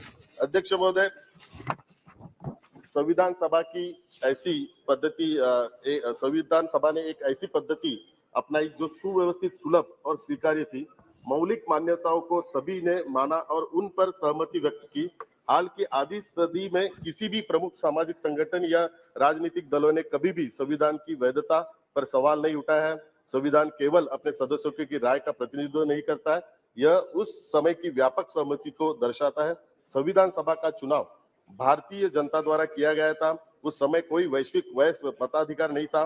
भारत का संविधान देश का सर्वोच्च कानून है जिसके आधार पर संपूर्ण शासन व्यवस्था चलती है। संस्थापकों ने नवजात गणतंत्र के लिए शासन प्रणाली के रूप में संसदीय लोकतंत्र को चुना था। अध्यक्ष महोदय, भारत की स्वतंत्रता का 76 वर्ष है और इस पूरे काल में देश में 15 प्रधानमंत्रियों की सरकार बनी। आज कुछ लोग कई बार पिछले 10 साल में मोदी जी ने क्या किया ये सवाल करते हैं, लेकिन ये लोग बहुत ही बेखूबी से भूल जाते हैं कि पिछले 76 वर्षों में कुल मिलाकर 54 वर्ष सिर्फ कांग्रेस और यूपीए की सरकार थी और इसमें भी कुल मिलाकर 38 साल एक ही परिवार राज कर रहा था। तो उनको मैं बताना चाहता हूं कि मोदी जी के नेतृत्व में भारत सरकार ने महिलाओं का सशक्तिकरण, बालिकाओं की शिक्षा पर विशेष जोर दिया। स्वच्छ भारत मिशन, नागरिकों को वित्तीय और अन्य सब्सिडी, लाभ और सेवाओं का सीधा हस्तांतरण, गरीबों और उन लोगों के लिए बैंकिंग सुविधाएं प्रदान की जो बैंकिंग के दायरे में नहीं आते थे। किसानों के लाभ के लिए प्रणाली, नीतियां और कार्यक्रम हाशिए पर मौजूद लोगों के लिए सामाजिक सुरक्षा योजनाएं लागू की। फिर भी ऐसे ही कई अन्य क्षेत्र हैं जिन पर भी ध्यान केंद्रित करने की आवश्यकता है। माननीय मोदी जी के नेतृत्व में भारत सरकार बड़ी दृढ़ता से संविधान निर्माताओं के सपनों को पूरा करने के लिए आगे बढ़ रही है। एनडीए सरकार ने माननीय मोदी जी के नेतृत्व में भारत के संविधान को सही रूप में लागू करने और देशवासियों को उनके मौलिक अधिकारों को अनुरूप जीने का अवसर प्रदान किया है। अध्यक्ष जी, साल 2023 में हमारे देश की आजादी के 75 साल पूरे हो रहे हैं और हमारा संकल्प नए भारत का निर्माण करना है। नया भारत एक आधुनिक समाज होगा जिसमें करुणा का लोकाचार समाहित होगा। एक ऐसा समाज जहां सभी हितधारकों को सर्वांगीण विकास और भागीदारी का ध्यान रखा जाता है, चाहे वो बच्चा हो, युवा हो या वृद्ध हो, पुरुष हो या महिला, गरीब हो या वंचित, जहाँ सुलभ, सस्ती और उच्च शिक्षा और गुणवत्तापूर्ण स्वास्थ्य देखभाल और पोषण, जहां प्रत्येक भारतीय अपनी क्षमता का एहसास करने और ऐसा करने में सक्षम है जिसमें हम में हर कोई संतुष्ट और खुश हो। और माननीय मोदी जी के नेतृत्व में भारत सरकार इसके लिए दृढ़ता से आगे बढ़ रही है। इसी से कहते हैं सबका साथ, सबका विकास और सबका विश्वास। अध्यक्ष महोदय, माननीय मोदी जी के नेतृत्व में भारत ने अपने गौरवशाली अतीत को पुनः प्राप्त करने और नई ऊंचाइयों को प्राप्त करने की अपनी यात्रा शुरू की है। बुनियादी ढांचे के विकास, रेलवे के आधुनिकीकरण और विस्तार, बंदरगाहों के विकास, हवाई अड्डों के विकास, शहरों के विकास, चिकित्सा विज्ञान और स्वास्थ्य देखभाल प्रणाली में विकास, खेल में विकास, विज्ञान और प्रौद्योगिकी में विकास, अंतरिक्ष में विकास के क्षेत्र में उपलब्धि है। प्रौद्योगिक परमाणु ऊर्जा में विकास, देश की रक्षा में विकास और भारत में विशाल आबादी के लिए खाद्य उत्पादन। अध्यक्ष जी, सबसे महत्वपूर्ण है एक बहुत छोटी अर्थव्यवस्था का दुनिया की 5वीं सबसे बड़ी अर्थव्यवस्था के रूप में विकसित होना। इसके लिए मैं माननीय प्रधानमंत्री जी का अभिनंदन करता हूं। अर्थव्यवस्था की वृद्धि भारत को जल्द ही दुनिया की 3री सबसे बड़ी अर्थव्यवस्था में ले जा सकती है। एक और महत्वपूर्ण उपलब्धि आजादी के बाद से भारत में लोकतंत्र की सफलता। अध्यक्ष जी, देश के संविधान ने प्रत्येक नागरिक को बोलने की आजादी दी है, लेकिन इसका मतलब ऐसे नहीं कि कोई धार्मिक भावना को ठोस पहुंचाए। कुछ व्यक्ति अभिव्यक्ति स्वातंत्र का उसका गलत फायदा लेके धार्मिक भावना को ठोस पहुंचाने का भी काम कर रहे हैं। अध्यक्ष जी, अंत में यही कहूंगा कि भारत के संविधान सभी प्रावधानों का पूर्ण मिश्रण है और इस प्रकार प्रावधान और अनुच्छेद ही इसे राज्य का सर्वोच्च कानून बनाते हैं। संविधान के किसी भी अनुच्छेद को लागू करने और व्याख्या करने में हमेशा संविधान सभा की आत्मा पर विचार किया जाना चाहिए। संविधान निर्माताओं ने संविधान में महत्वपूर्ण प्रावधानों को शामिल करने का प्रयास किया है ताकि किसी देश में शासन कैसे होगा इस बारे में अस्पष्टता की कोई गुंजाइश न रहे, और इसलिए यह भारतीय संविधान की विशेषता है जो इसे अपने आप में एक संपूर्ण संविधान बनाती है और देश का एक व्यापक दस्तावेज है। हाँ अध्यक्ष महोदय, मैं अपनी वाणी को विराम देते हुए यही कहता हूँ कि सभी सदस्यों को मैं शुभकामनाएं देता हूँ, गणेश चतुर्थी की भी शुभकामनाएं देता हूँ। और जब भी हम नए सदन में जाएंगे तो पूरी जिम्मेदारी के साथ हम जाएंगे। नए भारत निर्माण के लिए सभी का सहयोग रहेगा। और जब भी मैं पहली बार इस सदन में आया था तभी मेरे साथ हमारे उस वक्त के एक्स मिनिस्टर अनिल विजय जी थे। तभी उन्होंने मुझे कहा था कि पूरे देश की आबादी हमारी 140 करोड़ लोगों की आबादी है, लेकिन केवल 545 लोगों के इस सदन में आने का मौका मिलता है। तो 140 करोड़ लोगों को रिप्रेजेंट करने के लिए हम सभी यहाँ पे आते हैं, तो जिम्मेदारी से देश को आगे बढ़ाने का काम करेंगे। धन्यवाद। Thank you honourable member Shri Rajesh Singh ji. Good, मेरा भी माइक चालू हो गया।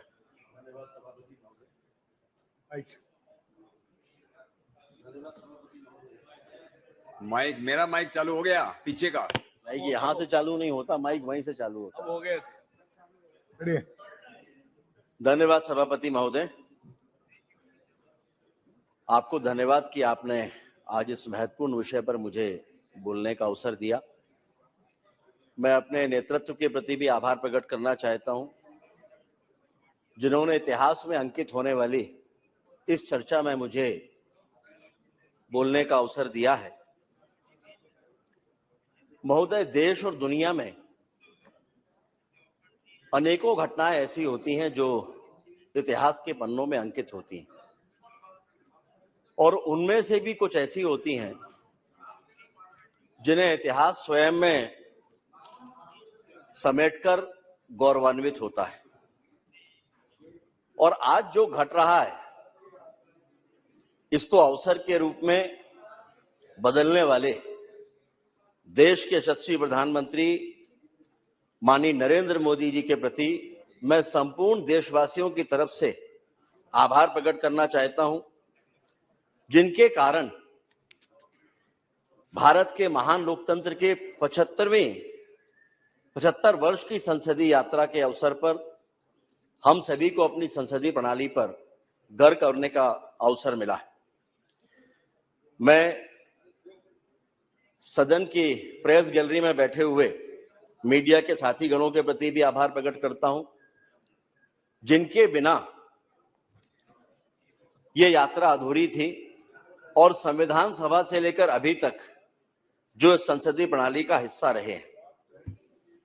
ये यात्रा कितनी महत्वपूर्ण है महोदय, इसका अंदाजा इस बात से लगाया जा सकता है कि जब संविधान सभा की पहली बैठक हुई थी तब आकाशवाणी के माध्यम से पूरे देश ने इसको सुना था। सभापति महोदय, मैं चाहूंगा आपका ध्यान इस तरफ रहे। सभापति महोदय, आपका ध्यान इस तरफ रहे। सभापति महोदय का ध्यान नहीं हो रहा। तब आकाशवाणी के माध्यम से देश ने संविधान सभा की पहली बैठक और उस पूरी कार्यवाही को सुना था, और आज संसद टीवी के माध्यम से देश प्रत्यक्ष रूप से इस चर्चा को सुन रहा है। जैसा माननीय प्रधानमंत्री जी ने कहा कि इस पूरी यात्रा में संसद के सभी अधिकारी और कर्मचारियों की भी महत्वपूर्ण भूमिका है। महोदय, अभी कुछ दिनों पहले ही G20 का ऐतिहासिक सम्मेलन भारत की धरती पर हुआ है। पूरे विश्व में जिसने भारत की साख बढ़ाई और प्रत्येक भारतवासी को जिस पर गर्व और गौरव की अनुभूति हुई, ऐसा वो सम्मेलन भारत मंडपम में जब आयोजित हुआ तो वहां हम में से अनेक लोगों ने देखा होगा कि वहां लोकतंत्र की जननी भारत ये प्रदर्शनी लगी थी और विश्व में लोकतंत्र का उद्गम किस तरह से भारत में हुआ, इसका सुंदर चित्रण उस प्रदर्शनी में है। लेकिन ये मान्यता देश और दुनिया के सामने इतने प्रभावी रूप से लाने के लिए मैं माननीय प्रधानमंत्री जी के प्रति भी आभार प्रकट करना चाहता हूं। महोदय, ऋग्वेद को विश्व का सबसे प्राचीन ग्रंथ माना जाता है और इस ऋग्वेद में हमारी लोकतांत्रिक परंपराओं का स्पष्ट उल्लेख है। 40 स्थानों पर ऋग्वेद में और 9 स्थानों पर अथर्ववेद में गणतंत्र शब्द का उल्लेख आता है। यानी हजारों सालों से हमारे भारत में लोकतंत्र की सनातनी परंपरा रही है। ऋग्वेद के 10वें अध्याय के 174वें सूक्त के पहले श्लोक के अनुसार देश में राजा या राष्ट्राधिपति के चुनाव तब भी होते रहे हैं और वो श्लोक है, आत्वा हर्षित मंत्रेधि ध्रुव स्तिष्ठा विचाचली विशरत्वा सर्वा वांछन्तु मातत्व राष्ट्रमदि भ्रशत। अर्थात हे राष्ट्र के अधिपति, मैं आपको चुनकर लाया हूं, आप सभा के अंदर स्थिरता बनाए रखें, सारी प्रजा आपको चाहेगी और आपके द्वारा राज्य का पतन भी नहीं होगा। और अथर्ववेद के 3रे अध्याय के 4थे भाग का जो दूसरा श्लोक है, त्वा विशेष व्रणता राज्य आय त्वामिमा प्रदिशा पंचदेवी वश्मन राष्ट्रस्य कुकदि श्रेष्व ततो वा उग्रो विमजा वसूनी। अर्थात देश में बसने वाली प्रजा, देश के नागरिक आपको राष्ट्राधिपति या प्रतिनिधि चुने, ये विद्वानों की बनी उत्तम मार्गदर्शन पंचायतें आपका अनुमोदन करें। और ऐसे अनेकों श्लोक, अनेकों मंत्र हमें वेदों में मिलेंगे जो इस बात को रेखांकित करते हैं कि लोकतंत्र यह हमारे सनातन की परंपरा है। हम कह सकते हैं कि लोकतंत्र भारतवासियों के खून में है और इसलिए भारत को लोकतंत्र की जननी अर्थात मदर ऑफ डेमोक्रेसी प्रधानमंत्री जी के द्वारा कहना, यह भारत के लोकतंत्र की ताकत का एहसास कराता है। चाहे महाभारत हो या बौद्ध साहित्य, सभी में गणतांत्रिक प्रणाली का उल्लेख हमको मिलता है। इसके बहुत विस्तार में न जाते हुए मैं इतना ही कहूंगा कि वैशाली साम्राज्य में जितने भी गणराज्य रहे हैं, ये सभी लोकतांत्रिक प्रणाली के उदाहरण हैं। यहां तक कि वैशाली के पहले राजा विशाल का भी चयन चुनाव के द्वारा ही हुआ था। और जब अलेक्जेंडर ने भारत पर आक्रमण किया, उसके 20 साल के पश्चात जब यूनान के राजदूत मेगास्थनीज भारत में आए, चंद्रगुप्त मौर्य का वो कार्यकाल था, उन्होंने भारतीय गणराज्यों के बारे में बहुत विस्तार से उल्लेख किया है कि कितनी सुंदर व्यवस्था उस समय पर इसकी हुआ करती थी। तो हम कह सकते हैं कि ये गणतंत्र प्रणाली, ये लोकतंत्र हमें विरासत में मिला है और हमने इसको दुनिया को दिया है। लेकिन आजाद भारत के बाद या आजादी के समय पर जो परिस्थितियां बनी, जब अंग्रेज इस बात के लिए मजबूर हुए कि उन्हें देश छोड़ना पड़ेगा, तब लोकमान्य तिलक की मांग पर संविधान सभा के गठन को मंजूरी मिली। और संविधान सभा जब देश आजाद हुआ, उसके पश्चात संविधान सभा ने 2 वर्ष 11 महीने और 18 दिन में कुल 165 बैठकें की। ये जो हमारा सेंट्रल हॉल है, वहां 9 दिसंबर 1946 को संविधान सभा की पहली बैठक हुई थी, जिसमें बोलने वाले पहले वक्ता थे आचार्य कृपलानी। और 26 नवंबर 1949 को संविधान सभा ने भारतीय संविधान को मान्यता दी और इस संविधान सभा की जो अंतिम बैठक थी महोदय, वो 24 जनवरी 1950 को ही। और हम सभी जानते हैं कि 26 जनवरी 1950 को संपूर्ण संविधान लागू हुआ और जिसके कारण देश में लोकसभा और राज्यसभा इन दोनों का निर्माण हुआ। और लोकसभा के इस पवित्र मंदिर में, यानी इस लोकसभा में जो पहला सत्र प्रारंभ हुआ था, वो था मंगलवार 13 मई 1952। लोकसभा के पहले अध्यक्ष, जिनके बारे में माननीय प्रधानमंत्री जी ने अभी कहा, मावलंकर जी, उन्होंने अनेकों आदर्श परंपराएं इस सदन में स्थापित की। उसके बाद जो हमारे माननीय अध्यक्ष हुए, उन्होंने भी अनेकों परंपराएं स्थापित की। और हमें कहते हुए खुशी है कि वो परंपरा जो तब प्रारंभ हुई थी हमारे वर्तमान लोकसभा अध्यक्ष माननीय बिरला जी के समय तक अत्यंत प्रभावी रूप से चल रही है। और इसी के कारण से भारत में एक मजबूत और स्वस्थ संस्कृति, गणतंत्र संस्कृति, लोकतांत्रिक संस्कृति की नींव भारत में स्थापित हुई है। 1952 के बाद से अभी तक लगभग 71 सालों में अनेक विद्वान सांसदों के भाषण को सदन ने और देश ने सुना है। इसी सदन में जवाहरलाल नेहरू और पीलू मोदी, जवाहरलाल नेहरू और अटल बिहारी वाजपेयी, नेहरू जी और फिरोज गांधी, इन सबके बीच की नोकझोंक को भी सदन में और देश में लोगों ने सुना है।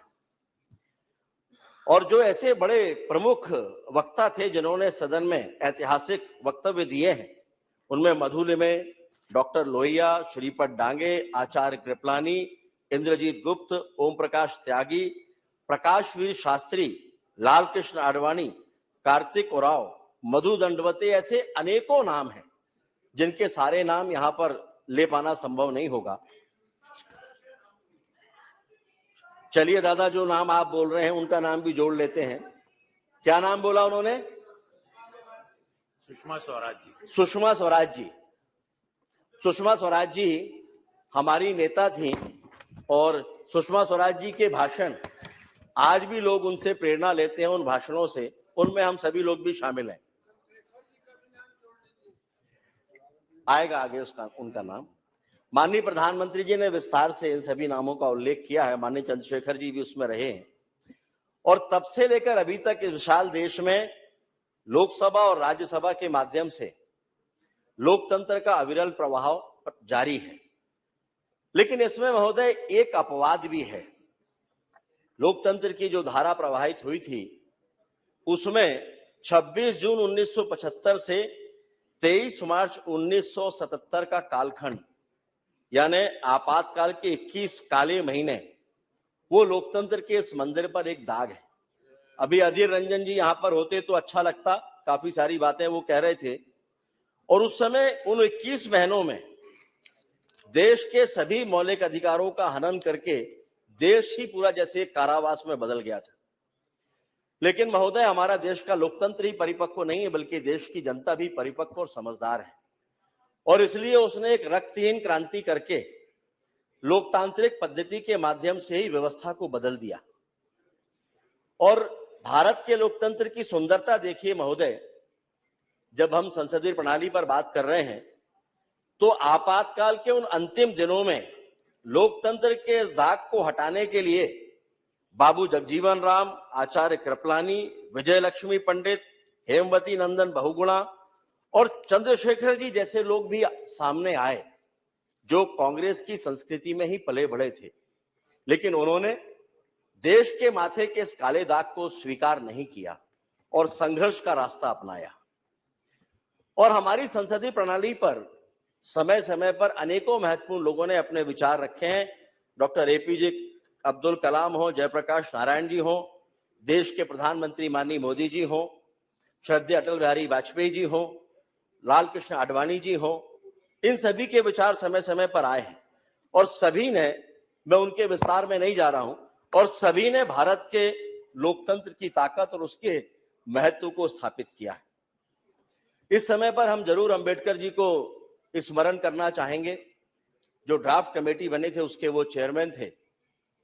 और अंबेडकर जी ने ये कहा था कि हमने जनता के लिए और जनता द्वारा बनाई गई सरकार का सिद्धांत जब स्थापित किया है तो हमें यह प्रतिज्ञा भी करना चाहिए कि हमारे रास्ते में जो बुराइयां खड़ी हैं उनको मिटाने में हम किसी तरह की कोई ढिलाई नहीं बरतेंगे। और देश की सेवा का इससे बेहतर कोई दूसरा रास्ता नहीं हो सकता, ये अंबेडकर जी का मानना था। महोदय, ये विचार अंबेडकर जी के हैं। अब इसकी व्याख्या अलग अलग तरह से लोग अपने अपने तरीके से कर सकते हैं, लेकिन एक मायने में उनका विचार एकदम स्पष्ट है। प्रतिज्ञा पूर्वक बुराइयों का समापन करना या मिटाना। अधीर जी अभी चले गए। हाँ, कोई नहीं है। चलिए, वो होते तो प्रतीक के रूप में हम उन्हीं को मान लेते, लेकिन वो नहीं है। तो ये देश जानना चाहता है कि क्या महोदय भ्रष्टाचार देश की सबसे बड़ी राजनीतिक, नैतिक और सामाजिक बुराई नहीं है? और अगर जब ये है और देश के गरीब से गरीब आदमी का भी जब इस बुराई से बचाने के लिए उसका जनधन खाता खोला जाता है, तो क्या ये भ्रष्टाचार पर एक सबसे बड़ी नकेल नहीं है? वो उन परिस्थितियों में कि आजाद भारत के इतिहास में 57 सालों तक जिस पार्टी की सरकारें रही हैं देश में और प्रदेशों में, एक पूर्व प्रधानमंत्री ने कहा था कि हम यहां से 1 रुपया भेजते हैं और केवल 15 पैसे गांव तक पहुंचता है। तो क्या उस परिस्थिति में यह आवश्यक नहीं है कि जब ये जनधन योजना खाता खोला गया तो भ्रष्टाचार की बड़ी नकेल के रूप में कांग्रेस भी इसकी सराहना करती? और क्या यह देश के लोकतंत्र और संविधान निर्माता अंबेडकर जी के विचारों का सम्मान नहीं है? मैं फिर से अधीर जी को याद करना चाहूंगा, कई सारी बातें वो कहकर गए थे। उन्होंने कहा कि देश में गरीबी बढ़ रही है। ये अपेक्षा होती है महोदय कि जब सदन में कांग्रेस जैसी राष्ट्रीय पार्टी का नेता जब अपनी बात रखेगा तो कुछ अध्ययन के साथ में रखेगा, लेकिन ये कहते हुए खेद है कि बगैर अध्ययन के उन्होंने सारी बातें रख दी, केवल राजनीतिक आरोप लगाने के लिए आज के दिन का चयन किया। अन्यथा मुझे भी उनकी बातों का उत्तर नहीं देना पड़ता। उन परिस्थितियों में जब देश में 13.5 करोड़ गरीबी रेखा से हटके अलग हो गए, तब वो ये कहते हैं कि गरीबी बढ़ रही है। उन्होंने मनरेगा के बारे में भी आरोप लगाया कि इसको मरेगा बोल दिया गया। मनरेगा को मरने के लिए हमने नहीं छोड़ा, कांग्रेस ने छोड़ा। नाम तो दिया मनरेगा, लेकिन पैसा कितना दिया? अभी यहां पर होते तो वो सुनते कि भारतीय जनता पार्टी और एनडीए की सरकारों ने 3 गुना ज्यादा पैसा इस मनरेगा योजना के लिए दिया है। हाँ, जियो टैगिंग के माध्यम से सीधे खाते में आज पैसा पहुंचता है, जो वो नहीं कर पाए थे। अभी ये इससे बड़ी भ्रष्टाचार पर नकेल और क्या होगी? उन्होंने आज के दिन जब संसदीय प्रणाली के पक्ष में बातें करना थी, तब उन्होंने भारत के हमारे इस संस्था के सदन के क्वेश्चन आवर के बारे में भी बातें रखी कि बोलने नहीं मिलता। लेकिन आज कोई बताए कि पिछले ये 3 सत्र होने को आ रहे हैं, कौन यहां की कार्रवाई को बाधित कर रहा है?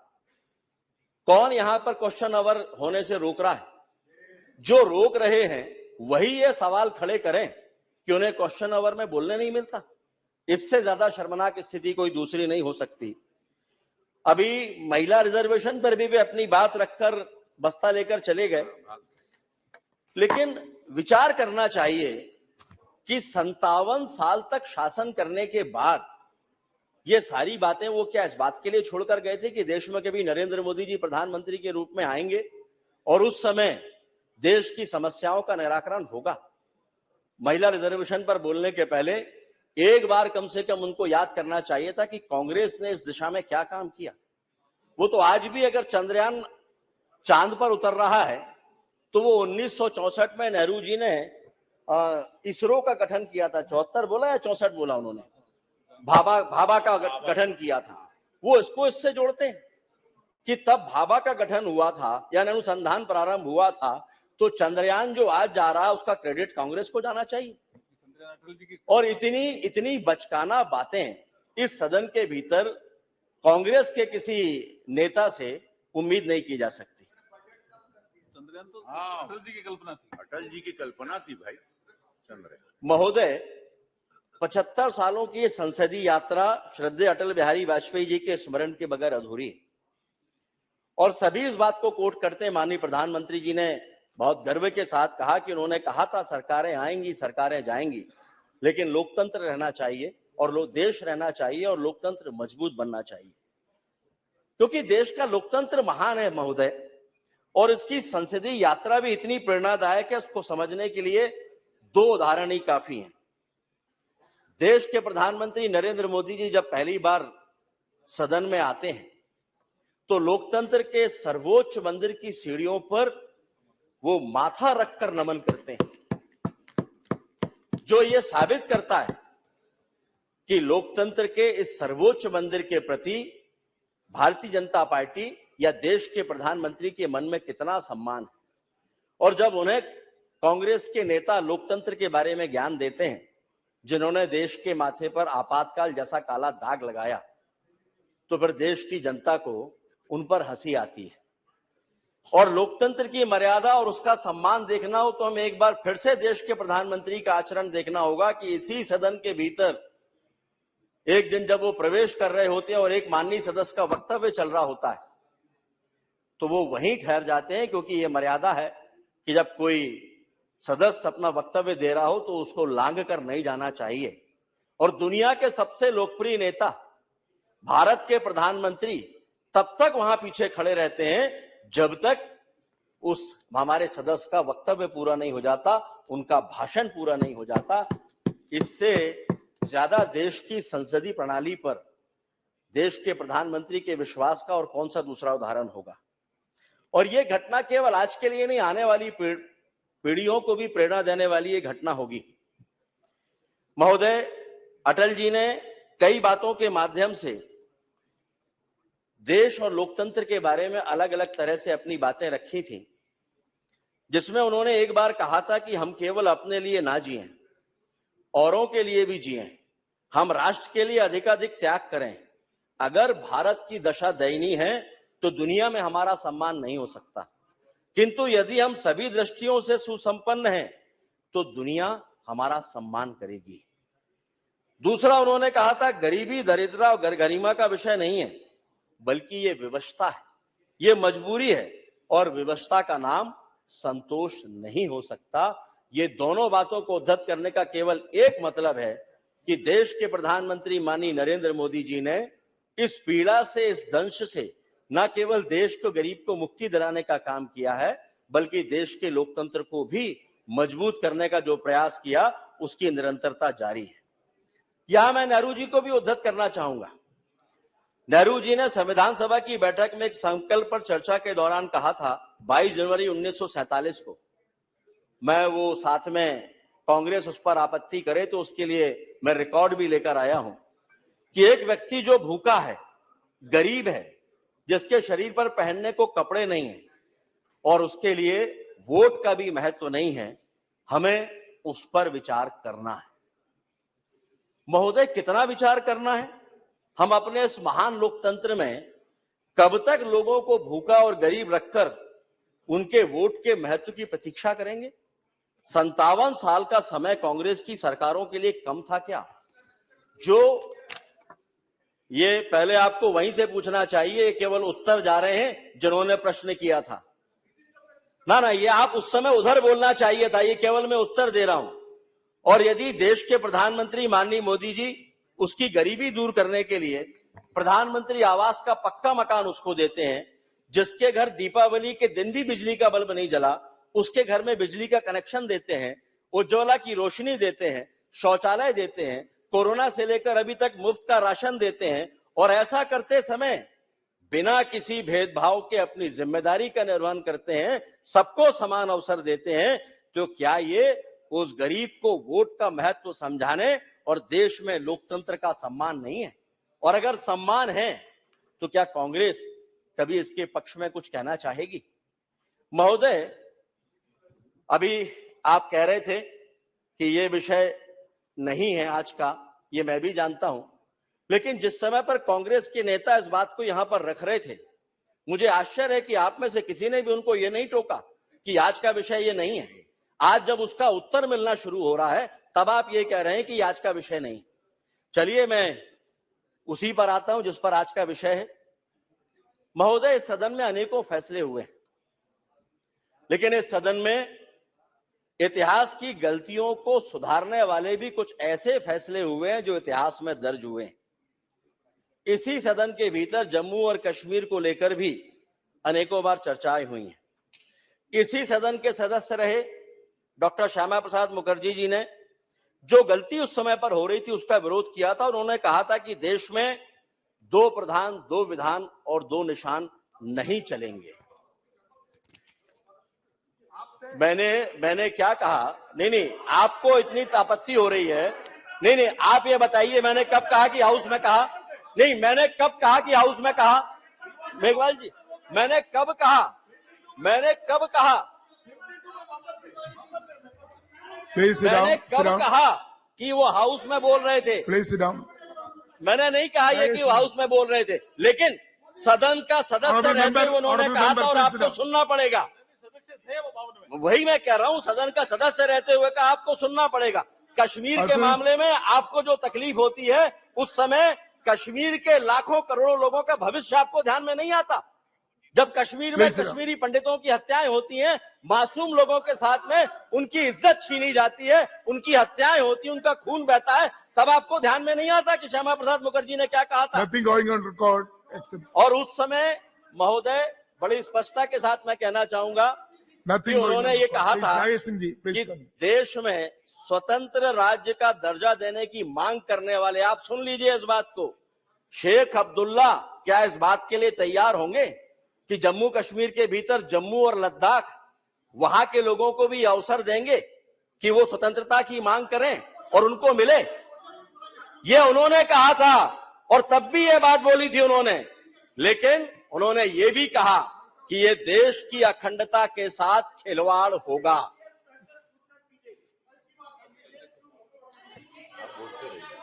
सभापति महोदय, मैं जो भी कह रहा हूं वो देश के संसदीय इतिहास के संदर्भ में कह रहा हूं। यह पुरानी बात है जिसका उल्लेख मैंने किया है।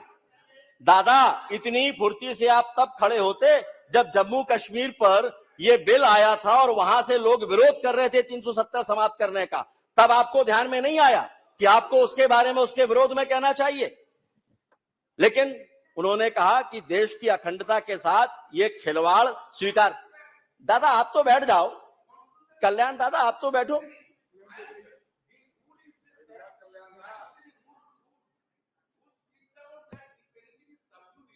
Before the court, that should not be discussed in the parliament. Yes. 370. हम जम्मू कश्मीर पर चर्चा नहीं कर रहे हैं, हम केवल इसके इतिहास की जानकारी दे रहे हैं।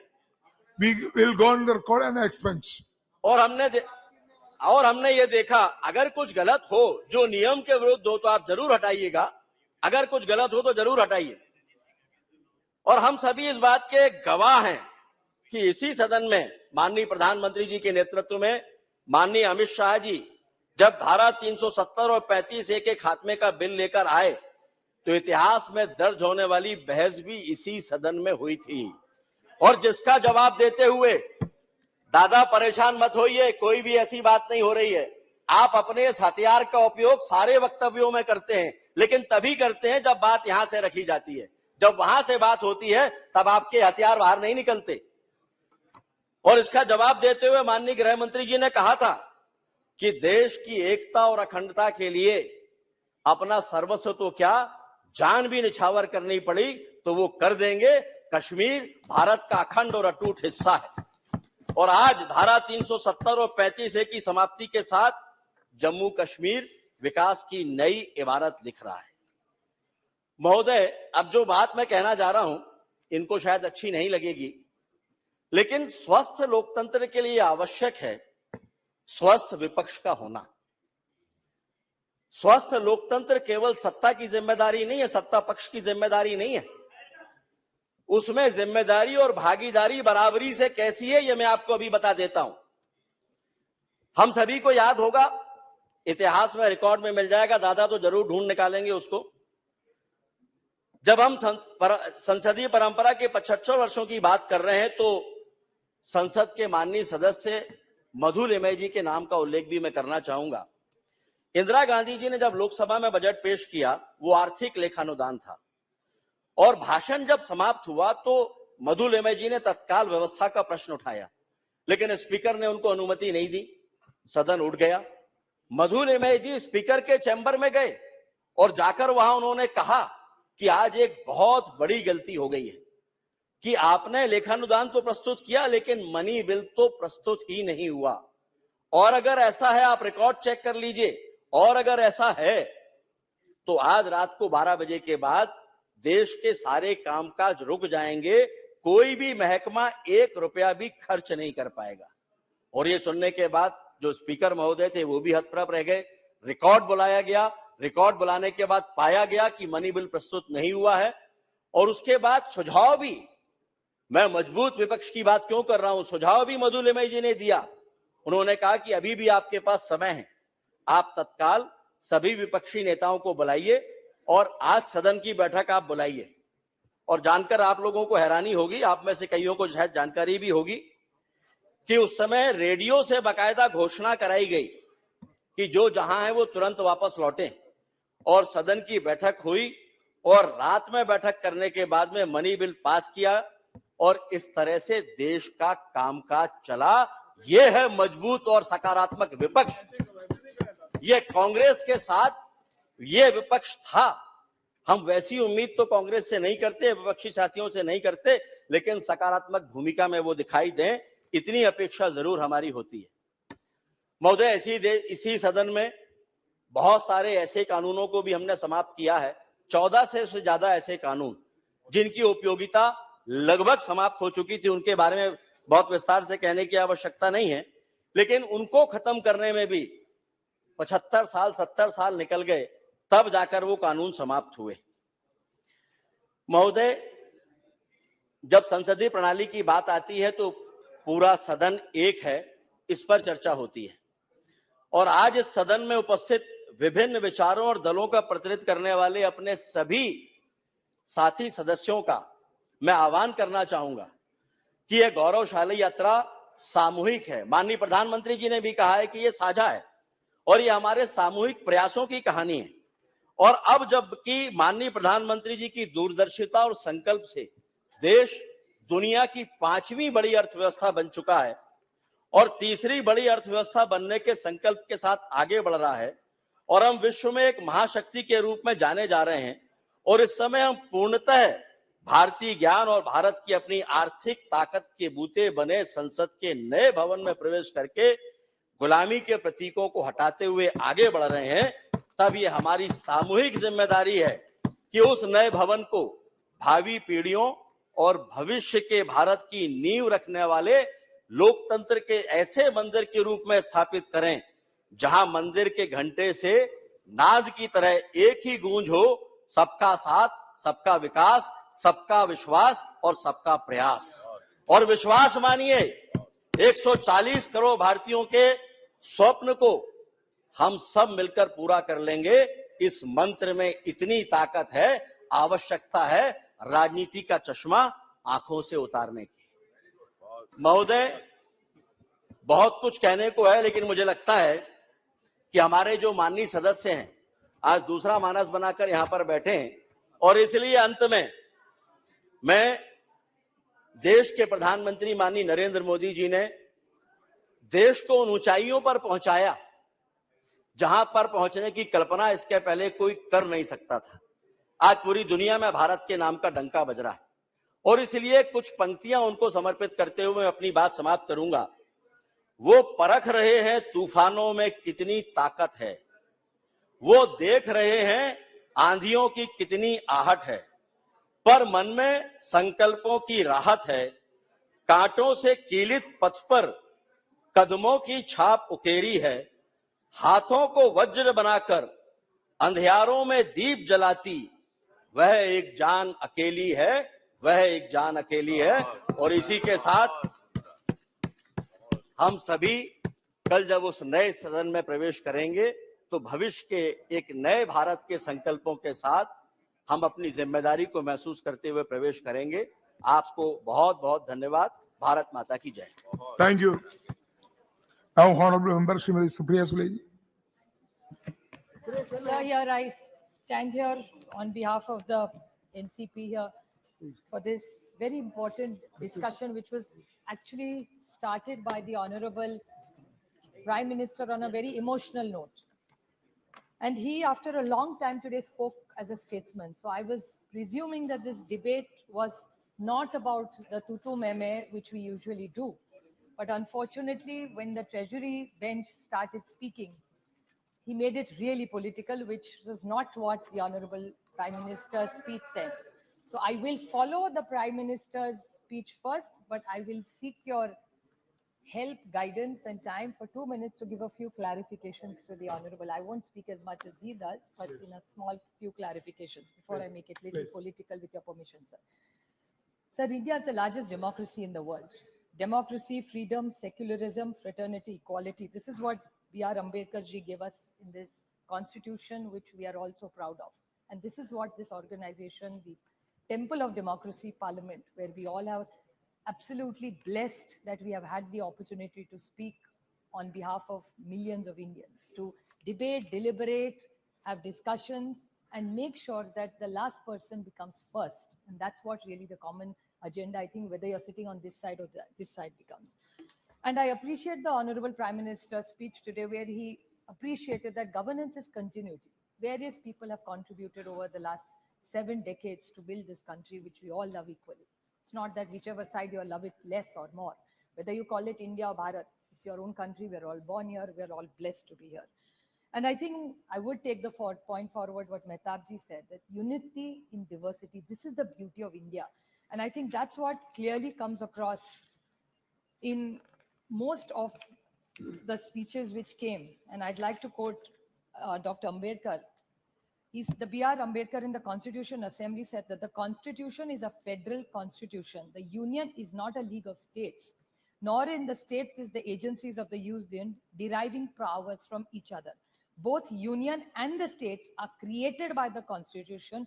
Both derive their respective authority from the Constitution. And here, unfortunately, I felt a little sorry because I am the 2009 Member of Parliament here. Clearly, this is a huge legacy that we have been blessed to have.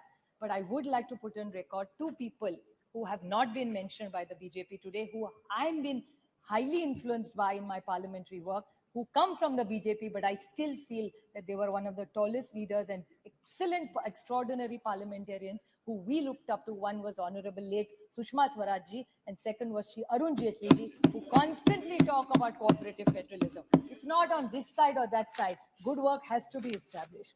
So this building that we are all sitting in today, it was the Herbert Baker who opened this in 18 January 1927. And this building was built by sandstone. You know, Dushyant Singh ji comes from Dholpur. And fortunately enough, SP Baghel ji is here from Agra. ये जो मिट्टी इससे बनाई है, ये आपके निर्वाचन क्षेत्र आगरा से आई है. So Agra and Dholpur have contributed substantially to build this building. So we should thank the contribution of Agra and Dholpur for this. And thousands of Indian artisans who we are so proud of, which teach us about our legacy, have contributed for this work. While we are here, everybody talked about Pandit ji, President Rajendra Prasad. These are walls which the Honorable Prime Minister, or every wall, every tile, every bench has a story to tell. They can't articulate it, but they have so many stories, decisions, controversies that these walls of this beautiful parliament have seen. And I would definitely like to put on record that besides, of course, all the prime ministers, which the Honorable Prime Minister said, but there were people like C. Ram Gopalachari ji, Sarvapalli Radhakrishna ji, Sardar Patel, Y.B. Chavan, C.D. Deshmukh, Madhu Dandote, Pranab Mukherjee ji. In this debate will be completely incomplete if we don't talk about Pranab Mukherjee, who we all learned so much from here while we were sitting here. Sir. While we talk about lot of debate has gone about which bill. They did a lot of good work, we did a lot of good work. So nobody can take away from each other here. But I definitely like to make a few suggestions while we are here. See, sir, the average age, this is something for us to deliberate, which I'd like to highlight. These are just observations and suggestions for us to deliberate as a team. That the average age of today's parliament is much older than when we really started. And this is one of the youngest countries. So this is something we, whichever side you sit on, must think about this factor for sure. Plus the women MPs. I would like most of these women here today have been asking about the women reservation bill. My friend Kanimoli, Dimple, everybody who's sitting here has been concerned about it. And all the parties are concerned and would support it. But there was a question Rakesh Singh ji raised, which I'd just like to put the record straight. That he said, "Itne salon se aapki sarkar thi, aapne kya kiya?" The first woman president of India, Pratibha Tai Patil, was from the Congress. The first prime minister of this country, a woman, Indira Gandhi ji, was from the Congress. The first speaker who was a woman was Meera Kumarji, was from the Congress. So this is what he's done. And I would like to put one more thing on record, which probably Rakesh Singh ji missed out, that the women's reservation bill was also brought out. Unfortunately, we didn't have the numbers, so we couldn't pass it. That was also brought by the Congress. And the late Rajiv Gandhi ji and the then Chief Minister of Maharashtra, Sharad Pawar, were the first people who brought 33% reservation in every panchayat in this country. I'm very proud to say that Maharashtra was the first state to bring it to 33%, and then we raised it to 50%. So this is what has been done for women, and I take this opportunity that since we are all thinking here, deliberating here, 50% of India's population is women. So why don't we all deliberate in the new building, and maybe the first decision that the Honorable Prime Minister can take is ask, and we all support him if he brings in the reservation for women in Parliament and in assemblies. We all wholeheartedly. They should bring it. So there is another small observation which I would like to make. Please don't take it negatively. But this is the first session, as I mentioned, which has no deputy speaker. This must be the only session since independence where there has been no deputy speaker. So only term which has not had a deputy. So I wish Meghwalji was just here, but I would like to bring it to his and Prahladji's notice that he should take this issue up, that naye building mein ja rahe, so please, even if it's for a few months, we don't know when you're announcing election, but this is a record that there has been no deputy speaker in this term. So this is not something I think any of us should support. And Lok Sabha seatings, sir. This is another suggestion I'd very humbly like to make, that the Lok Sabha seatings keep going up and down. In 1956 was the longest, which is 151 days. So why can't we have more days? We are all happy to, whatever we get elected for, to come here and deliberate and make sure we serve the nation. So isn't there something we can, Supreme Court also works, and sometimes these ordinances which this government constantly brings, this is a record, the amount of ordinances this government has got. So why don't we have more parliament dates? Why does government need to bring so many ordinances? And if there are such hurry, call for parliament. You, instead of having 4 sessions, have 6 sessions. What is the problem? The other thing is the number of voters have gone up. So constituencies are becoming huge now. So is that something that the government would, this is a very positive suggestion I'd like to make the government.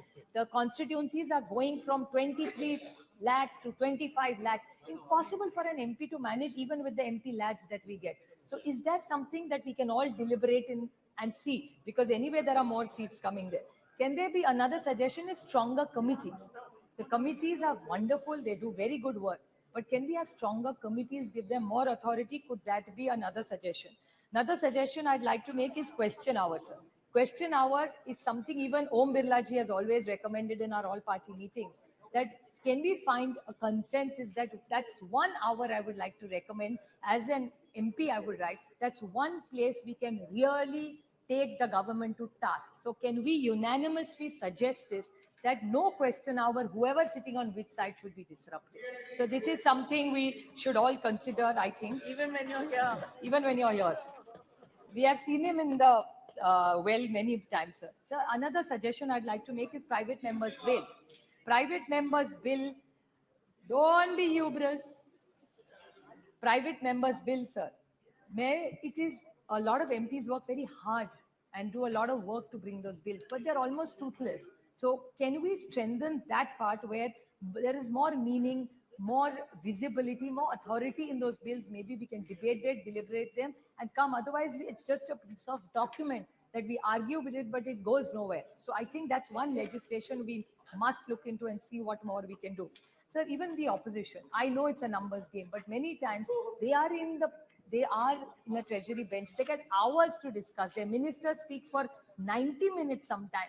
And we are the opposition. So if Rakesh Singh ji really wants, there is a saksham opposition chahiye, like Madhu Dandavate ji, hame aur thoda waqt de dijiye. We will make some very good suggestions which will be productive. I have only not criticized. I have only given you suggestions.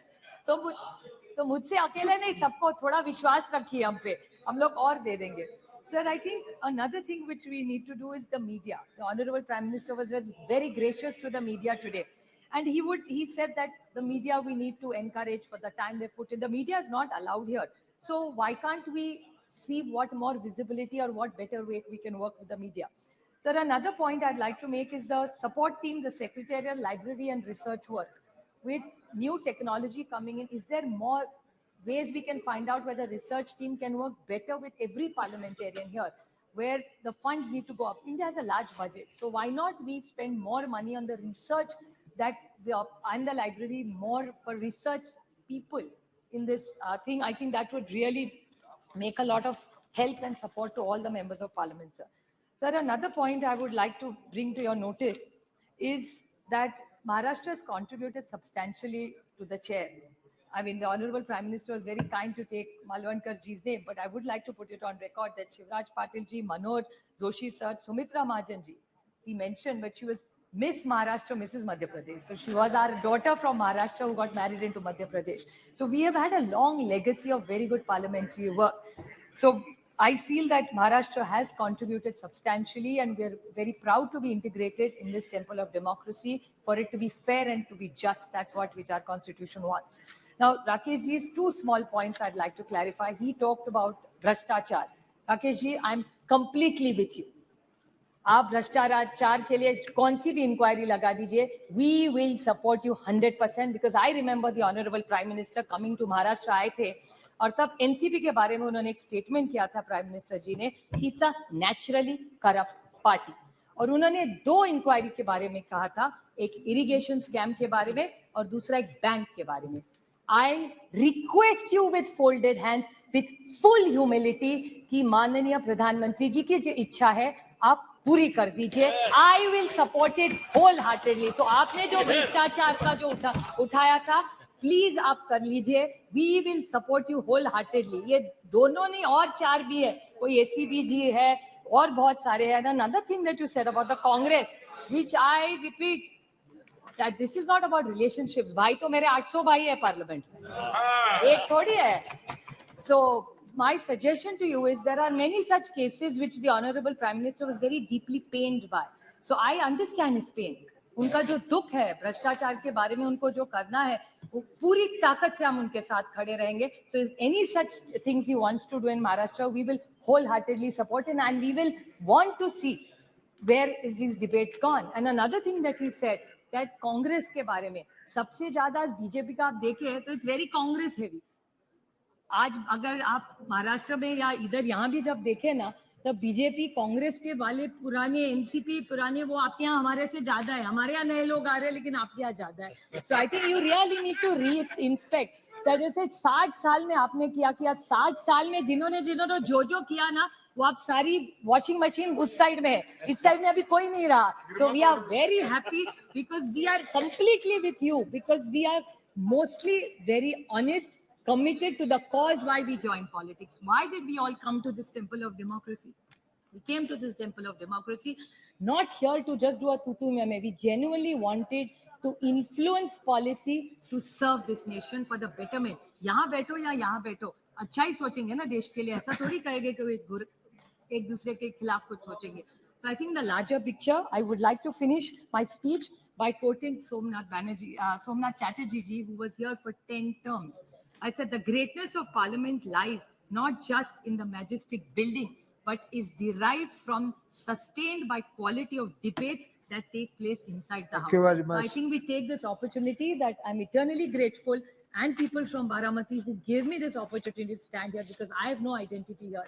My identity is my constituency and people. So I'm eternally grateful to be a part of this esteemed place, which is a temple of democracy, and I commit myself to working here and working within the rules of the constitution. Thank you, madam. Thank you very much.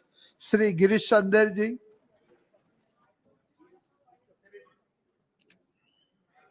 महोदय, आज मुझे संविधान सभा से अब तक 75वें वर्षों की संसदीय यात्रा, अब तक उपलब्धियां, अनुभव, स्मृतियां और सीख पर चर्चा में भाग लेने के लिए इस ऐतिहासिक दिन पर अवसर प्रदान किया. मैं आपका आभार व्यक्त करना चाहता हूं. आपके साथ साथ बहुजन समाज पार्टी के राष्ट्रीय अध्यक्षा आदरणीय बहन जी का भी आभार व्यक्त करना चाहता हूं.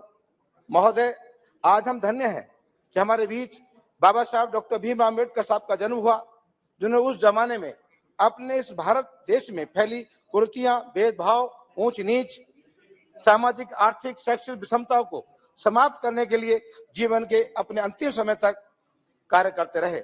हमारे प्रदेश में तो एक कहावत भी है, जाके पैर न फटे बिबाई, सो का जाने पीर पराई.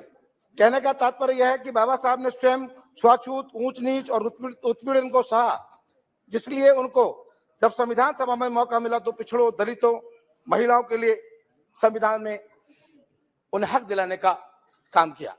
महोदय, लेकिन बाबा साहब अम्बेडकर साहब ने संविधान सभा की अंतिम सभा की बैठक में यह भी कहा था कि संविधान कितना भी अच्छा क्यों ना हो, लेकिन उसके मानने वाले लोगों की नियत साफ नहीं है तो संविधान कभी अच्छा नहीं हो सकता।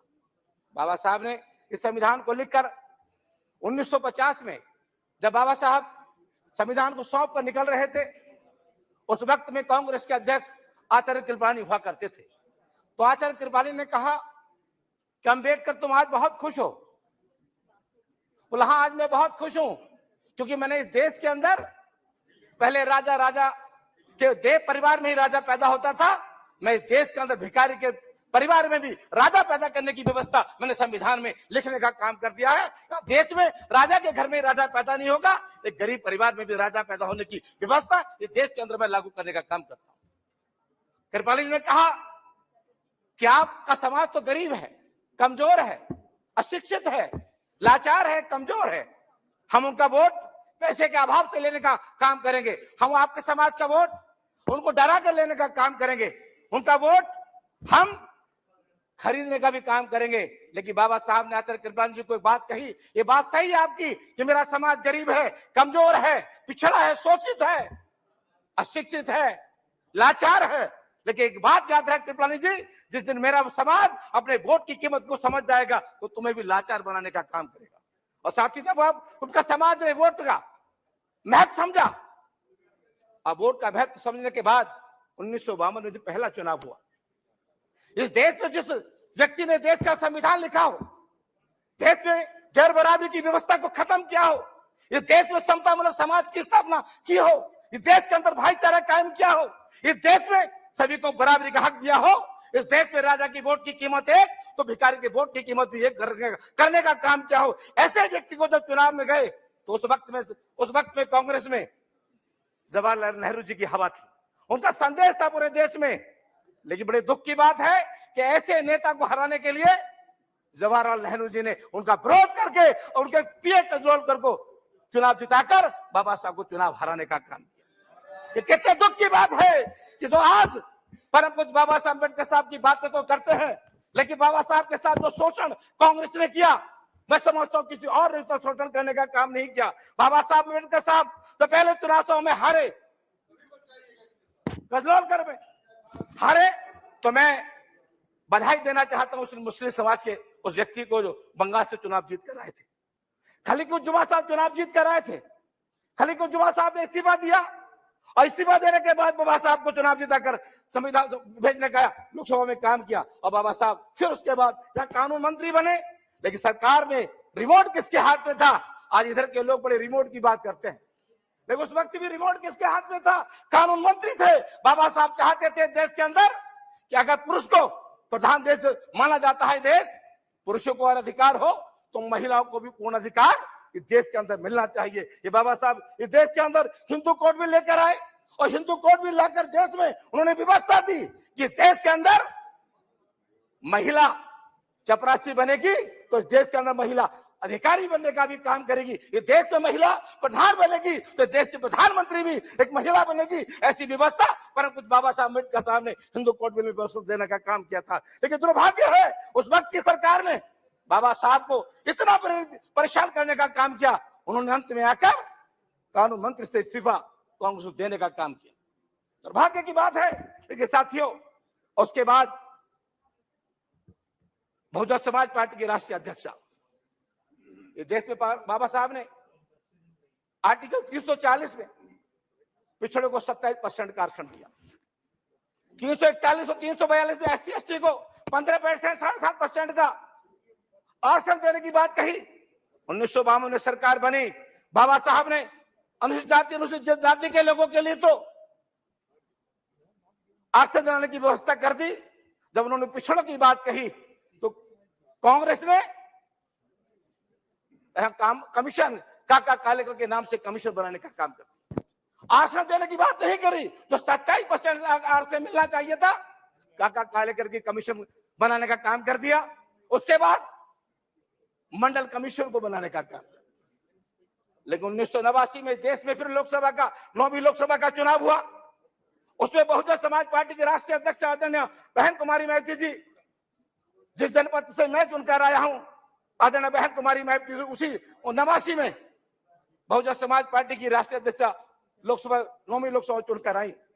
जब 9वीं लोकसभा में चुनकर आई, उस वक्त में बीपी सिंह देश के प्रधानमंत्री बनने वाले थे, लेकिन उनके पास 3 वोटों की कमी पड़ रही थी, 3 सांसदों की कमी थी।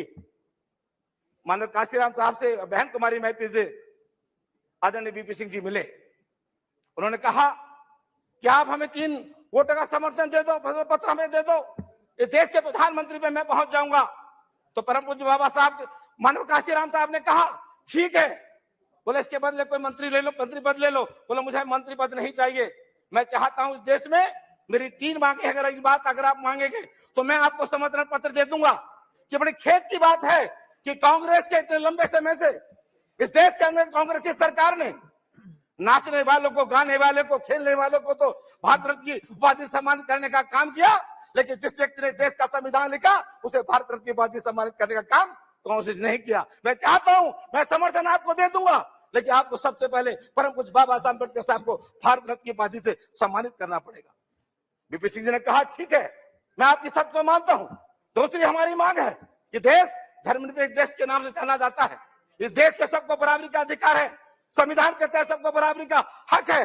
ये देश सभी धर्मों का सम्मान करता है, इसलिए किसी भी धर्म को ये इजाजत नहीं कि दूसरे धर्म का शोषण देश के अंदर करने का काम कोई व्यक्ति करे। और तीसरी मांग, माननीय काशीराम साहब ने कहा कि जो मंडल कमीशन की रिपोर्ट ये देश में अभी तक लागू नहीं हुई, परम पूज्य बाबा साहब अम्बेडकर साहब ने संविधान में 27% का आरक्षण इन पिछड़े समाज के लोगों को दिया है। मैं चाहता हूं देश के अंदर कि मंडल कमीशन की रिपोर्ट लागू हो और पिछड़े समाज को तो आर्टिकल 340 में ये व्यवस्था दी थी कि 27%, चाहे वो नौकरी में हो, चाहे वो राजनीतिक में हो, उनको हक और अधिकार मिले। बीपी सिंह जी ने जब उस वक्त हाँ कर दी, प्रधानमंत्री बन गए, परम पूज्य बाबा साहब अम्बेडकर साहब को भारत रत्न की उपाधि से सम्मानित कर दिया। लेकिन जब मंडल कमीशन की रिपोर्ट को लागू करने की बात आई तो बीपी सिंह जी भी हिबा वाली करने लगे। उन्होंने मंडल कमीशन की रिपोर्ट को लागू नहीं किया। माननीय काशीराम साहब ने कहा अगर आप मंडल कमीशन की रिपोर्ट लागू नहीं करोगे तो मैं वोट के अभाव में धरना दूंगा। उन्होंने वोट के अभाव में धरना दिया और कहा बीपी सिंह जी से कि देश हमारा, राष्ट्र हमारा नहीं चलेगा, नहीं चलेगा। ये नारा माननीय श्री काशीराम साहब ने देने का काम किया था और कहा था बीपी सिंह जी की सरकार में कि हम वोट से लेंगे पीएम और सीएम और आर से लेंगे एसपीडीएम, ये नारा दिया। और साथ ही बाद में माननीय काशीराम साहब ने जब वोट के भाव पे 6 महीने तक धरना चलता रहा, माननीय दोनों धरना चला तो बीपी सिंह जी जब कहने लगे अगर आपने मंडल कमीशन की रिपोर्ट लागू नहीं की तो मैं आपकी सरकार को गिरा दूंगा।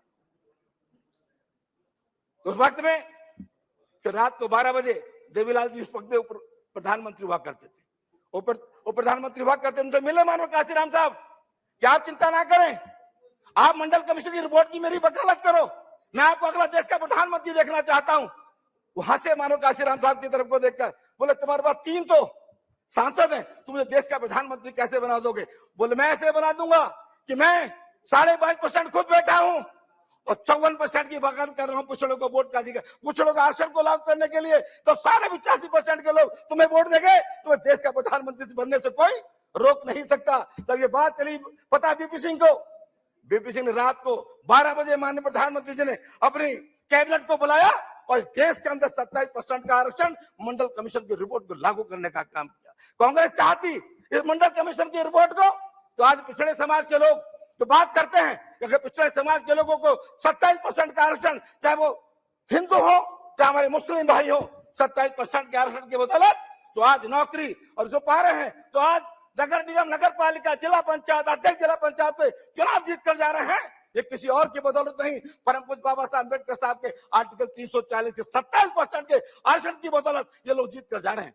तो मैं जाते ना कहते मानवर आपसे इतना कहना चाहता हूं, आज 75 साल इस देश की आजादी को हो गए हम लोग। कृपया समाप्त कीजिए।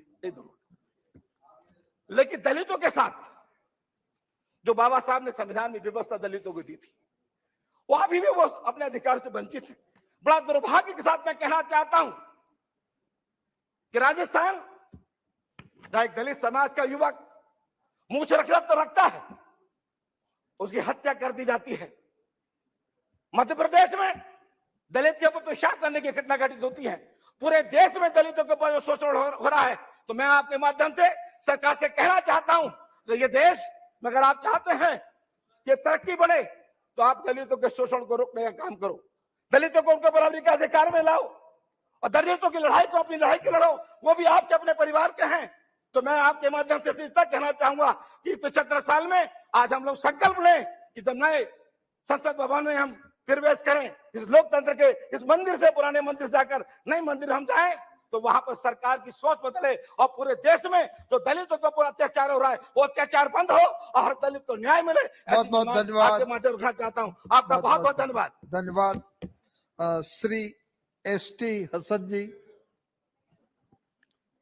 बहुत बहुत शुक्रिया सर, आपने मुझे इस डिबेट में बोलने का मौका दिया। 75 साल का इतिहास सुबह से हम लोग सुन रहे हैं। अच्छी बातें भी हैं, मीठी भी हैं, खट्टी भी हैं, सभी कुछ है।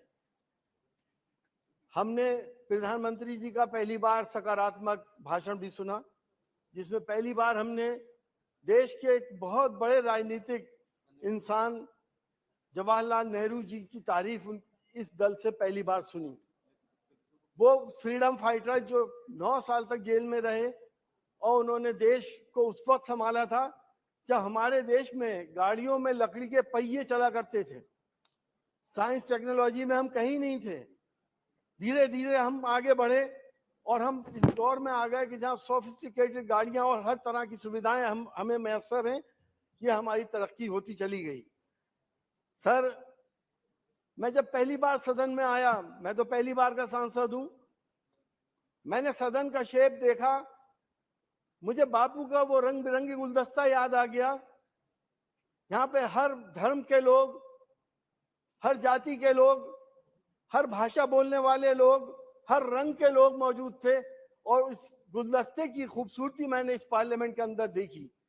सर, हमने वो दौर भी देखा था जवाहरलाल नेहरू जी के बाद बहुत मिसेस इंदिरा गांधी भी तशरीफ लाई और इंदिरा गांधी के जमाने में जब हमने एटॉमिक ब्लास्ट करा था, हम एटॉमिक पावर भी बने थे, वो भी पल हमारे लिए स्मरणीय है और गौरवशाली है।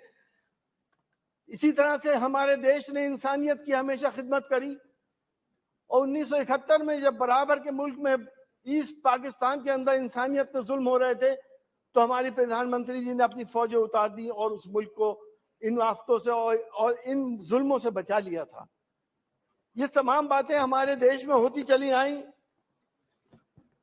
सर, हम ये जानते हैं बहुत सी चीजें नकारात्मक भी हमने देखी। इस 17वीं लोकसभा में हम आए, हमारे एक साथी हमारे साथ थे जो देश के नेता हैं, जिनको ऐसे ऐसे चार्जेस में फंसाया गया जिनका नाम आजम खान साहब है, वो इसी हमारे कोलीग थे।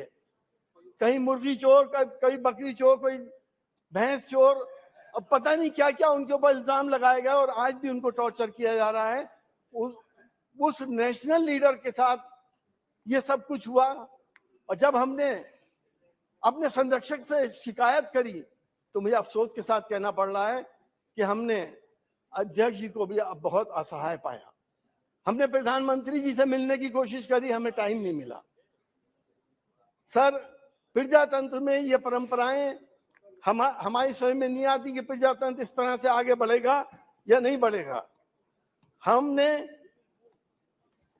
7वीं लोकसभा में सर हमारे कुछ ऐसे बिल पास हुए, CAA आ गया, 3 तलाक का बिल आया, 370 को हटाया गया, जिससे हिंदुस्तान की दूसरी बड़ी आबादी मुसलमानों की दिल आजारी हुई।